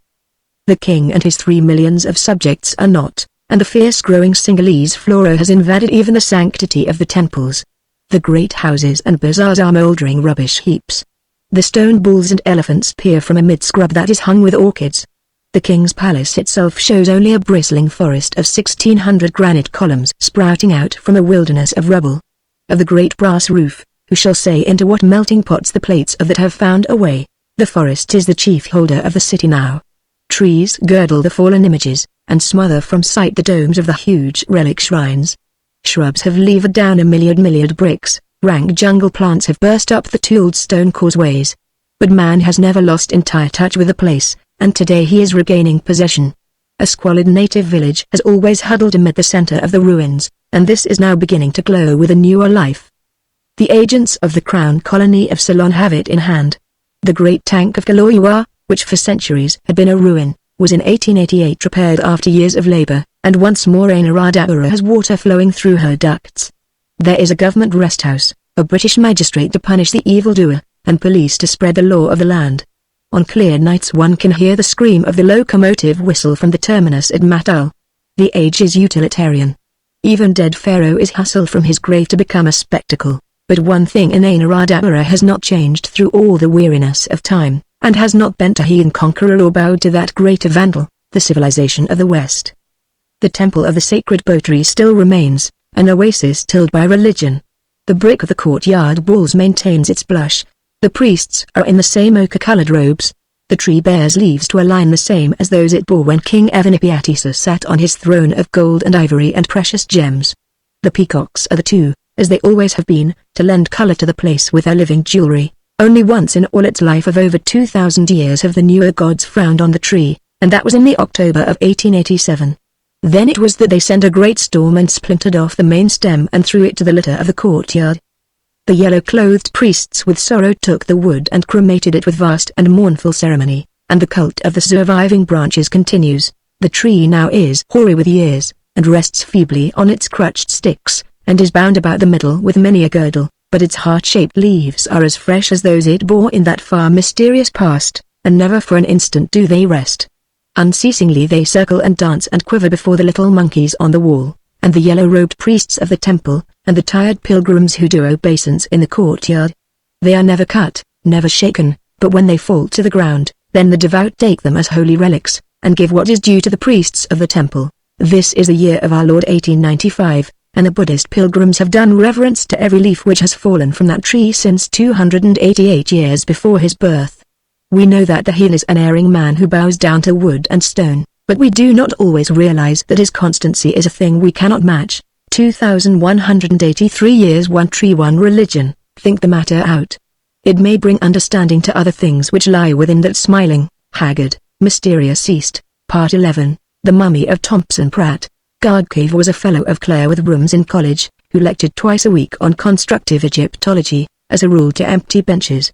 He was one of the most profound Egyptologists of the day, and had a clever knack of keeping all interesting items to himself, and discoursing the dry bran of theory only. At the beginning of each October term he had quite a crowd to hear him. The undergraduate who thought he ought to do something up at Cambridge on which to report progress to parent or guardian, would run his eye down the list, and pitch upon constructive Egyptology as a subject likely to be of the light fiction order, and one which would probably offer him pleasant entertainment. But one hearing of Gargrave soon knocked this notion on the head, and that undergraduate in future wasted no more time drawing caricatures on lecturum foolscap with spluttering lecturum quills, whilst Gargrave prosed about the true significance of an accidental scratch on a scarabaeus, but spent his mornings in bed, or on the river, or merely playing poker, as nature had originally intended. And the lecturum benches remained vacant till the next batch of green freshmen arrived in the succeeding October. This result was pointed out clearly to Gargrave by candid friends. But this made no difference in the discourses. He held to the solid Cambridge theory that varsity lectures were not intended to amuse, or teach anything that was useful, but merely to educate, which was a very different matter. "Do you think I'm a music hall?" Gargrave would say. "Or is it a damn board school you take me for?" The rest of the Clare fellows wished Gargrave would take orders, and then they could give him a college living and get rid of him. But Gargrave refused to do this thing, on the plea of religious scruples, and rumours got about in Cambridge that his creed was that of the ancient gods of Egypt. Of the same college, and the by-term senior to Gargrave, was Thompson Pratt, demonstrator in chemistry at the Cavendish laboratories. He was not a fellow of Clare, or even likely to be made one. Why he had ever got a first class in the National Science Tripos was an abstruse mystery. He was not a man of brilliant intellect, nor did he, in his undergraduate days, ever resort to excessive reading. When he graduated at the end of his third year, he tried schoolmastering for a 12-month, disliked it, and stumbled into this demonstratorship in chemistry which was then vacant. Envious people said he got it by sheer favoritism. He himself suggested that it was a just reward for his powers of Blarney. Thompson Pratt always had matches and strong tobacco ready in his pocket for anyone who needed them, and in the waiting spaces during a lingering experiment he could respin a yarn from back numbers of the Pink Un as deftly as one could wish to hear it. He was a distinctly popular man in a small way, and got asked out more than was good for his health.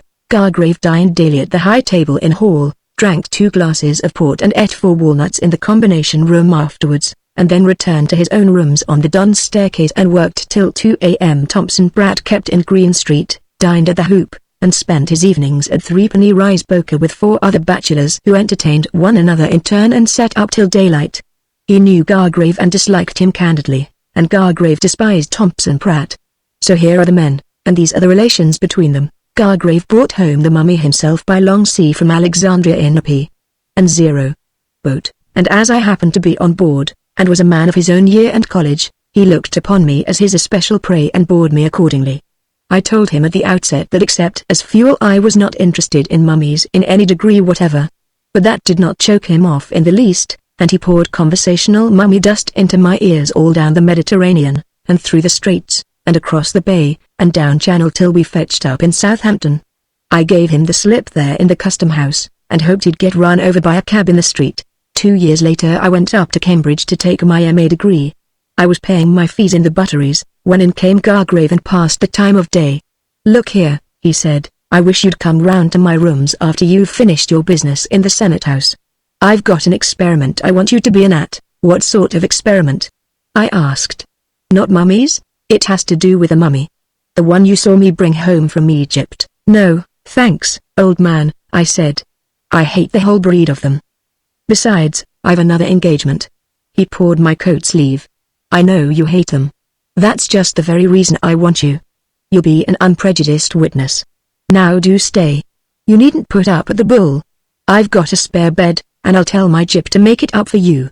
I believe I've got hold of the finest thing that was ever hit upon since Egyptology started, and I want you to be there to confirm my notes, but I should be no good at taking down notes. I'm merely a novelist. I haven't climbed as far as being a reporter yet. Shorthand is clean beyond me. I've got a phonograph to take it all down," he said. "Writing would be no use even though you knew the language, which you don't. The accent we use now is probably quite wrong. You wouldn't be able to catch hold of one word in 10. I wish you wouldn't talk hieroglyphics. I can't explain it more to you here," he said. "You must come and see for yourself, and I can promise you the entertainment will be exciting enough and suit even your lively tastes. If you stay away, you'll regret it all the rest of your life." "Why?" He was getting exasperated. "You'll see why, you fool, when my book comes out in a year's time." It was really cheering to see Gargrave human enough to lose his temper. "All right," I said, "I'll come after I've been through the mill in the Senate House and can smoke in Cambridge streets at night without danger of being proctorized and find the gentle 6 and 8. "So long," I said, and turned into the butteries to talk over past undergraduate hijinks with my old gyp. Now if anything better had turned up, it is more than possible that I should have forgotten my engagement with Gargrave and gone elsewhere. I had had a very excellent 3 years in Cambridge some time before, as an irresponsible undergraduate, and was by no means averse to having a shorter taste of the old lively scenes. But I could find no one that I knew who seemed at all interesting. The current undergraduates, looked at from the light of after years, seemed mere schoolboys, and in fact the larger part of my acquaintance seemed to consist of gyps, bedmakers, or tradesmen's assistants, and so forth to my eux. After I had been raised to the sublime degree of magistratium, I restored my borrowed hood, cap, gown, and bands to the tailor's, and strolled across to Gargrave's staircase. I went in without knocking, more cantab. He was fitting a new wax cylinder to a phonograph, and as he leaned over the machine and I saw the curves of his head, I thought of what a thousand pities it was that a man with such a magnificent brain should fritter it on such a useless life work. The mummy case stood open against one of the walls, the mummy in it stripped of its swathings. The air was full of the sickly flavor of spices. I pulled out a cigar and lit it. "Don't smoke," said Gargrave. "I must have the air here quite clear." "Then open the windows," I said. "The place stinks. You'll be used to the atmosphere directly. There's the mummy. What do you think of him? Toughish biltong. Newer meat for me. He's well tattooed about the chest and arms, though. Those are not tattoo marks. Look closer. They are a pattern in the grain of the epidermis, so they are. Mr. Men-Ra, isn't that his name? Is a curious beast, curious. He's unique. Or at least he and his descendants are. Oh, those markings would not pass on to his son, so you say. But it appears they did. Have you got another mummy here, then?" "I've got more than that. I've got one of his living descendants. He's due in this room almost directly." "Humbug, you shall judge for yourself. You know the very man. He's Thompson Pratt, of the Bioterm above us." "What? The demonstrator in the labs, that same man. He's the lineal descendant of this mummy, as I've been at infinite pains to find out. And has he got the strawberry mark, or whatever you call it?" "He has, line for line, pustule for pustule." "Did he see your mummy, and come up and claim it as a cousin?" "He did not. I discovered his markings for myself long before I saw the mummy. It was the term after you had gone down. He'd been on this staircase here to see the dean, who was out. He slipped in coming down, and took a header, and got all the sense knocked out of him. I heard the noise. I was the only man in. So I went and picked him up, and brought him in here. He lay so still I thought he was dead, so I ripped open his shirt to see if I could feel his heart beating, and it was then that incidentally I came across the markings. I got him back to his senses again soon afterwards, and whilst he was lying on my sofa getting his nerves straight again, I told him what I had seen and asked him how they came there. He was furiously angry and said I'd taken a great liberty. "My good man," I said, "I didn't look for the things. I merely stumbled across them by accident. /7b they are the curse of my life," said he. "I love swimming, and yet I daren't bathe in public. People hoot at me if I do." "Look," he said, and pulled back his shirt, and showed me his chest and the tops of his arms. "I'm marked like the spotted man at the fair. I'm a blooming spectacle. My father's the same way, and so's the Grand Governor, and so was his father before him. I suppose it's a sort of family curse, or some such rot as that, only we're too ashamed of the whole thing to have any yarn about it." And then he pinned me not to tell about him, and then he went. I didn't worry my head more about the matter. Biology's outside my line, and Thompson Pratt was not a man I had any special interest in at that period. Well, then, of course I went on with my work, and in time went to Egypt and got this mummy of Men-Ra. I brought it home in its swathings, and didn't open it out till I got here. I'd procured it, as you know, for a certain purpose connected with one of my theories. But when I'd had the first glance at those markings on its skin, I let my original ideas go to the winds for the time being. So far as I could remember, they were the exact repetition of those carried by Thompson Pratt. Here was a strange thing. I sat and thought of it hour after hour, and day after day. I tell you, theories fairly bubbled out of me. At last I made up my mind what was to be done. But before I went further, I had got to know if the markings were exactly the same as Thompson Pratt's. He made a big difficulty about it, and for a man who pretends to be scientific, I must say he was absurdly prejudiced. But he gave in at last, and let me take a photograph. I tell you, it was simply marvelous, line for line, pustule for pustule. His markings were the same as the mummy's. Well, that was strong evidence, you'll say. But I wanted to go deeper. I've put an enormous amount of work into it. I've had scores of genealogy experts working for me, and I've had amazing luck. I've worked out the chain of descent in Egypt, Italy, France, England, Scotland, and England again without a break, and I've learned for an absolute certainty that Thompson Pratt is the direct descendant of the Egyptian Men-Ra, whose mummy you see against the wall yonder. "And now," he went on, "I'll explain to you what I intend to do." But he did not explain to me then. The door opened and Thompson Pratt came into the room, He nodded curtly enough to Gargrave, but he greeted me kindly. "Hello, old man. How's the world using you? Heard you were up taking out your MA. Staying up long? Going down tomorrow?" "I've just come in here because Gargrave wanted to show me some tricks with his mummy." "Damnation," said Thompson Pratt to the owner of the rooms. "You haven't been talking about her secrets, have you?" "No secrets will be given away unless you do it yourself," said Gargrave, oracularly. "I've just asked him in to be an independent witness." "Oh, I see," said Thompson Pratt, getting into a chair. "But look here, you know. I don't half like this experiment of yours. It's in the cause of science. Science be sugared." He stared thoughtfully into the fire and then turned round and faced Gargrave squarely. "Look here, sir, if you are going to make use of me, I'm going to share some of the profits. You say that wrinkled, smelly person in the coffin yonder is my ancestor, and you are going to make me to talk his thoughts. Well, you may do it, or you mayn't. But if it does come off, it's just on the cards the old boy may let slip something in the natural science line which is strange to us today.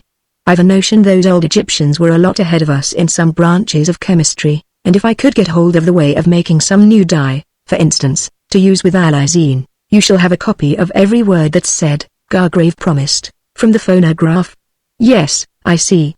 But it'll be in what do you call them language hieroglyphics, isn't it? Ancient Egyptian, I mean. You shall overlook my translation as I make it. Man, I mean to do fairly by you." "Oh, all right," said Thompson Pratt. "Don't get shirty. Only, a man must look after his own interests." "Why no, that's all, and besides, it's 100 to 1 the whole thing's a fizzle." Gargrave set his teeth. "Have you any more to say?" he inquired. "No," said Thompson Pratt, with a bored yawn. "Warren." Now from where I sat on the table, I was watching the proceedings pretty carefully, and it struck me that Gargrave merely got a hypnotic influence over Thompson Pratt in the usual way. He has told me since that he did something more, and perhaps this may be so, but anyway the patient seemed to go to sleep and to wake up again, and be entirely under the control of Gargrave's will. He made him lie down on the hearthrug in front of the fire, and then he took the mummy out of its case and laid that down on the hearthrug also, side by side with its living descendant. Then he told me to go out of the room. "Whatever for?" I asked. "I thought you invited me here to see an experiment, so I did.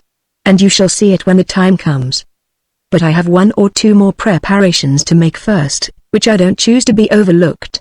You must go into my inner room. I have a rare big mind to go out of the place altogether. You can do it if you like, of course, but you are a fool if you do." Well, perhaps it was undignified, but I shrugged my shoulders, and swallowed my pride, and marched off into the inner room.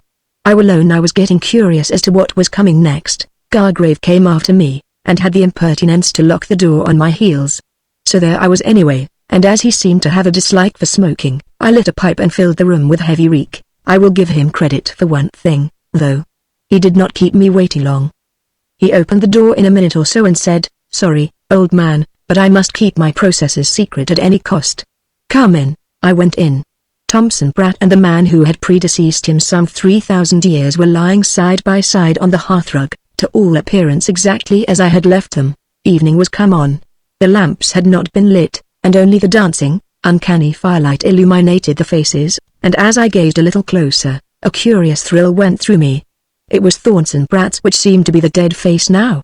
Behind the shriveled mask of the mummy there was surely some flicker of life.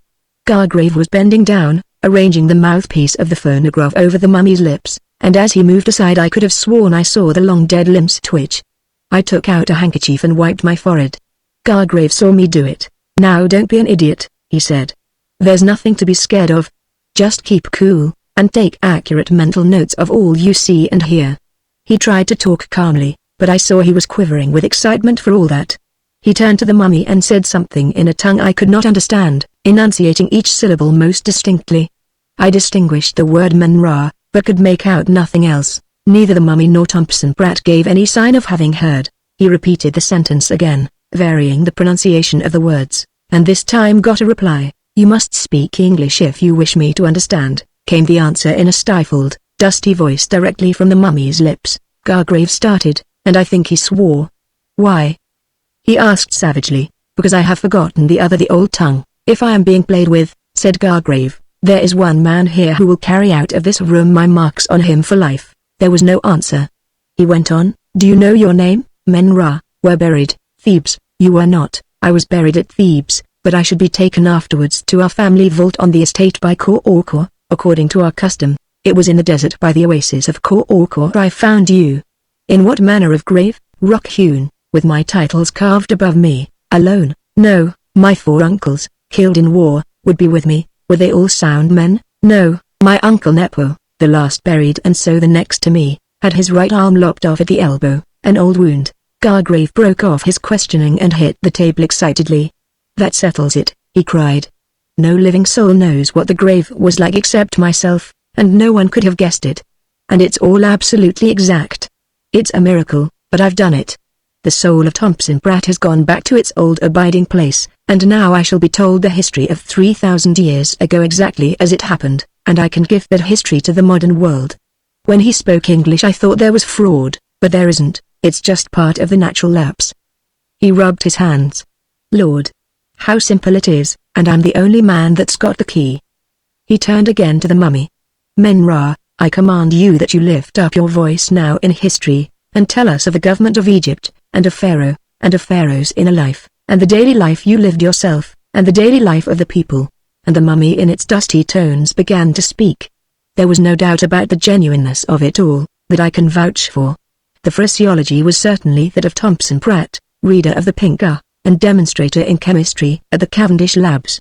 But the sentiments were those of ancient Egypt, spoken as no other men now living, except Gargrave and myself, ever heard them, but startlingly fresh and real. Not even the most imaginative student, redolent in the lore of that long-dead land, could have invented them. They were marvelous in their vivid truth. They were nothing short of a revelation. But Gargrave cursed as he listened. He had looked for a dissertation on history, and he was getting chroniques scandaleuses. He had expected talk about kings' policies, and he was hearing the tales of flirtations with their housemaids. He wanted descriptions of council chambers, and he got the dimensions of wine shops. He had fallen into the error of thinking that all the men of bygone Egypt were as thoughtful and ponderous as the hoary few whose scribings have remained, and when he found that the ancient land contained devil-may-care pleasure-eaters like those that live in this land of ours today, he could have beaten himself in the fury of his disappointment. For myself, as I listened whilst Men Ra prattled on, I laughed till the tears came, and my only regret, a professional one, was that I could not use up that unmatchable subject matter hereafter. I was listening to the talk of a man about town, who lived in Thebes 3,000 years ago, and learning in detail exactly how he wasted his days and how he enjoyed his nights. He told us of his bets, his bouts, his light loves, and his serious entanglements. Every third sentence referred to a long-dead Chloe, evidently the ties of her day in that far-forgotten Thebes. Even allowing for Men Ra's obvious partiality, Chloe must have been a lady of wonderful powers, albeit she was a mere dancer by recognized profession. It was a gorgeous piece of description. But as it was given to us it would not publish, no, not even inside a yellow cover. And though I did note down a few items to make into future copy, I think I shall give them as my own. They are quite new, and no one will accuse me of lifting them, and, besides, it is merely foolishness to offer unasked for explanations which no one will believe, but I cannot say I heard as much as I wished. It was evident that Men Ra, after his silence of 3,000 years, was equal to going on till midnight. But his was a mouth which could only speak on its own topic. Again and again Gargrave tried to lead this wanderer from a long-forgotten past onto the more weighty matters of state, and time after time he got back to talk about cockfights, and dicing bouts, and ape racing on the dry Nile banks, or else he would speak to us of Chloe and his other loves with a freedom which is quite obsolete today. He brimmed with these reminiscences. But he had no others of a graver sort. This Men Ra had lived for nothing but his own personal pleasure, and beyond the limits of that he knew no more than we moderns did about the larger affairs of his country. Gargrave tried him on every topic. He asked about the army. Men Ra started off loud in the praises of his favorite gladiator, and gave us the latest betting on his approaching fight. Gargrave asked for some song of the priests of Osiris, and this faded roisterer promptly trolled forth a drinking chant that nearly split his dusky throat, and at last, seeing the futility of getting what he wanted, Gargrave savagely put an end to the inquisition. He clapped a large sponge over the still white face of Thompson Pratt, and took a green powder from the mantelpiece and threw it on the sponge. There was a puff of streaky flame, and Thompson Pratt sprang up choking and spluttering. "I say, good Lord, Gargrave, what devil's game have you been up to now? What have you been putting me to bed on the hearthrug with that old image for? Here. I say, have you got a whiskey and soda? Get me some whiskey, for heaven's sake. I'm nearly parched to death. I mixed a drink, and handed it to him. He gulped half of it thirstily.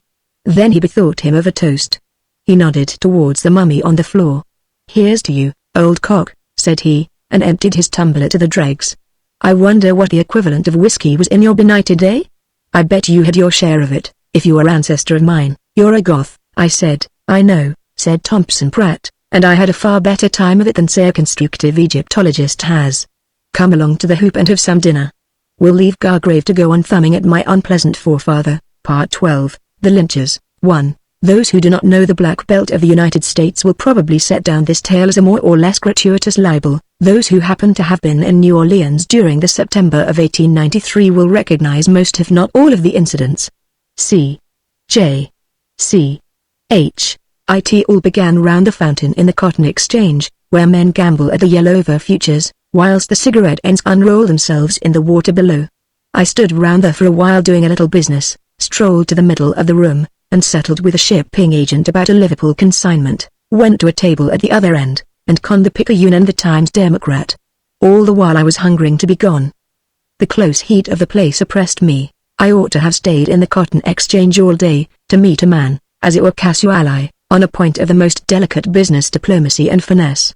It was this matter which solely had brought me all the way from Manchester, England, to New Orleans, Louisiana, and on that day the man was almost certain to be about and in the mood favorable, but the distaste for the place and its hot, clamorous atmosphere grew upon me. At last I threw down my palm fan and stood up.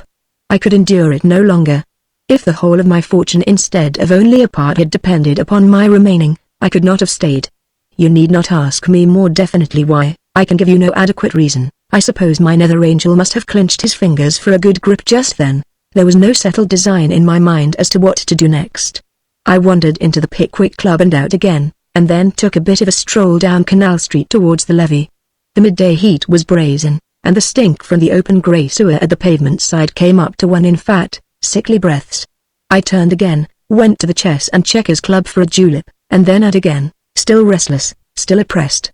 To get a whiff of breeze I took one of the trolley cars which run down St. Charles's Avenue.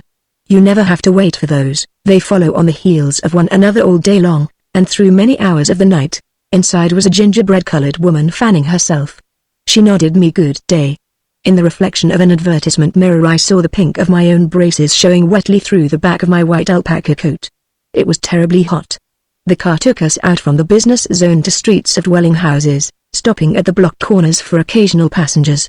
And then we went on through the prettier boulevard which is flanked by innumerable frame houses of every tint with their gardens of foliage plants, and past an occasional house of stone, which denotes the residence of Israel, and we branched to the right by the levee and ran up to the terminus. There were others in the car, breeze-seekers like myself, and with these I had intended to return, but again whim thrust me afoot. I got out and walked until the trim frame houses thinned, and nigger cabins appeared, and empty lots peopled with meat cans and broken glass, and still I wandered further, to the very fringes of the city. There rose a bit of a knoll by the wayside, and on it I climbed and sat down. On one hand of me was New Orleans, with its many hideous, straddling Eiffel towers, built to carry the electric wires. In front, the blistering silver of Lake Pontchartrain. On the left hand, forest and swamp, and still more swamp. Sitting still in the glare of the sun brought out perspiration afresh. 100 yards away a man was stretched out under the shadow of a white oak. The grey straggles of Spanish moss with which the tree was hung dangled lankly in the moist heavy air, but the shade looked cool.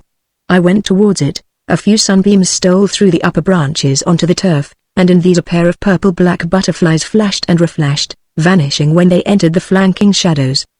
The theatre of their dance was just above the head of the man who lay upon the ground, and though they seemed disturbed by his presence in no whit, on my approach they flitted cautiously behind the clump of palmettos in the background.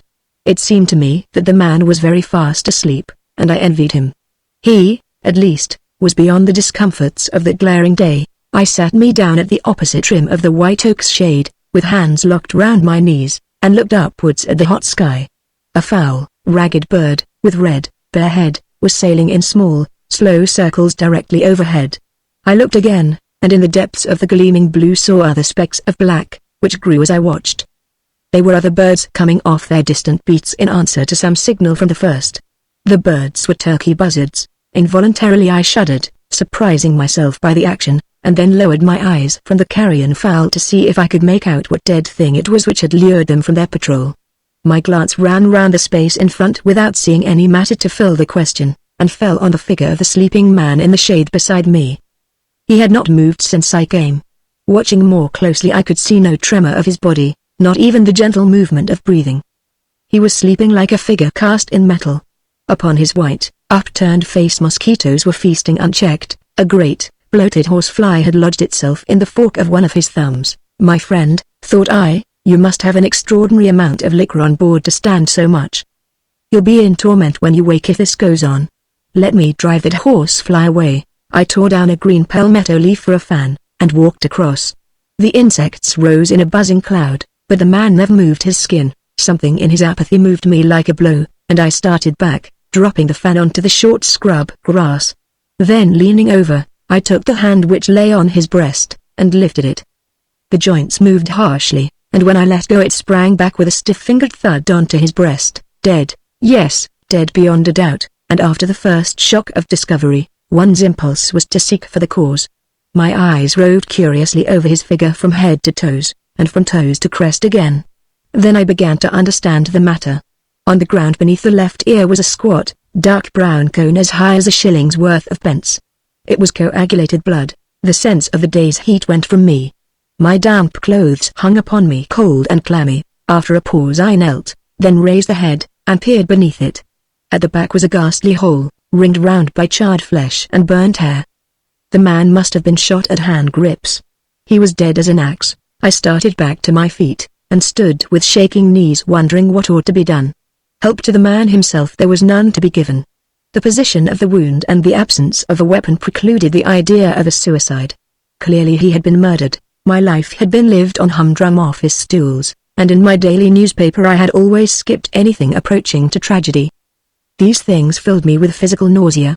And here I was thrust by the shoulders into the inner chamber of horrors. My first idea was to bolt incontinently, my second, to go forthwith and lay information with the police. It seemed best to me that I should act upon the second. But, thought I, it would be better to learn first the victim's name. Yes, this last amendment appeared unanswerable. With infinite loathing I reached down to take a handkerchief from his breast pocket. My eyes swam, and my fingers trembled like a palsied woman's, as I plucked it away. It seemed to come with reluctance. It was of fine linen, hem-stitched round the borders, and of clammy wetness. I spread it out against the sun, and because of my dazed eyes could see no name, and then was about to examine each corner separately when a startling thing happened. A pistol shot rang out into the hot air, and then another, and then what seemed to be a whole platoon. I heard the bullets whiz past me and patter against the lower branches of the white oak and the leaves of the palmettos, and one hit my straw hat in the brim and spun it a fathom away onto the coarse turf. Looking up, I saw two men reloading smoking revolvers. "Gentlemen," I gasped, "for God's sake what are you doing? You bloody murderer," said one. "The law mayn't get you, but I guess we will." "I'm innocent," I screamed. "I swear to you I know nothing about what's done here. I came up by accident, found by accident that he was dead, and was just looking for his name when, liar. The boy saw you shoot him down from behind, and ran for help. We were the first men he found healed. You blasted nigger." "Nigger? I'm no nigger. I'm an Englishman. You may be a Liberian for anything I care, but nigger you are, because the boy saw your worsted hair as I see it now and the turkey buzzards are waiting for you." The man lifted his pistol again as he spoke, and took a steady shot over the crook of his elbow. The bullet seared my ribs. I turned and fled like a frightened dog, too. Into what wilderness that wild, mad flight took me I could not tell. The most abject fear blinded my eyes, even as it lent wings to my feet. The two men started after me on the instant. The lead from their weapons outstripped me in the race, but they themselves could not. I was unscathed by the first discharge, and when they slackened speed to reload I passed out of shot, panting, sweating, aching, my chest and forehead alike fit to burst. I held along my course, instinctively edging from the road and making for the dense cover of the forest ahead. The insensate fear of the animal possessed me wholly then, and, animal-like, it seemed to me that the recesses of the timber were my only harborage. They must have viewed me till I got amongst the trees, for nowhere did the bushes and grasses of the open rise more than shoulder high. My movement in bird flight was necessarily slow, for there were deep black pools to skirt, and bosky swamps which clogged the footsteps. As I dived into the outskirts of the timber, a great shout went up behind me, and for a moment I glanced back. The pursuers had been reinforced. Straggling away in a long tail, which reached up to the yellow streak of road behind, the hunt must have numbered 100 souls. And all these would have killed me like a rabid beast did the chance come to them. I turned and ran afresh, crashing through the undergrowth, threading my way through the clumps of cypress trees. The grey streamers of Spanish moss hung down from the branches and brushed my face as I tore past. Broken fragments entered my parched and gaping mouth. Once I stopped at a pool to drink. The black water was rich with sulphur, but it tasted to me like the nectar of the gods. I started up from my knees with panic reawakened. The shouts of the pursuers came to me echoing down the tree aisles. They were still hot on the trail. I skirted the pool and plunged deeper into the welded masses of the forest. And so on, and for a space I recollect no more. 3. Yet, even after I lost my few scattered remnants of sense, I must have continued my flight. The flesh was stronger than the mind, and my feet carried me out to the further side of the forest and well into the marshy plain beyond, before they finally set me down senseless and well-nigh inanimate. Night was advanced when I came to consciousness again, a heavy, dank night, with the darkness closing down on one in hot panting beats. The smell of the swamp around was thick with sulphurous fumes. The noise of the frogs and the crickets and the jarflies was almost deafening. Overhead not a star shone through the veil, but amongst the mists on either hand the fireflies spurted their tiny flames, and here and there shone the phosphorescent gleam of rotting wood. Occasionally a blink of summer lightning showed me things more clearly. I knew not where I was.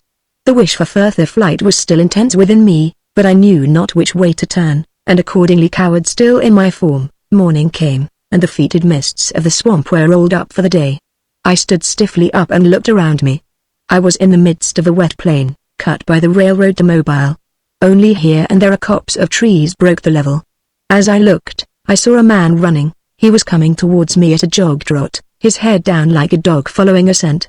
Occasionally he stopped as if at fault, and peered about him. He was on my trail. My first idea was to run, my second to stay. The pursuer was only one. Perhaps I could induce him to listen to reason. Why should I, an innocent man, submit to be the quarry of this ruthless chase? If he attacked me, I would fight him with my naked hands, and let the sin of his blood lie upon his own head. I ambushed myself behind a tussock of palms, and waited his coming. If he threatened me with any weapon, why then I should not hesitate to act. He trotted up to the place where I had slept, and halted, regarding it thoughtfully. He was a man of my own height, with white but slightly negroid features, and yellow, kinky hair. In his right hand he carried a Marlin-repeating rifle. I stepped out and confronted him. "Oh, this is where you have got to," said he. "This is where I have been driven." "You ran well," he replied slowly, looking me up and down. "I ought to say that I am indebted to you. They mistook you for me, then it was you who—" "Yes, I killed the man you found under the white oak. You're a stranger here, or you wouldn't have meddled with him, especially as you are." He paused, and I asked him to finish his sentence. "A colored man like myself, Laniger. Good Lord, what next?" He shrugged his shoulders impatiently. "I can see by your clothes that you don't class yourself as such. Perhaps color don't count for so much your side. Have your own way about it, partner. But say, what do you propose to do? Make the best of my way back to New Orleans, bar you'll be shot on sight if you try coming out of this swamp. There are 2,500 men round it. Cotton is slack in the city just now," said the fellow with bitter satire, "and so is sugar, and every man who owns a gun has come out for the sport. They've pickets everywhere.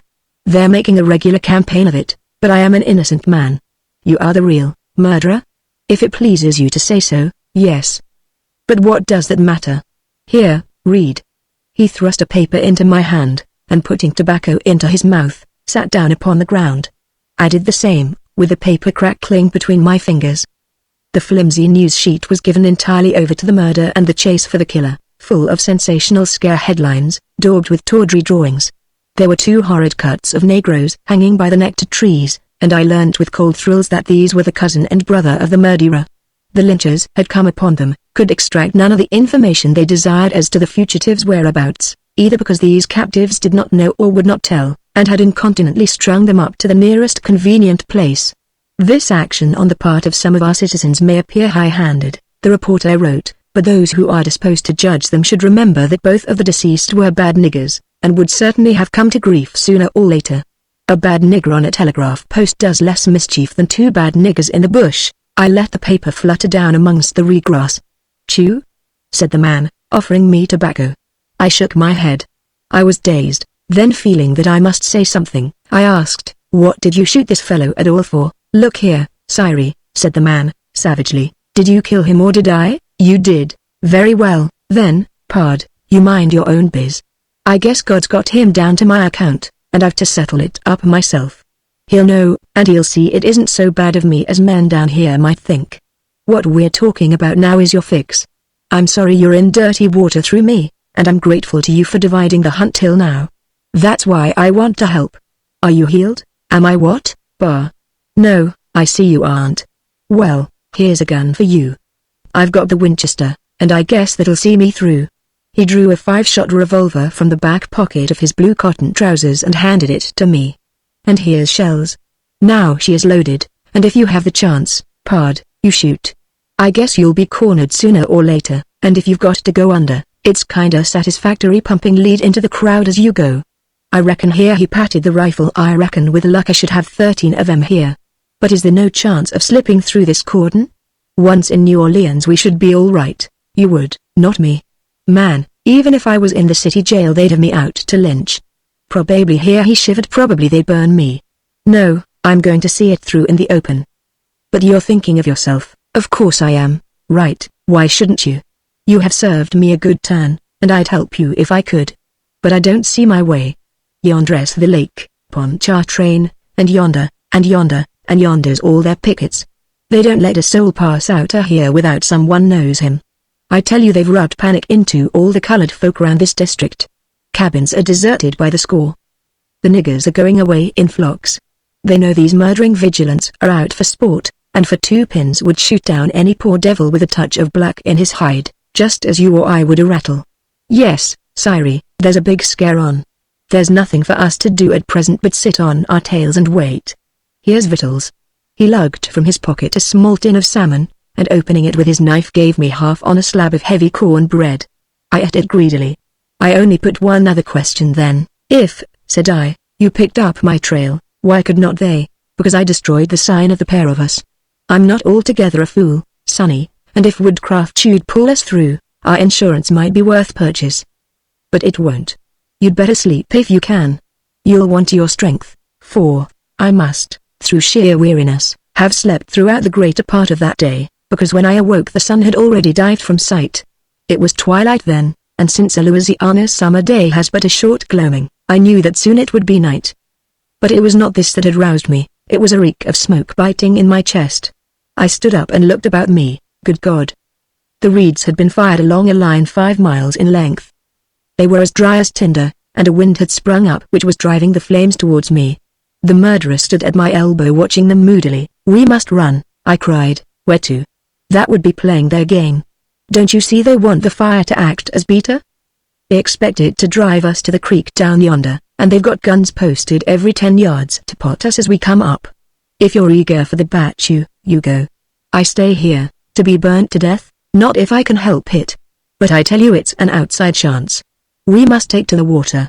Come." He led the way to one of the black pools of the swamp, and I followed. The flames had crept so near that we could hear the crackle of the ryegrass as it caught, and overhead the wind was carrying glowing cinders which lit new fires as they fell. We stepped over the edge, sinking deeply in nauseous slime. Sulphurous gases rushed up from below in glistening bubbles which almost suffocated us. An eel squirmed away from under my foot. The stinging smoke by this time well nigh blinded us. But ever and anon canals of clear air drifted through it, and adown these we could see the tawny billows of flame standing out crisply against the night. A heat wave swept in front of them, scorching us like the breath of a furnace. We cowered in the stinking yellow water, coughing and choking, every minute finding it more difficult to breathe. The sedges by the side of our pool caught fire and shot out at us tongues of greedy flames. We had to drop our heads beneath the surface to avoid them. Then, as though our miseries were not sufficient, another thing happened. The pool, it seemed, had a more regular tenant than chance lodgers like ourselves. On our entrance he had been lying en patu amongst the reeds, but when the fire touched his shelter, he too made instinctively for the water. An 8-foot alligator. Now alligators have been so hunted for their skins throughout the South that the survivors are eager to flee at the sight of man, but here the circumstances were unusual. I think I have shown that the murderer was a man of physical courage, but, chancing to look up at him when the hideous reptile came in to share our refuge, I saw a face of livid terror. I dare say my own was not much different, but his fright seemed to me then an apology for my own, and, strange though it may seem, I drew comfort from it.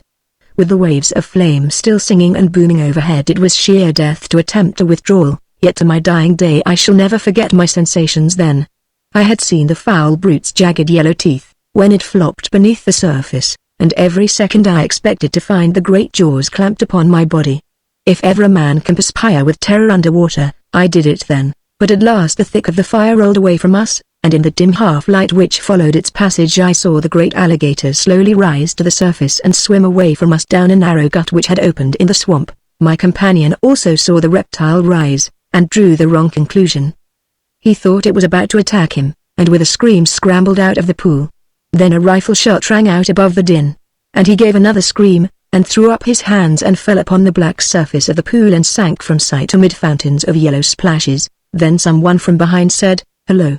By gum, there's another of them," and I heard a click of a hammer. "For God's sake, don't shoot," I yelled. I should know that voice. Faith. Martin Braille, by all that's wonderful. So it was you we were chivying all yesterday afternoon, was it? Well, old man, I'm very sorry for the mistake, though you certainly did give us a rattling good run.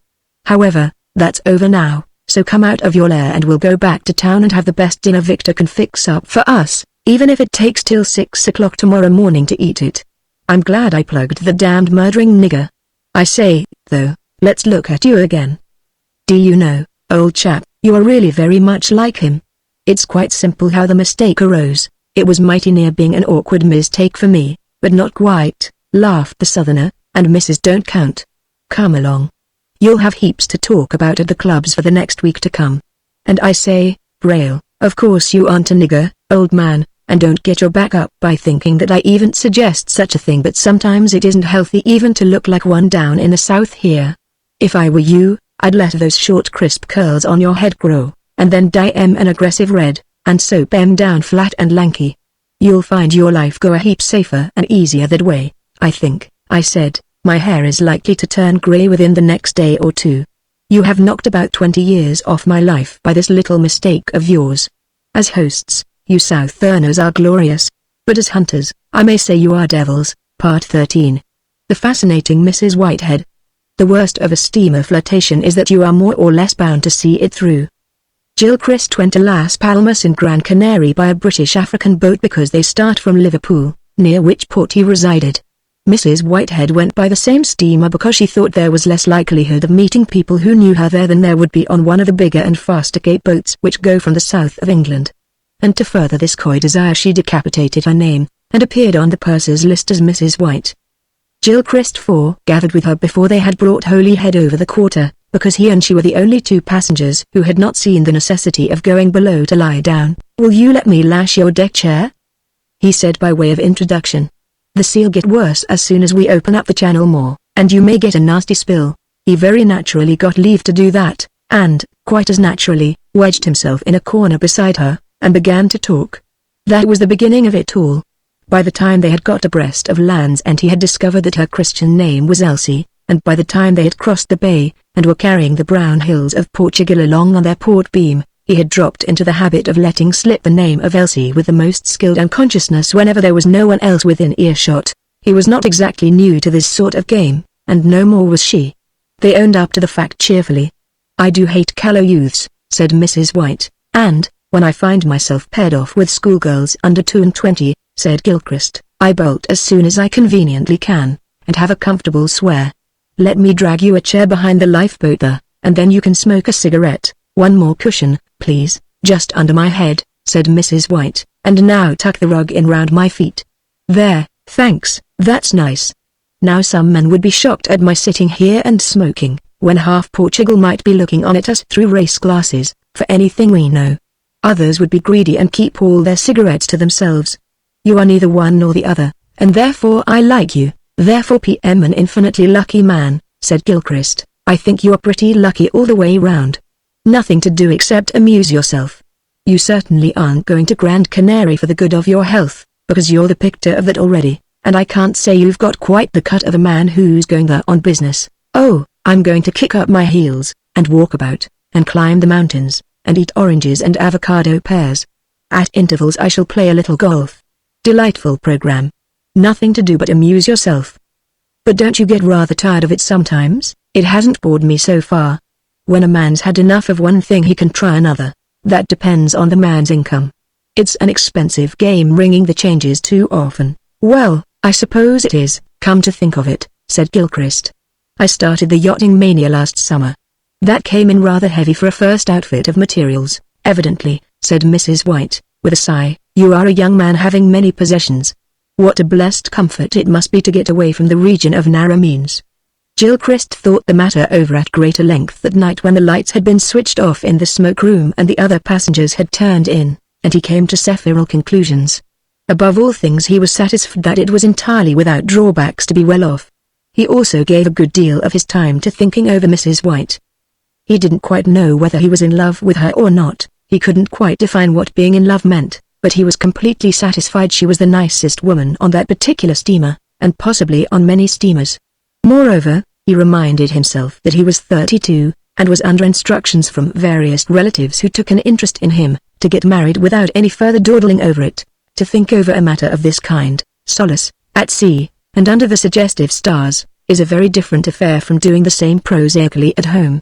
Mrs. White did not turn up all the next morning, and not caring for anybody else on board, he was bored with his own society. In the afternoon she was also absent, and he grew more bored. And in the evening, when she showed up again, he proposed in the first 10 minutes, out of sheer relief at seeing her again. Oh, and now I am happy, said Mrs. White. He kissed her a great many times. She had an excellent method of kissing, and they arranged to get married in 3 months' time in London, and spend the honeymoon at his shooting place in Scotland. But we won't let the cat out of the bag yet, dear, said Gilchrist, and then we can have our fun in Las Palmas without being pointed out and giving a free comic entertainment to all the other people. No, darling, said Mrs. White. We'll keep the engagement as our own dear sweet secret till we get back to England. But from what source no one seemed exactly to know, the little episode was being passed about the ship in strictly confidential whispers during the very next morning, and by midday everybody was chuckling over it and ostentatiously avoiding stares, and at dinner the captain stood champagne all down the tables, and the health of the pair of them was drunk with enthusiasm and music. Gilchrist smiled as he returned thanks, and tried not to feel savage, and the hard-up men who were going down to serve on the west coast of Africa got drunk that night, or mournfully sentimental, according to their natures. But they one and all during the course of the evening came and hit Gilchrist on the back several times, and told him what a lucky chap he was, and each time Gilchrist thanked them most cordially, and assured himself with unnecessary emphasis that they were undeniably right. When the steamer was coming into Las Palmas harbor, Mrs. White was examining with a glass the semi-detached island which carries the lighthouse. They've taken it down, said she. Gilchrist asked what, that staring white notice on the hillside, the Grand Canary Engineering Company. It used to be. Oh, you've been here before, have you? I didn't know. You never told me. Yes, didn't I tell you? At the Metropole. But I shall stay at the Hotel Catalina now. That was before you were left a widow? Oh, of course, my husband was there. Do run down, there's a dear boy, and make them bring up my boxes. I tipped that wretched steward, and he hasn't done it yet. Gilchrist went away below, and as he had his own packing to finish, he did not see an English gentleman come off in the doctor's boat, greet Mrs. White very warmly, exchange a few words with her, and then return hurriedly to shore consumed with abundant laughter.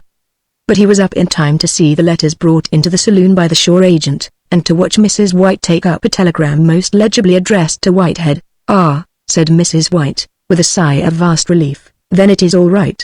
Gilchrist experienced a peculiar little thrill. The name of Whitehead carried recent memories for him.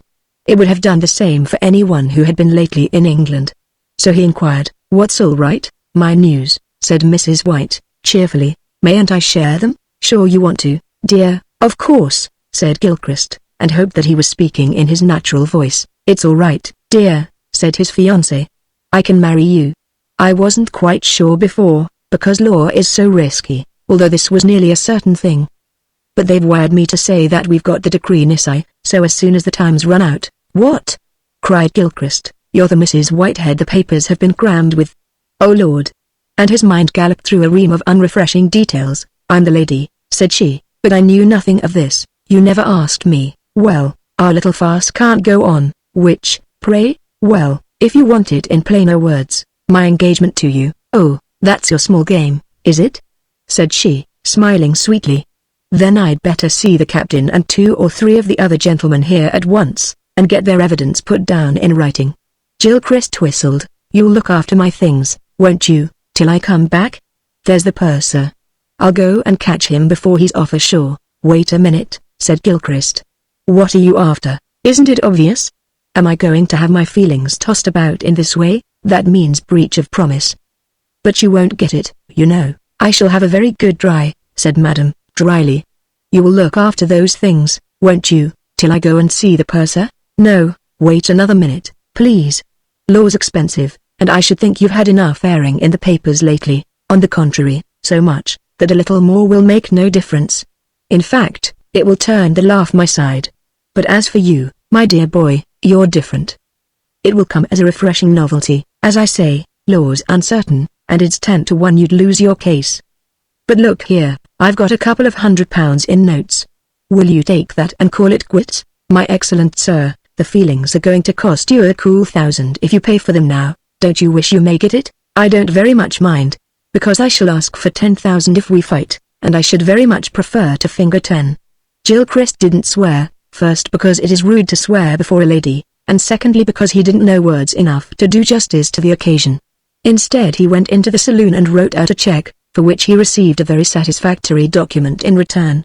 Afterwards he went ashore. He met Mrs. Whitehead frequently during the ensuing month in Las Palmas, and they always bowed to one another most cordially, but they never spoke. She was always with another man, and once, when he went into the hotel where they were staying, he found out the other man's name. Then he whistled again, most thoughtfully. The name was not new to him. He had read it several times before, in the very same newspaper paragraphs where he had read so much about Mrs. Whitehead. Part 14. The fire. The first-class carriage we were in was heated by steam. We had each abundance of coats and rugs. Our feet were on the fresh foot warmer, but the draught of the hurricane crept in by a score of chinks, and the vehemence of the cold made us ache. At Doncaster we moved across to the dining car, and found that a trifle more enjoyable, but still I noted that Gerard's moustache continued to glisten with icicles. At Grantham we had still further evidence, if such a thing were needed, of the lowness of the temperature. The express, which is timed to stop there only 3 minutes at the outside, made a wait that seemed interminable. The conductor, I saw, was getting uneasy. At length he buttoned his coat and went out into the freezing gale on the platform. In a minute he returned, purple-cheeked and blowing his fingers. He came to us with the tidings. Both driver and stoker of our engine were, it seemed, half perished with the exposure to that bitter cold. It was with difficulty they had brought the express to a standstill in the station, and they were utterly unfit to proceed farther. It was doubtful, the conductor said, whether one of them, but I forget which it was, would recover, and meanwhile the railway authorities were seeking substitutes to take us on to London.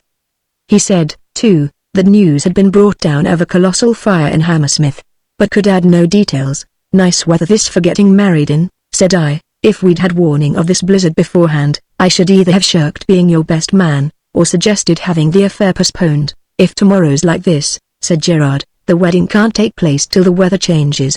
It would be brutal to drag any woman out into such a nipping cold. We saw men filling the engine with buckets from a well outside the station, because the ordinary water supply was frozen solid, and then the train began to move again, and slid out of Grantham into the open country.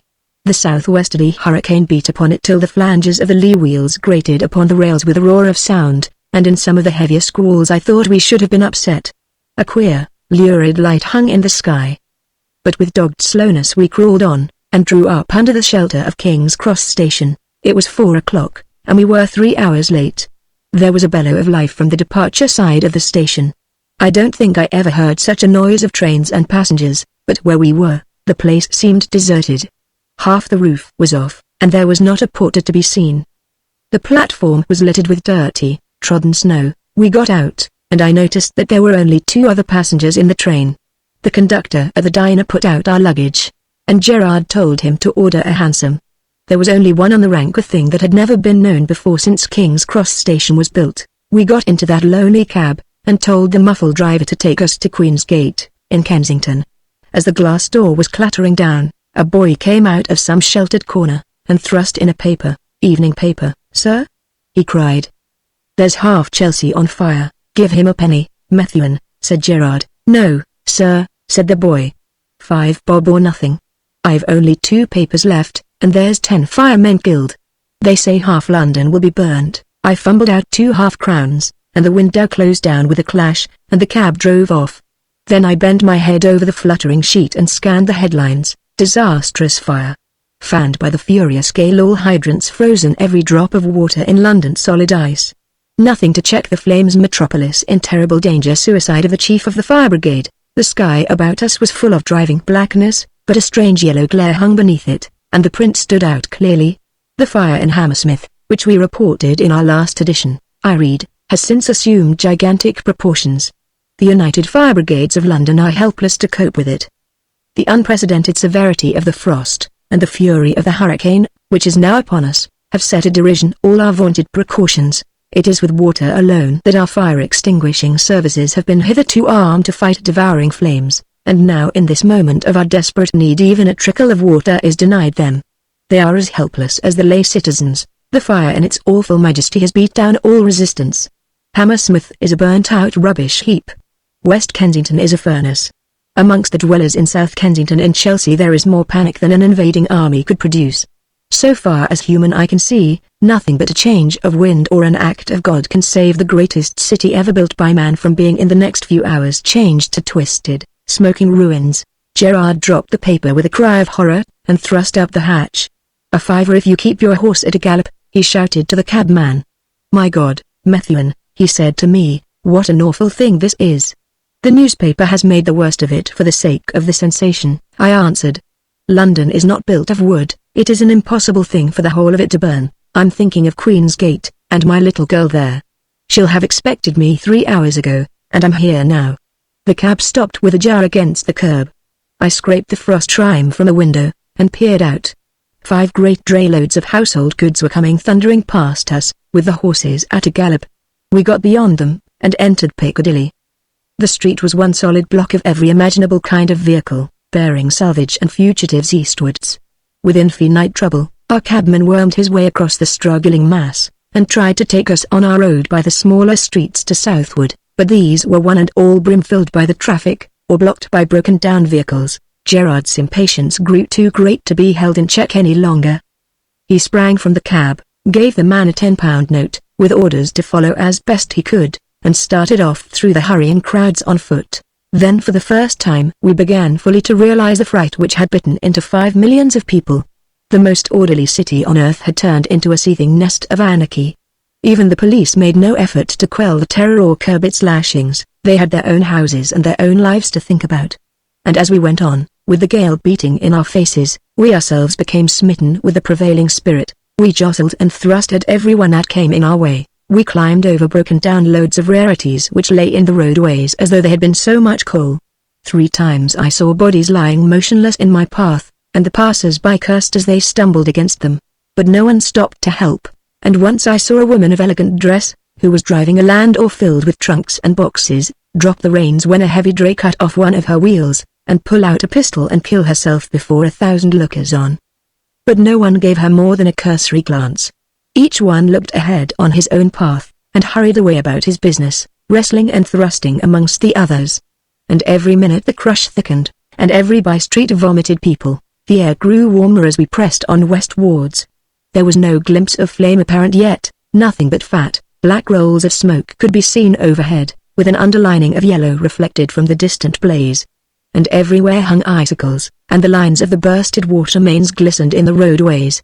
We were in an Arctic city more like St. Petersburg than the London we had known before. There was the taint of burning in every breath we drew, and from the inky sky above fell a constant patter of charred embers. As we drew on, these embers grew bright, and by the time we were through Brompton, and 7 had clanged out from some clock in the neighborhood, live sparks were falling on the seething mobs in the streets, and the air grew sour with the smell of singeing cloth. But by the time we got abreast of the South Kensington Museum, the glow of the flames was beginning to smear more lurid yellows against the amorphous black of the driving smoke clouds, and soon the thunder of the blaze and the crash of the trundling masonry came to us in a dim roar above the booming and swishing of the gale. The great warren of dwelling houses to westward of us yielded up its 1,000 emigrants every minute. The fugitives had started out of home hugging their dearest possessions, but the din of that awful enemy which was sacking the city at their heels thrust terror into their hearts, and they had it taught them that to each one naked life is dearer than all else the world contains. So the streets were paved with the cream of the household goods, and we smashed with our feet Jews' ransom with every mile we went. The fire was advancing whole streets by the hour. Earl's Court was already half burnt out. The houses in a line with Cornwall Gardens and Emperor's Gate were beginning to yield up trickles of fire through their windows. The bright scoriae from the volcano of fire fell around and on us more thickly as we pressed on. The mob thinned as we drew towards the seat of the blaze, and when we turned up Queen's Gate, the street, though half filled by furniture and riss, was almost deserted by human beings. The population had fled already. The gale was sending the flames horizontally, like the jet from a blowpipe, across the housetops. Gerard by this time was nearly beside himself with anxiety and foreboding. But at last we reached the house, and Gerard dashed up the steps. The girl whom that morning he had thought to make his bride within the next 30 hours stood waiting for him in the doorway. "Oh, my love," I heard her say, as she leant on his shoulder, "I am here alone. They have all gone. But you said you would come for me, and I knew you would if you were alive, and if you were not, I did not wish to live either." But meanwhile the heat was growing upon us, and whilst I stood and watched, I saw flames beginning to spout from the upper windows of a house near the Cromwell Road. A swirl of smoke came up and stung my eyes like nettles. "Look," I said, "we must go. This house will be burning in another 10 minutes, and at the word Miss Vivian picked up a jewel case from a table in the hall, and came with Gerard down the steps. We were walking quickly northwards, and as we were passing Queen's Gate Terrace a man joined us whom I knew. His name is an old and honoured one, but I omit it here for the sake of others who have borne the title. "Oh!" he cried, "I'm beggared. 55 and beggared." "What is that you have?" said he. "Jewels?" He snatched the morocco box from Miss Vivian's hands. "I must have something," he cried. "I refuse to starve." And he ran off howling. A van stood in the roadway, with horses trembling and snorting. "The law is dead," I said. "Every man takes what he wants now. Jump in." My friend and his promised wife got under the tilt of the van, away from the fiery shower which was raining on us, and I mounted the box. The horses sprang away at a gallop. At the end of the road was a tangled block.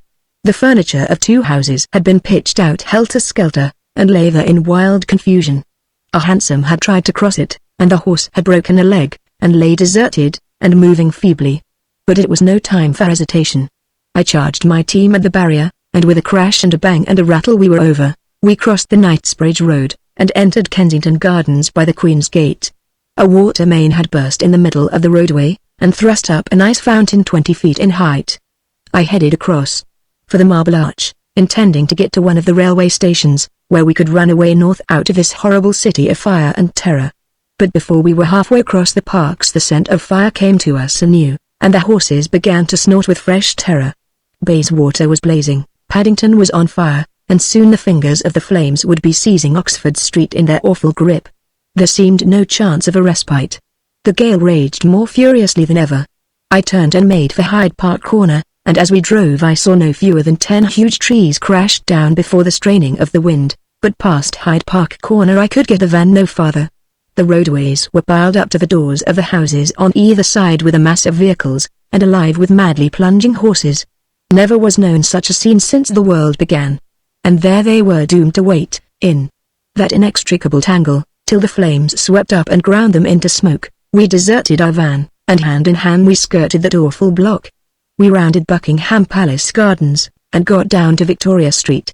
But that was impassable, and we were forced to make our way through unconsidered bypaths where the crowds were less densely wedged. Only once was our slow struggle onward interrupted.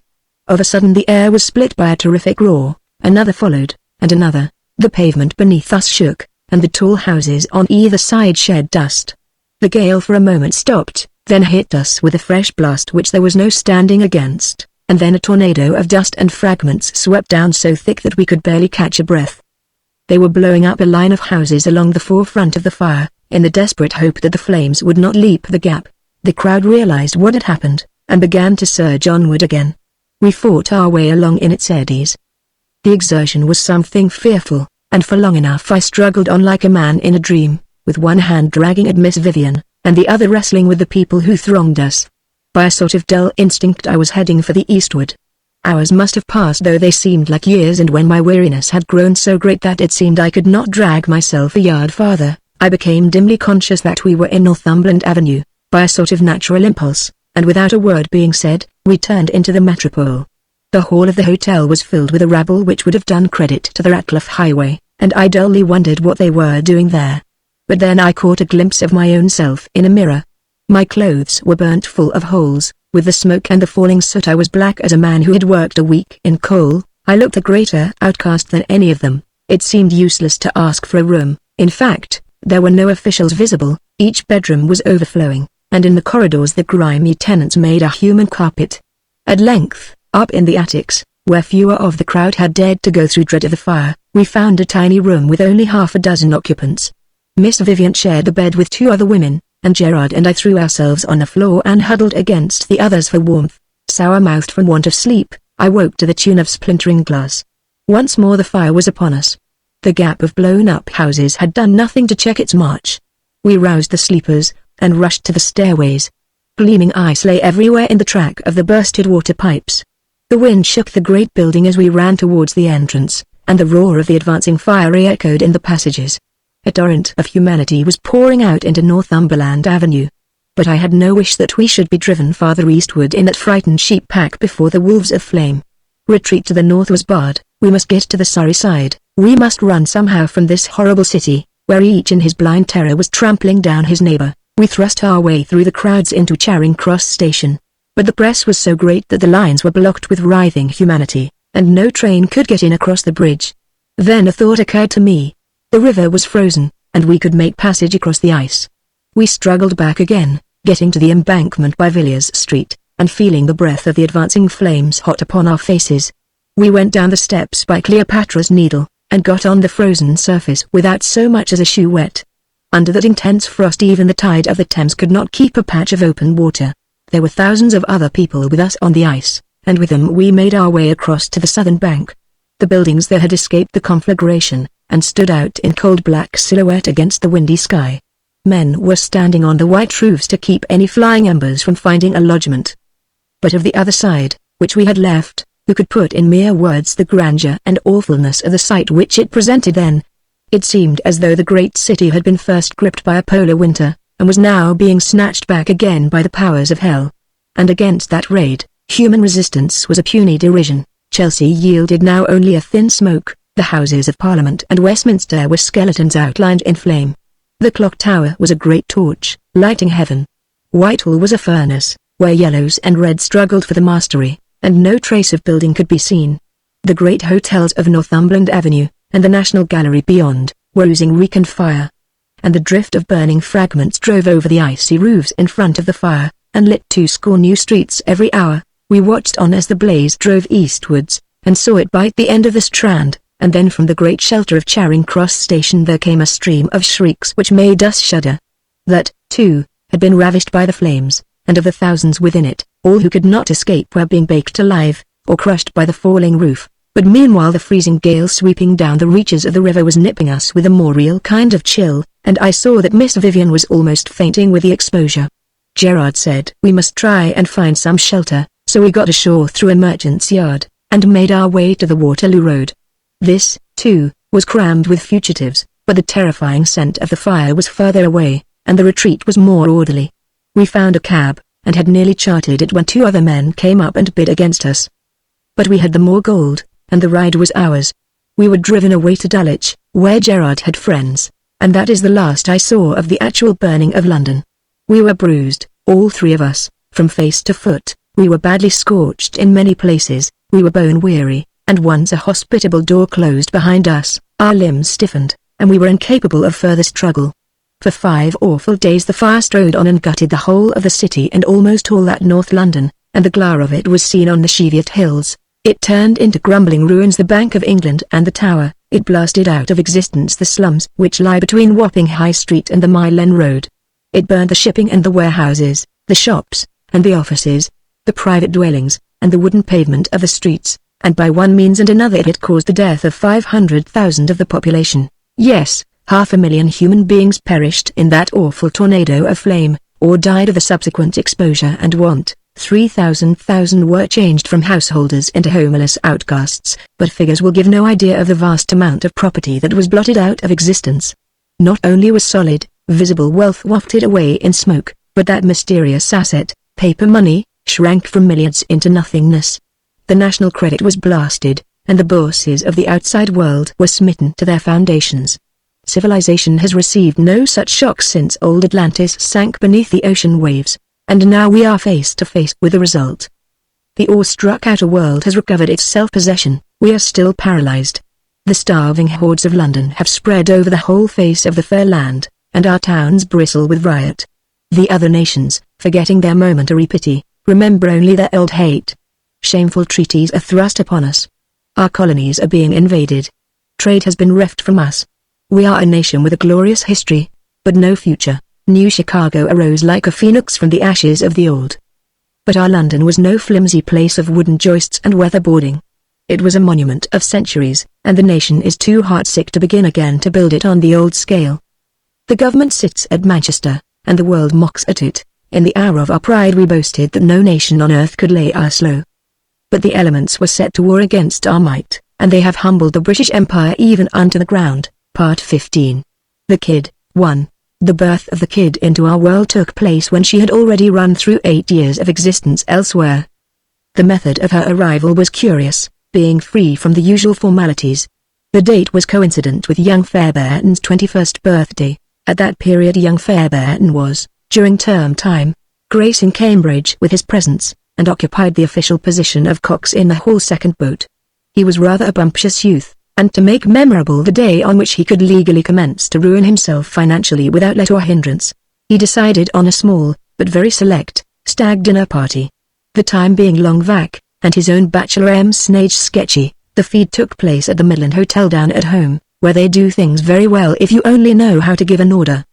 But this is long ago, trains from Ilkley being awkward, Carnegie and I happened to land in half an hour before we were due, and as no one was about, we strolled to the smoke-room bar and chatted over sherry and bitters. From this occupation we were summoned by a waiter, who informed us that young Fairbairn was in a private sitting-room and desired audience of us. The waiter's manner was constrained, and we judged that he had been having things said to him, because he found occasion to remark quite irrelevantly that young Fairbairn was a most remarkable fancy gentleman. We found him fuming and profane. He spoke of taking legal proceedings against a large railway company, which is always an insane thing to do, even for a grown man.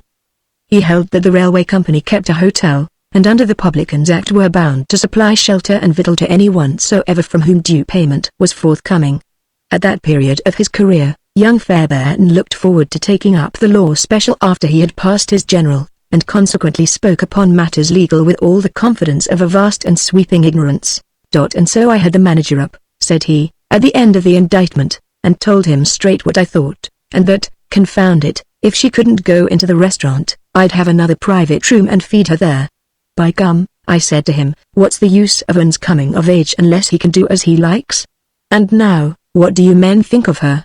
There she is. He waved his hand towards a small girl who sat in the farther angle of the room, and we grouped ourselves round the fireplace, and lit cigarettes and examined her. Her age we were vague about then, but afterwards it was estimated at 8 years. She wore one visible garment, like a potato sack with the largest hole down the hill, and because she sat well back in the chair, her feet and shins projected out of it like pink sledge runners. Her features were oily veiled by an ample grime of dirt, and her hair was ratty and tangled, but we could guess at it as dark brown. Her eyes were dark brown also, there was no doubt about them. They were large, dog-like eyes with scare in them and some pitifulness. I believe it was those eyes which caught young Fairbairn's notice in the first instance. The man of the evening waved his hand again. I've bought that kid, said he. His manner was comically solemn, and our grin was a little constrained. Carnegie asked if his purchase was a freak, or if there was a solid reason for it. There was reason, sir, lumps of it. I was slumming down Swinegate this afternoon, because there are china shops there and I got some money I wanted to spend. That kid begged of me, and I told her to get out of my way and go to the devil. Afterwards, when I was flattening my nose against a shop window, I saw a man hitting her over the head with his shut fist. Now perhaps you chaps will think I was a fool, but I suddenly hankered to lick that man. The only drawback was that I obviously couldn't. He was mostly size and brawn and navvy when he chose to work, I guess, and you see I was coxing our two last Mays, and I had to train down.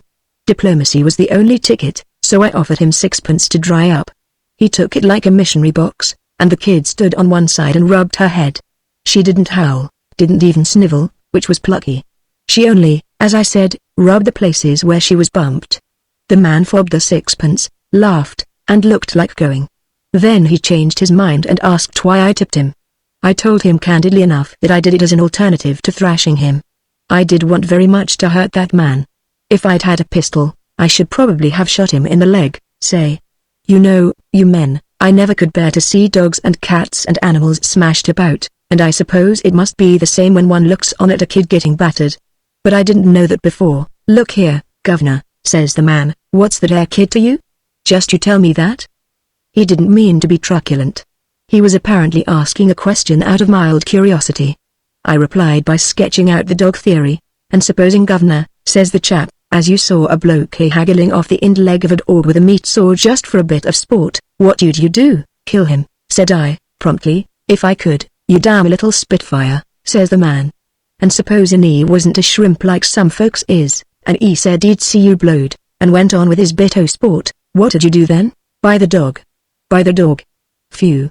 That's your little game, is it? Well, I wonder if you'd like to spend your money on other livestock. That 'ere gal is to be corrected for the good of her manners. When she don't iron me coppers, she earns a whackin' for herself. And if she stays on being my gal, I'm going to treat her to another whackin' just about now. But I'm open to a bid. What's your price? Half a crown, there's your money, and a gallon of beer. Well, you brute, I'll give you that as well, and I hope you'll get drunk and hit a bobby and get run in. But that's all you'll squeeze out of me, and if you won't part with a kid for that, you and she can go to the devil your own way, governor, said the man, and over.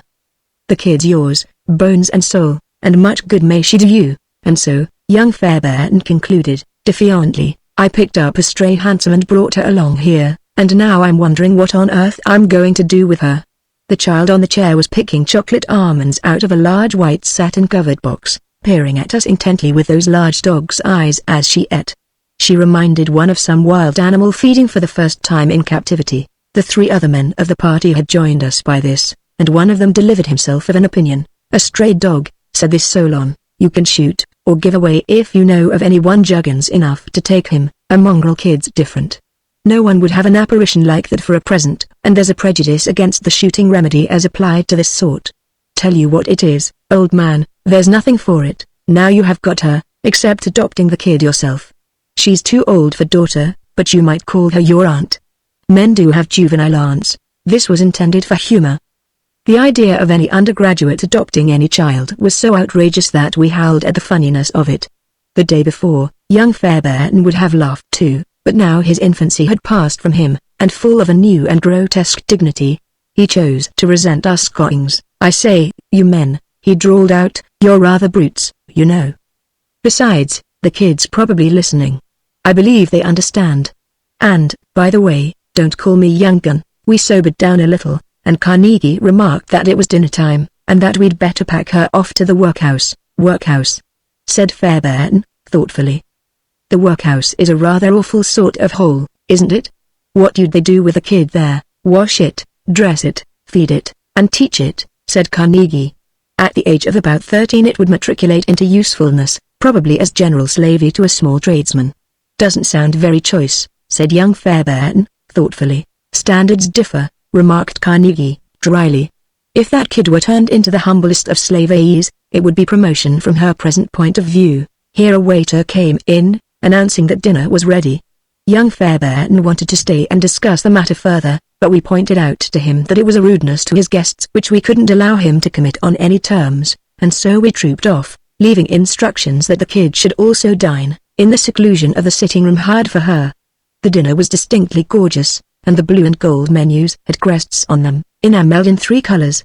We were given 7 different kinds of wine and 4 liqueurs during dinner, and 4 wines after, an 80-year-old cognac with the coffee.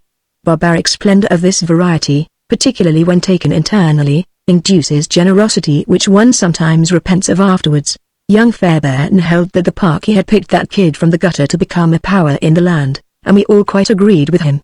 It was suggested that one of the barmaids should take her in charge to inculcate personal cleanliness and the use of shoes without further delay, but because you cannot tip a barmaiden, we fell back on the services of a chambermaid for this purpose. Having taken that first step, we set about plotting schemes of education and upbringing for the kid, each man speaking confidently from the depths of his own profound inexperience. Finally, not being able to agree, we got affectionate, and left details entirely in the hands of young Fairbairn. As a preliminary we handed round the hat, making up in IOUs and currency a matter of £50. This would not cover the entire expenses of even the cheapest of the schemes propounded, but there was a sort of dim understanding that young Fairbairn would provide the balance out of his own privy purse. After this I fancy we went to bed, too. From the undergraduate standpoint there was nothing disgraceful in the trifle which, early in the next October, cut short young Fairbairn's career of usefulness at Cambridge. Anglicized, it may pithily be spoken of as rioting with a view to the destruction of public monuments, to wit, lamp-posts. But the deed in itself did not prove his additional fitness to remain as guardian to the kid. And for that matter the ramifications of his subsequent insanities before the public eye here in England were even less assuring. He piled up a reputation for wildness which was little short of majestic in its weight, and he ran through a fourth-rate fortune as though it were merely pocket money, yet no one took away from him his guardianship. Perhaps no one wanted to. The only other persons in the world who could feel the least interest in the kid's welfare were we 5 others who had sat at meat with him on the day of the kid's new birth, and none of us moved. Perhaps we could not summon up sufficient interest, perhaps we feared to be let in for further expense. Still, it must be owned that, though the young gun did finger his own affairs with the unwisdom of the wild ass, he showed sanity when ordering the welfare of his protégé. A year at school made that young woman into another person. She had still a howling accent, but she didn't swear, and she was dropping unconventional idioms. In 2 years the accent had modified still further, and she was distinctly fit for civilized society. She had wonderful receptive powers. With a nice discrimination she imitated the better methods of speech and life which she saw in her new surroundings. Young Fairbairn's only lucid intervals in his career of descent were during the school's holy days. Then he took holidays too, and quiet lodgings, and in these rigidly adhered to the kid's society. She soon lost her scared awe of him, and called him young gun as easily as any of us could have done it. In ways the kid was a very old sort of child, and to hear her read young Fairbairn lectures, and rate him generally about his misdeeds, was a moral and improving recreation. I was dining with them one day just before things came to an end. She sat at the head of the table as though she had been born in the purple. We discussed with relish the ways of riding masters till the entries came, and then she broached the topic of finance. She turned to me and demanded what I thought was a young gun's latest craze. I said I didn't know. Why, said she, he's actually wanting to pack me off to a school which will cost at the very least $200 a year, and he's as hard up as ever he can stick. I don't intend to go, they can teach me as much as ever I want where I am. Tisn't as if I wanted to start governessing afterwards. The kiddie's present notion, said young Fairbairn, is to turn shop assistant in a year or so's time. Humorous idea, isn't it? Shop assistant, explained the kid, gravely, as a step to something else. I haven't quite decided yet, but I think it will be in a photographer's place. I'm not old enough yet, and I shall sponge on the young gun for another 2 years, that will bring me up to 16, and then I'll begin.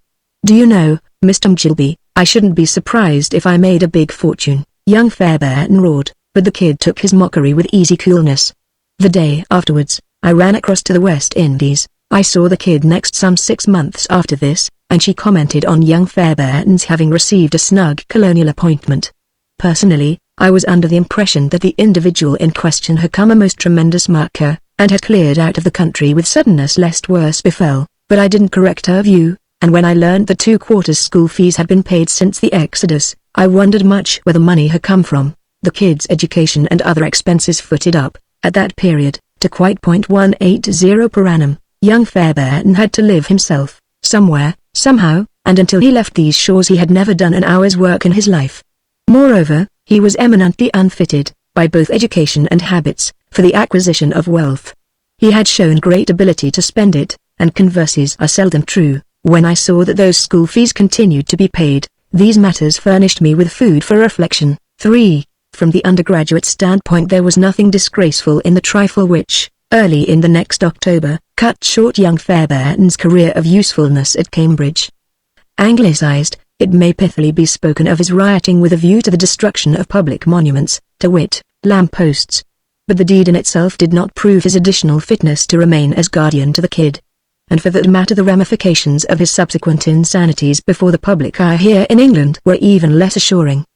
He piled up a reputation for wildness which was little short of majestic in its weight, and he ran through a fourth-rate fortune as though it were merely pocket money, yet no one took away from him his guardianship. Perhaps no one wanted to. The only other persons in the world who could feel the least interest in the kid's welfare were we 5 others who had sat at meat with him on the day of the kid's new birth, and none of us moved. Perhaps we could not summon up sufficient interest, perhaps we feared to be let in for further expense. Still, it must be owned that, though the young gun did finger his own affairs with the unwisdom of the wild ass, he showed sanity when ordering the welfare of his protégé. A year at school made that young woman into another person. She had still a howling accent, but she didn't swear, and she was dropping unconventional idioms. In 2 years the accent had modified still further, and she was distinctly fit for civilized society. She had wonderful receptive powers. With a nice discrimination she imitated the better methods of speech and life which she saw in her new surroundings. Young Fairbairn's only lucid intervals in his career of descent were during the school's holy days. Then he took holidays too, and quiet lodgings, and in these rigidly adhered to the kid's society. She soon lost her scared awe of him, and called him young gun as easily as any of us could have done it. In ways the kid was a very old sort of child, and to hear her read young Fairbairn lectures, and rate him generally about his misdeeds, was a moral and improving recreation. I was dining with them one day just before things came to an end. She sat at the head of the table as though she had been born in the purple. We discussed with relish the ways of riding masters till the entries came, and then she broached the topic of finance. She turned to me and demanded what I thought was a young gun's latest craze. I said I didn't know. Why, said she, he's actually wanting to pack me off to a school which will cost at the very least $200 a year, and he's as hard up as ever he can stick. I don't intend to go, they can teach me as much as ever I want where I am. 'Tisn't as if I wanted to start governessing afterwards. The kiddie's present notion, said young Fairbairn, is to turn shop assistant in a year or so's time. Humorous idea, isn't it? Shop assistant, explained the kid, gravely, as a step to something else. I haven't quite decided yet, but I think it will be in a photographer's place. I'm not old enough yet, and I shall sponge on the young gun for another 2 years. That will bring me up to 16, and then I'll begin. Do you know, Mr. Mjilby, I shouldn't be surprised if I made a big fortune, young Fairbairn roared, but the kid took his mockery with easy coolness. The day afterwards, I ran across to the West Indies. I saw the kid next some 6 months after this, and she commented on young Fairbairn's having received a snug colonial appointment. Personally, I was under the impression that the individual in question had come a most tremendous marker, and had cleared out of the country with suddenness lest worse befell, but I didn't correct her view, and when I learned that 2/4 school fees had been paid since the Exodus, I wondered much where the money had come from. The kid's education and other expenses footed up, at that period, to quite .180 per annum. Young Fairbairn had to live himself, somewhere, somehow, and until he left these shores he had never done an hour's work in his life. Moreover, he was eminently unfitted, by both education and habits, for the acquisition of wealth. He had shown great ability to spend it, and converses are seldom true. When I saw that those school fees continued to be paid, these matters furnished me with food for reflection. 4. The kid did start that photographic business on her brazen own, and it prospered, and grew, and overflowed into sections and subsections, with 4 studios in London and 6 in big provincial towns. For art with a big A the kid cared not one little hang, but she knew what the public wanted, which is to be made to look pretty on a card for a reasonable price, and she did this for them, and that's why she caught on.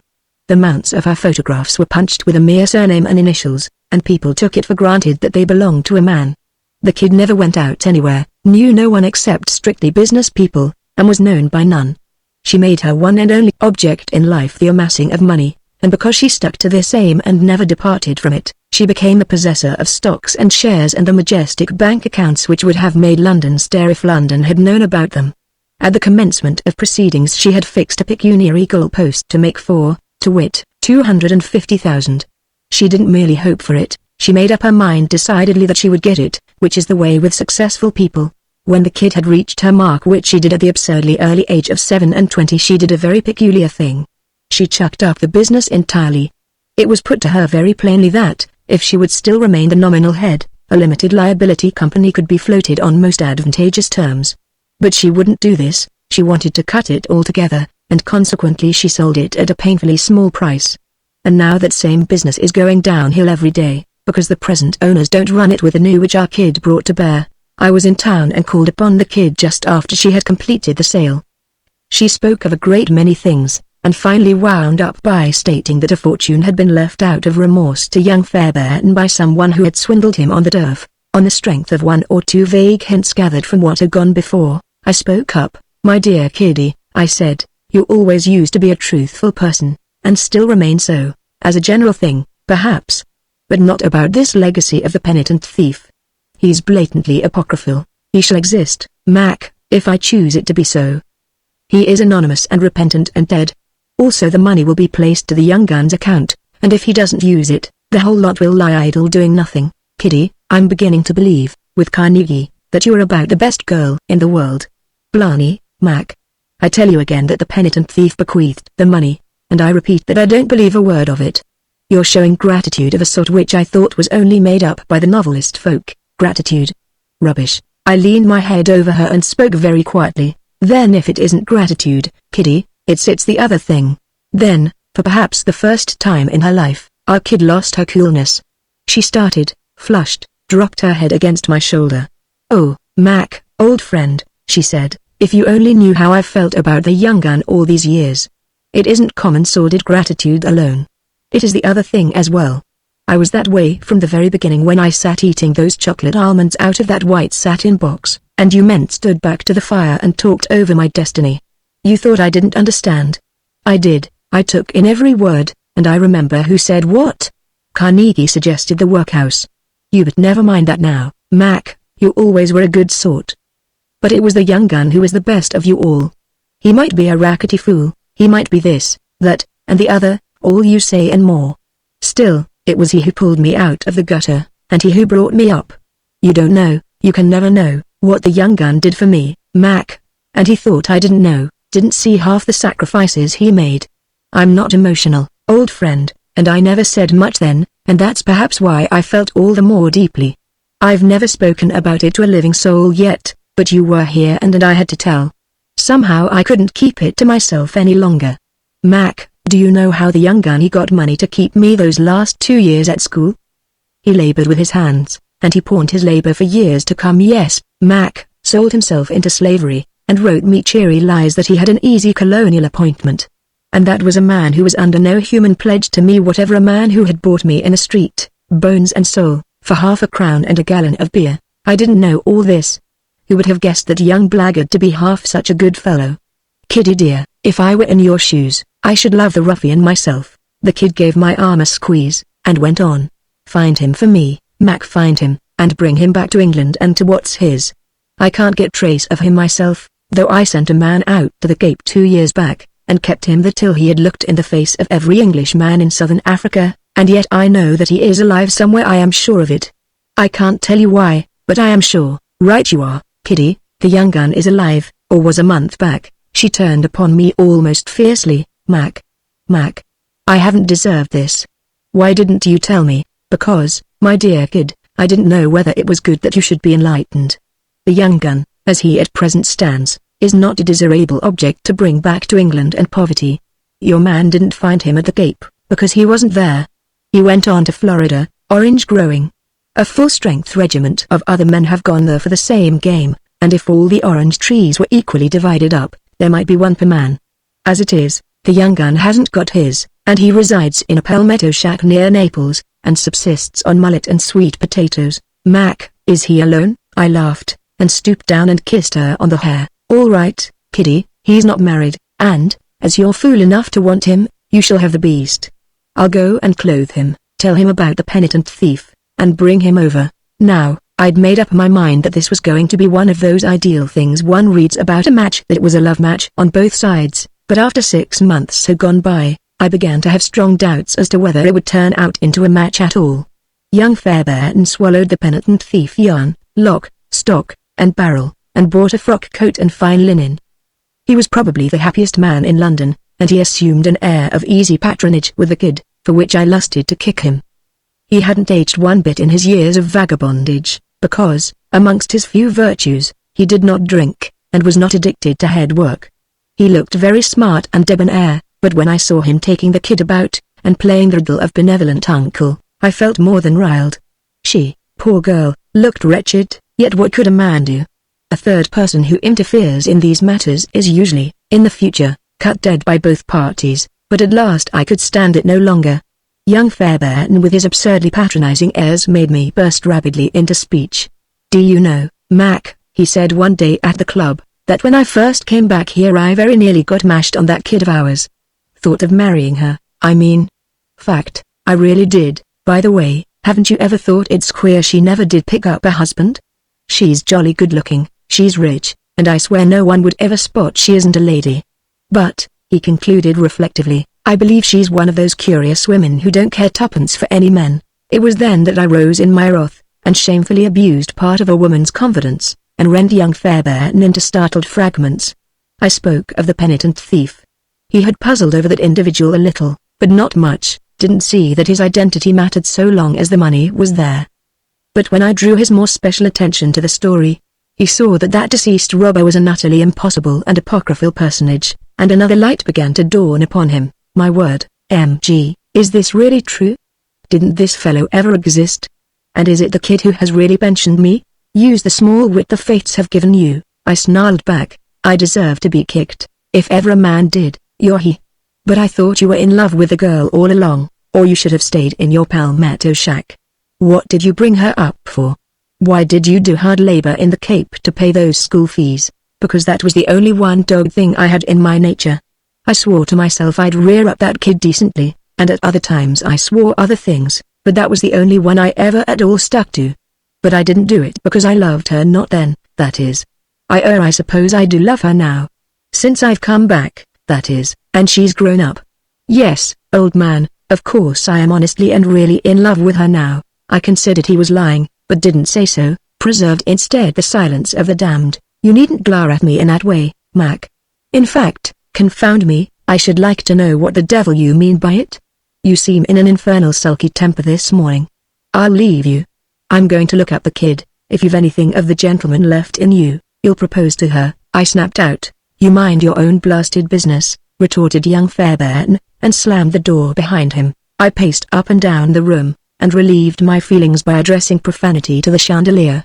This employment soothes one under some circumstances. Young Fairbairn did not turn up to a dinner appointment that night, much to the annoyance of a certain hostess with daughters, but I saw him next day at a private view, and the kid was hanging close on his elbow. She was beaming. She was looking so absurdly happy that people stared a little and then smiled. The rooms were crammed, and it was some time before we came together. But she caught my fille early on, and telegraphed to me a long bulletin in 2 eyelids and a lift of the eyebrows. You see, I have come to understand the kid's methods rather well. It is the way with a woman you are fond of. But at last the crowd surged, and I got across. Mac, she said, when I shook hands with her, what have you been doing to the young gun? He says he won't have you for his best man, and I can't get out of him why. Now sit down here with me and tell the reason at once. Part 16, The Renegade, 1. DZE Trades not what it was, said Schwartz, we are getting shut in. It is those dutiful English dots shutting us. Don't abuse the English, said Moriarty, they play fair, and we've got to take our chances. There's a bit too much of the sordid money grubber about you, mine hair partner, for my taste. Now I'm this way, if I can't be with the hounds, I don't mind playing fox. I must be in the hunt somewhere. It's no use asking me to be a plain humdrum shopkeeper. I couldn't do it, no one asks you. You are slave dealer now, and Dot's somewhere very different. Schwartz poured fresh tobacco into the china bowl of his pipe from a gourd, and a watchful negro girl brought her master a light from the cooking fire outside the hut. You have had your fun getting this crew together, more fun than I liked, and now what I say is, let us skip Ford's ghost, and find dows, and get niggers sold in South Arabian ports, where there's always a strong market. We've only ate ahead of the beggars so far, said the Irishman, and counting our casualties, it's doubtful if we can bring more than 60 of those to our friends the purchasers, even if we have the luck to dodge the cruisers and not lose any of the dows. Now I say it's not enough. I'm in this business for the sport of the thing, as I've told you many a time already. But I'm in it for profit as well. And this coup isn't big enough for my taste, anywhere near. Look, you want to get rich quick, and go back to England, and be respectable once more. Moriarty laughed rather savagely. Mr. Schwartz, he said, if you were a gentleman, I'd hit you.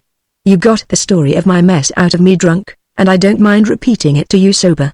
A man who has been in the service, and who got caught as I was, swindling, you see, I don't mince the word swindling at Lou, clears out of England as fast as he can run, and he doesn't go back. If he did, the regiment would just eat him. But as I say, he doesn't go back, having some shreds of decency left. Still, the incident is one he naturally isn't proud of, and although if some bounder, who doesn't know better, drags it up a second time, and he doesn't smash that bounder's face without further warning, there is a distinct limit to his patience, and if the subject isn't dropped, he is bound to hit sooner or later. You quite see this officer's way of looking at it? You talk outside me, said Schwartz, but if I have said something you do not like, I am sorry. I do not play your English card game, Lou. I play only soot. And for what do you want monies if you wish not to leave this Africa, and go somewhere else to be respectable? Well, old man, the jaunt I have in my mind's eye at present is a bit of a tea party in Zanzibar. I've been there once before, and beheld the place, and saw its opportunities, but I'd no money, and had to clear. Oh, you didn't know me there. It was before I'd come low enough, I mean before I'd the felicity to become your partner over this slave trading racket. However, you shall just see me in Zanzibar the next time, if I've got the funds. I'll paint that town the lightest tint of post office red, I'll give the girls the most gorgeous kind of treat, and when I've got steam thoroughly up, I'll go and draw the British consul. Finest sort of entertainment imaginable that, Schwartz, when you're at some hole-in-corner foreign town, to go and solemnly pull the leg of the British consul. I go and tell him I'm a persecuted Irish informer, paid by the government to skip the country, followed everywhere, and in hourly dread of assassination. If I've luck, I can always persuade him that half the respectable residents of his town are subsidized by the Fenians to put a knife between my shoulder blades. Well, I am not that kind of damn fool myself. But I do not stand in the way of your desires. Let us trek, and so the sooner you can get to your red painting. Herr Schwartz waved a hand to indicate the village with the White Nile swilling along its flank. The use of this place is to us ended. The English will get Khartoum tomorrow of the next day. There was nothing who can stop them getting Khartoum, and then in 1 month they vals in here and make themselves king in the present thief king's place. Rule Britannia, said Moriarty. I bet they have a fine picnic of it, and make his wickedness the king here sit up. A little hanging would do him a power of good. We have old slave he can find for sell, said Schwartz. He got no further use, and your meddlesome English can hang him first and eat him afterwards for all I care. Girl, bring me fire. If you do not watch to see when my pipe is dead, I will have you whipped. Yes, we're a grateful couple, aren't we? I wonder what force they'll send up to do the job. If they only bring gypsy regiments without a battalion or so of Tommies to stiffen them up, they'll be likely to catch a cold. So? Said Schwartz. Then you must think small of your English soldiers, and your Egypt mercenaries.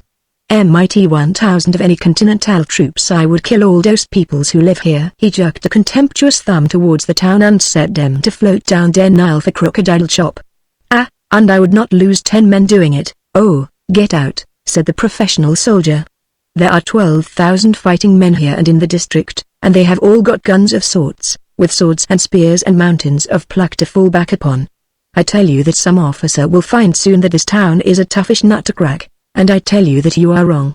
There is not a night comes but what 50, 100, 200, sometimes 1,000 peoples creep away from here and get gobbled up by big country out beyond there. They don't like the king because he sells them for slaves some, or cuts off their hands and feet when he has headache, and they don't like English coming, because they think English how you say? Anthropophagus. You do not believe? Well, you have been away and you do not know.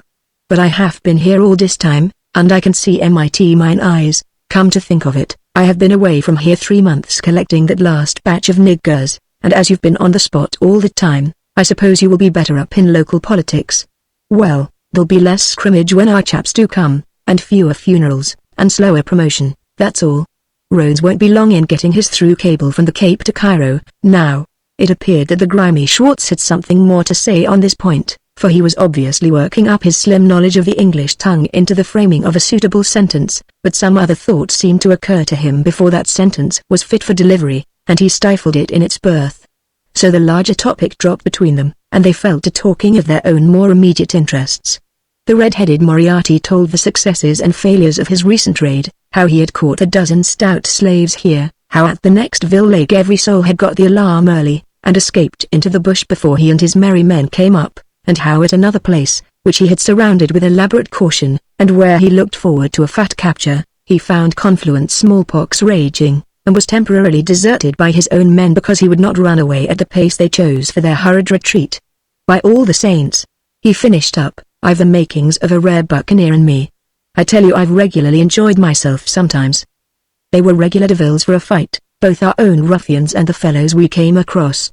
I didn't envy you your barrack duty here, Mynheer, every man for his capacity, said the German. I take what I am capable most of performing. I was bookkeeper once in Berlin till books go wrong, and when I come how do you say, when you get out of chokey you want to be back at bookkeeping again, eh? You're a most businesslike creature, Schwartz. Well, said Schwartz, here is what I have done, and he reeled out long catalogues of housekeeping, and slave guarding, and bribes to the savage potentate who had given them camp-room. The account was redolent with figures and arid facts, and Moriarty lay back in his chair and yawned and made but a limp show of attention. But the German mouthed his statement with gusto. As he said, every man has his own particular favorites amongst the affairs of life. But a stop was put to this reporting. Messengers came from the king, bearing the usual present of introduction in the shape of a skinny sheep. What they had to say was weighty matter enough, and whilst they spoke the sheep bleated outside the door in the throes of execution. A force headed by Belgians, it seems, was coming up out of the Congo territory, and the king wanted the help of his 2 European guests and their trained fighting men to aid him in repelling the invasion. The message was spelled out in laborious phrases and gestures by the interpreter, and Moriarty's eye lit as he listened. But Schwartz was stolidly contemptuous. What for do you come again with this tale? Asked Schwartz, when they had finished their say. Yesterday you asked me the same, and I say, 'Tis your king's palaver. 'Tis not our palaver, and we shall not help his fight. He flung a hand towards the door of the hut. Go, he said. We are traders, we do not mix in those matters. The interpreter turned and explained, but the envoys did not at once depart. They looked meaningly at Moriarty, as though they expected him to join in the answer. Moriarty whistled thoughtfully. It would be a mess, he said, after a pause, if these blessed Belgians did come and smash up the army of his wickedness, and collar the town. What would it matter to you? Grunted Schwartz. Well, if they were here, and in possession, our fellows could not very well take it, so. But still I do not see how you would be hurt, hang it all, man, supposing there was a German army working up the river, and they'd got Egypt, and they'd got the lakes, and the Cape, and all the country down there, and they were just wanting this bit of ground here for their through telegraph wire, what would you do? Nothing. Germany can beat 'em. I am cosmopolite. Well, I'm not, said Moriarty. By God, no. Civis Romanus sum, though I never shouted it out like that before, and if I can help the old shop to ho-ho-row, I'm on for doing it. I'm kicked out of course, but, by the Lord, I'd rather be a kicked-out Britisher than a full-blown citizen of well a continental country I could name, Germany. Quite so. Germany is a swine country, if you like. I do not mind. I am cosmopolite. But why should you interfere here? If you keep back those Belgians till Zinkelish can come, do you think they will thank you? Look, no, I should say they will shoot me if they can catch me within gunshot. The British Army doesn't recognize the unauthorized help of civilians, and I'm a civilian now, and moreover, you know, Mr. Schwartz, there's a prejudice against slave traders, especially white slave traders. No, my man, I've absolutely nothing definite to gain out of interfering except the satisfaction of upsetting those beastly Belgians, but, at the same time, I'm going to do it, but I say no. And we are partners. And so I have my say, partners we may be in trade. But I'm the man that's bossed our soldiers, and there's small doubt as to whose orders they'll obey if you try to set up against me. You are breaking their deed of partnership, said the German, violently. Very well, said Moriarty, when you get down to the nearest consulate, put your complaint in writing. It would make a fine heading for a newspaper article, the injured slave trader, you are dishonest to me. Who are either of us that we should set about measuring honor or honesty? Now look here, my man. You'd better give way civilly, and make the best of it. For good or evil I always have my way, and you know it, and I'm going to help his wickedness here against these Belgians, and that's flat. But look now, we'll have a night of business over the matter, too, if that'll suit you. I don't know that Congo niggers make any worse slaves than Somalis. They'll buy most anything with 4 black limbs to it in those South Arabian ports. Vasso. I hadn't thought of dose. Well, don't you talk any more about my breaking the partnership agreement. The thing turns out to be a sound, honest, business speculation, though, faith, neither of us seem to have guessed it before, and I ought to draw an extra percentage of the profits for making you chip in. My aunt, but I will decorate Zanzibar if this comes off. And pull that British consul's leg, you look too far ahead. Deal was bad risk, I tell you, always is over a soft thing. But if this has got to be gone through with, I must get his wickedness's local army together, and put it through its autumn maneuvers before any more time's lost. He turned to the waiting envoys, and the interpreter bowed expectantly. Look here, Mr. Linguista, go and tell the king that we'll help defend his hearth and home, but that he must give me command of his rabble as well as my own. You don't quite savvy? Well, by Jove, I'll come with you and see the old rip now this minute.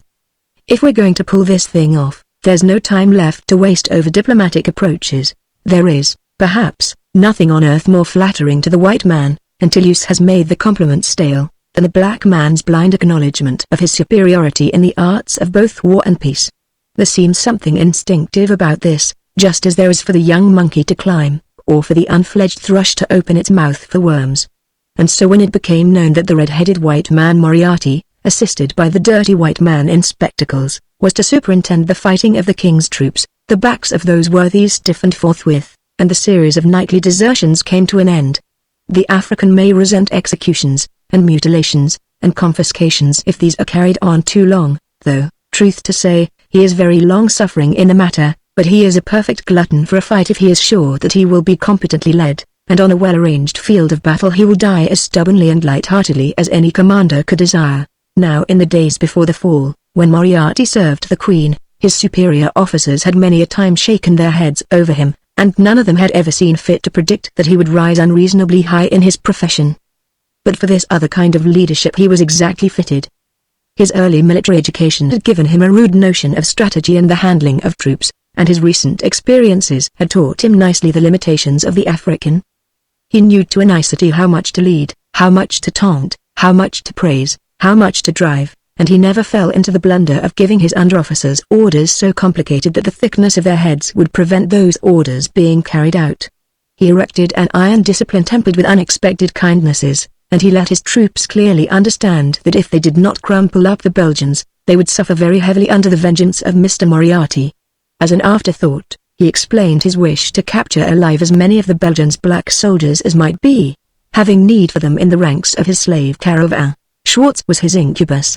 Schwartz openly quavered for his skin, and repeated daily that he had come up country for trade and not for political meddling, and he refused to be comforted even by the promise of whole regiments, prospective regiments of valuable black ivory. Schwartz was a great nuisance, and his partner was often tempted to shoot him out of mischief's way. And on his part, Herr Schwartz was ponderously searching for an opportunity to shoot the meddlesome Mr. Moriarty, so that the inheritance already collected might be his, and he could leave the district ere worse befell. It was the nearness of those dutiful English which got on Schwartz's nerves. He did not look upon them as adding sport to the situation. He looked upon them merely as the enemies to a very lucrative trade. And so the situation in the Army of Defense was not without its straining elements, too. Now in the English camp, by the White Nile side, some 50 miles lower down the river, there was an intelligence department that was reported in native quarters to be in league with Djinns and Afrits, and certainly many of its performances, when the propelling machinery was left unexplained, bordered on the marvelous. At the same time, because something must always be allowed for the imagination of the African, its utterances were not always to be relied on as being exclusively composed of fact. This limitation was quite understood, and as a rule caused no special inconvenience. The general in command of the camp, however, was on one occasion led, solely through the intelligence department, to give order for a white man's execution, when he might very reasonably have let the poor fellow continue to live had his information been a little more detailed and accurate. It was true that the white man was beyond the pale of society, and also that he was that odious thing, a collector and a trafficker in Negro slaves, but he deliberately, in the course of his other employment, gave the Empire a helping lift onwards in her career, and on this account, if for no other, he deserved to be fired at with a crooked gun, and given a hint to hurry away and escape.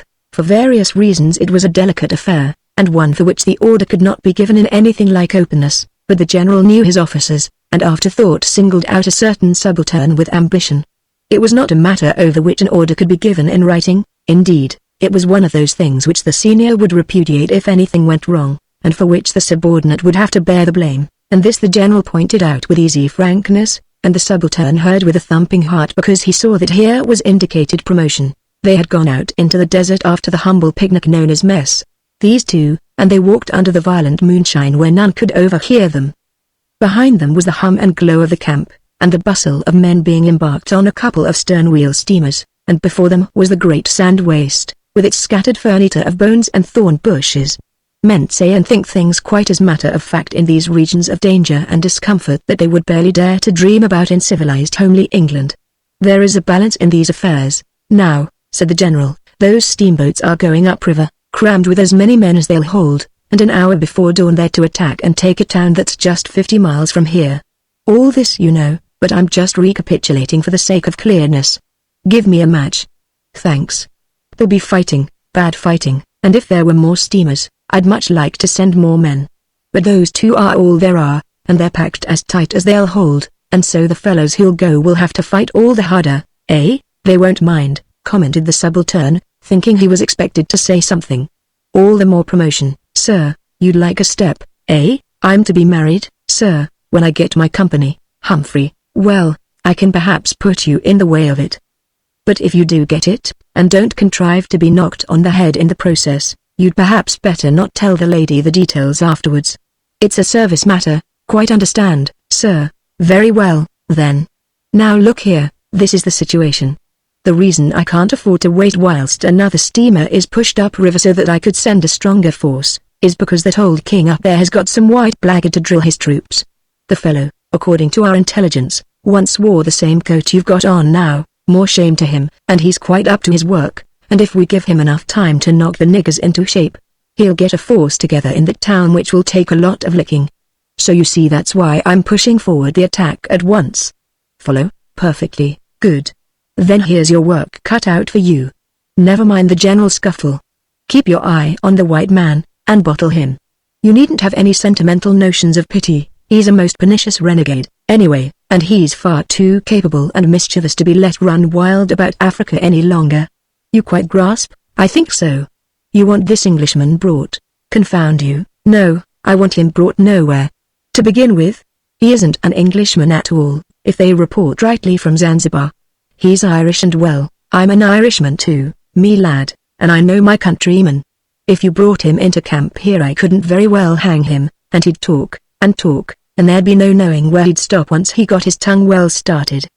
There was a blackguard I knew once, called Moriarty, who got broke for card sharping. Well, never mind that. But understand quite clearly that whatever happens, I don't want that man taken prisoner. Have you got it all now? My faith, there goes the bugle.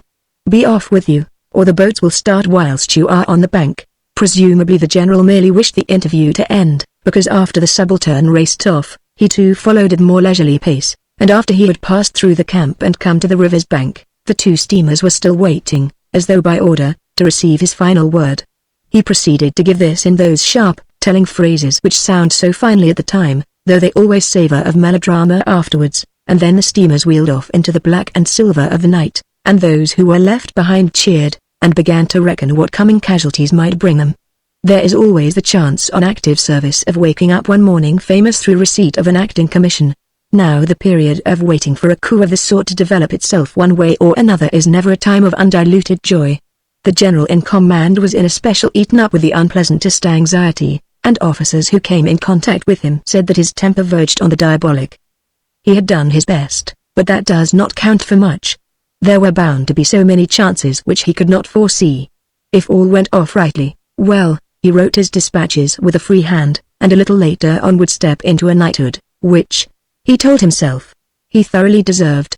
But if the renegade white man up country had drilled the Negroes into too formidable shape, and the English troops had to retire, which is the polite word for run away, a good deal cut up, well then he would have to take the consequences, and own up to the disaster in formal black and white. There are too many newspaper correspondents about nowadays for a commanding officer to gloss over defeat very delicately.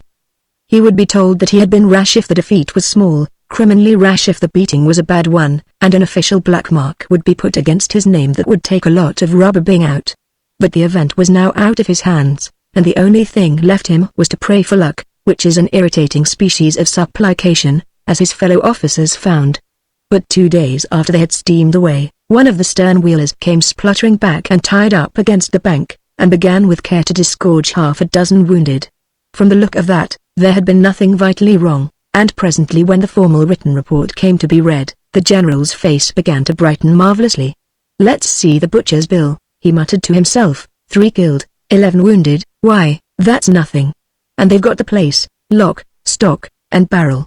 And then he turned back to the body of the report and lifted his eyebrows and said Humphrey. A little later he said to himself, well, it's been a near thing apparently, but it's come off.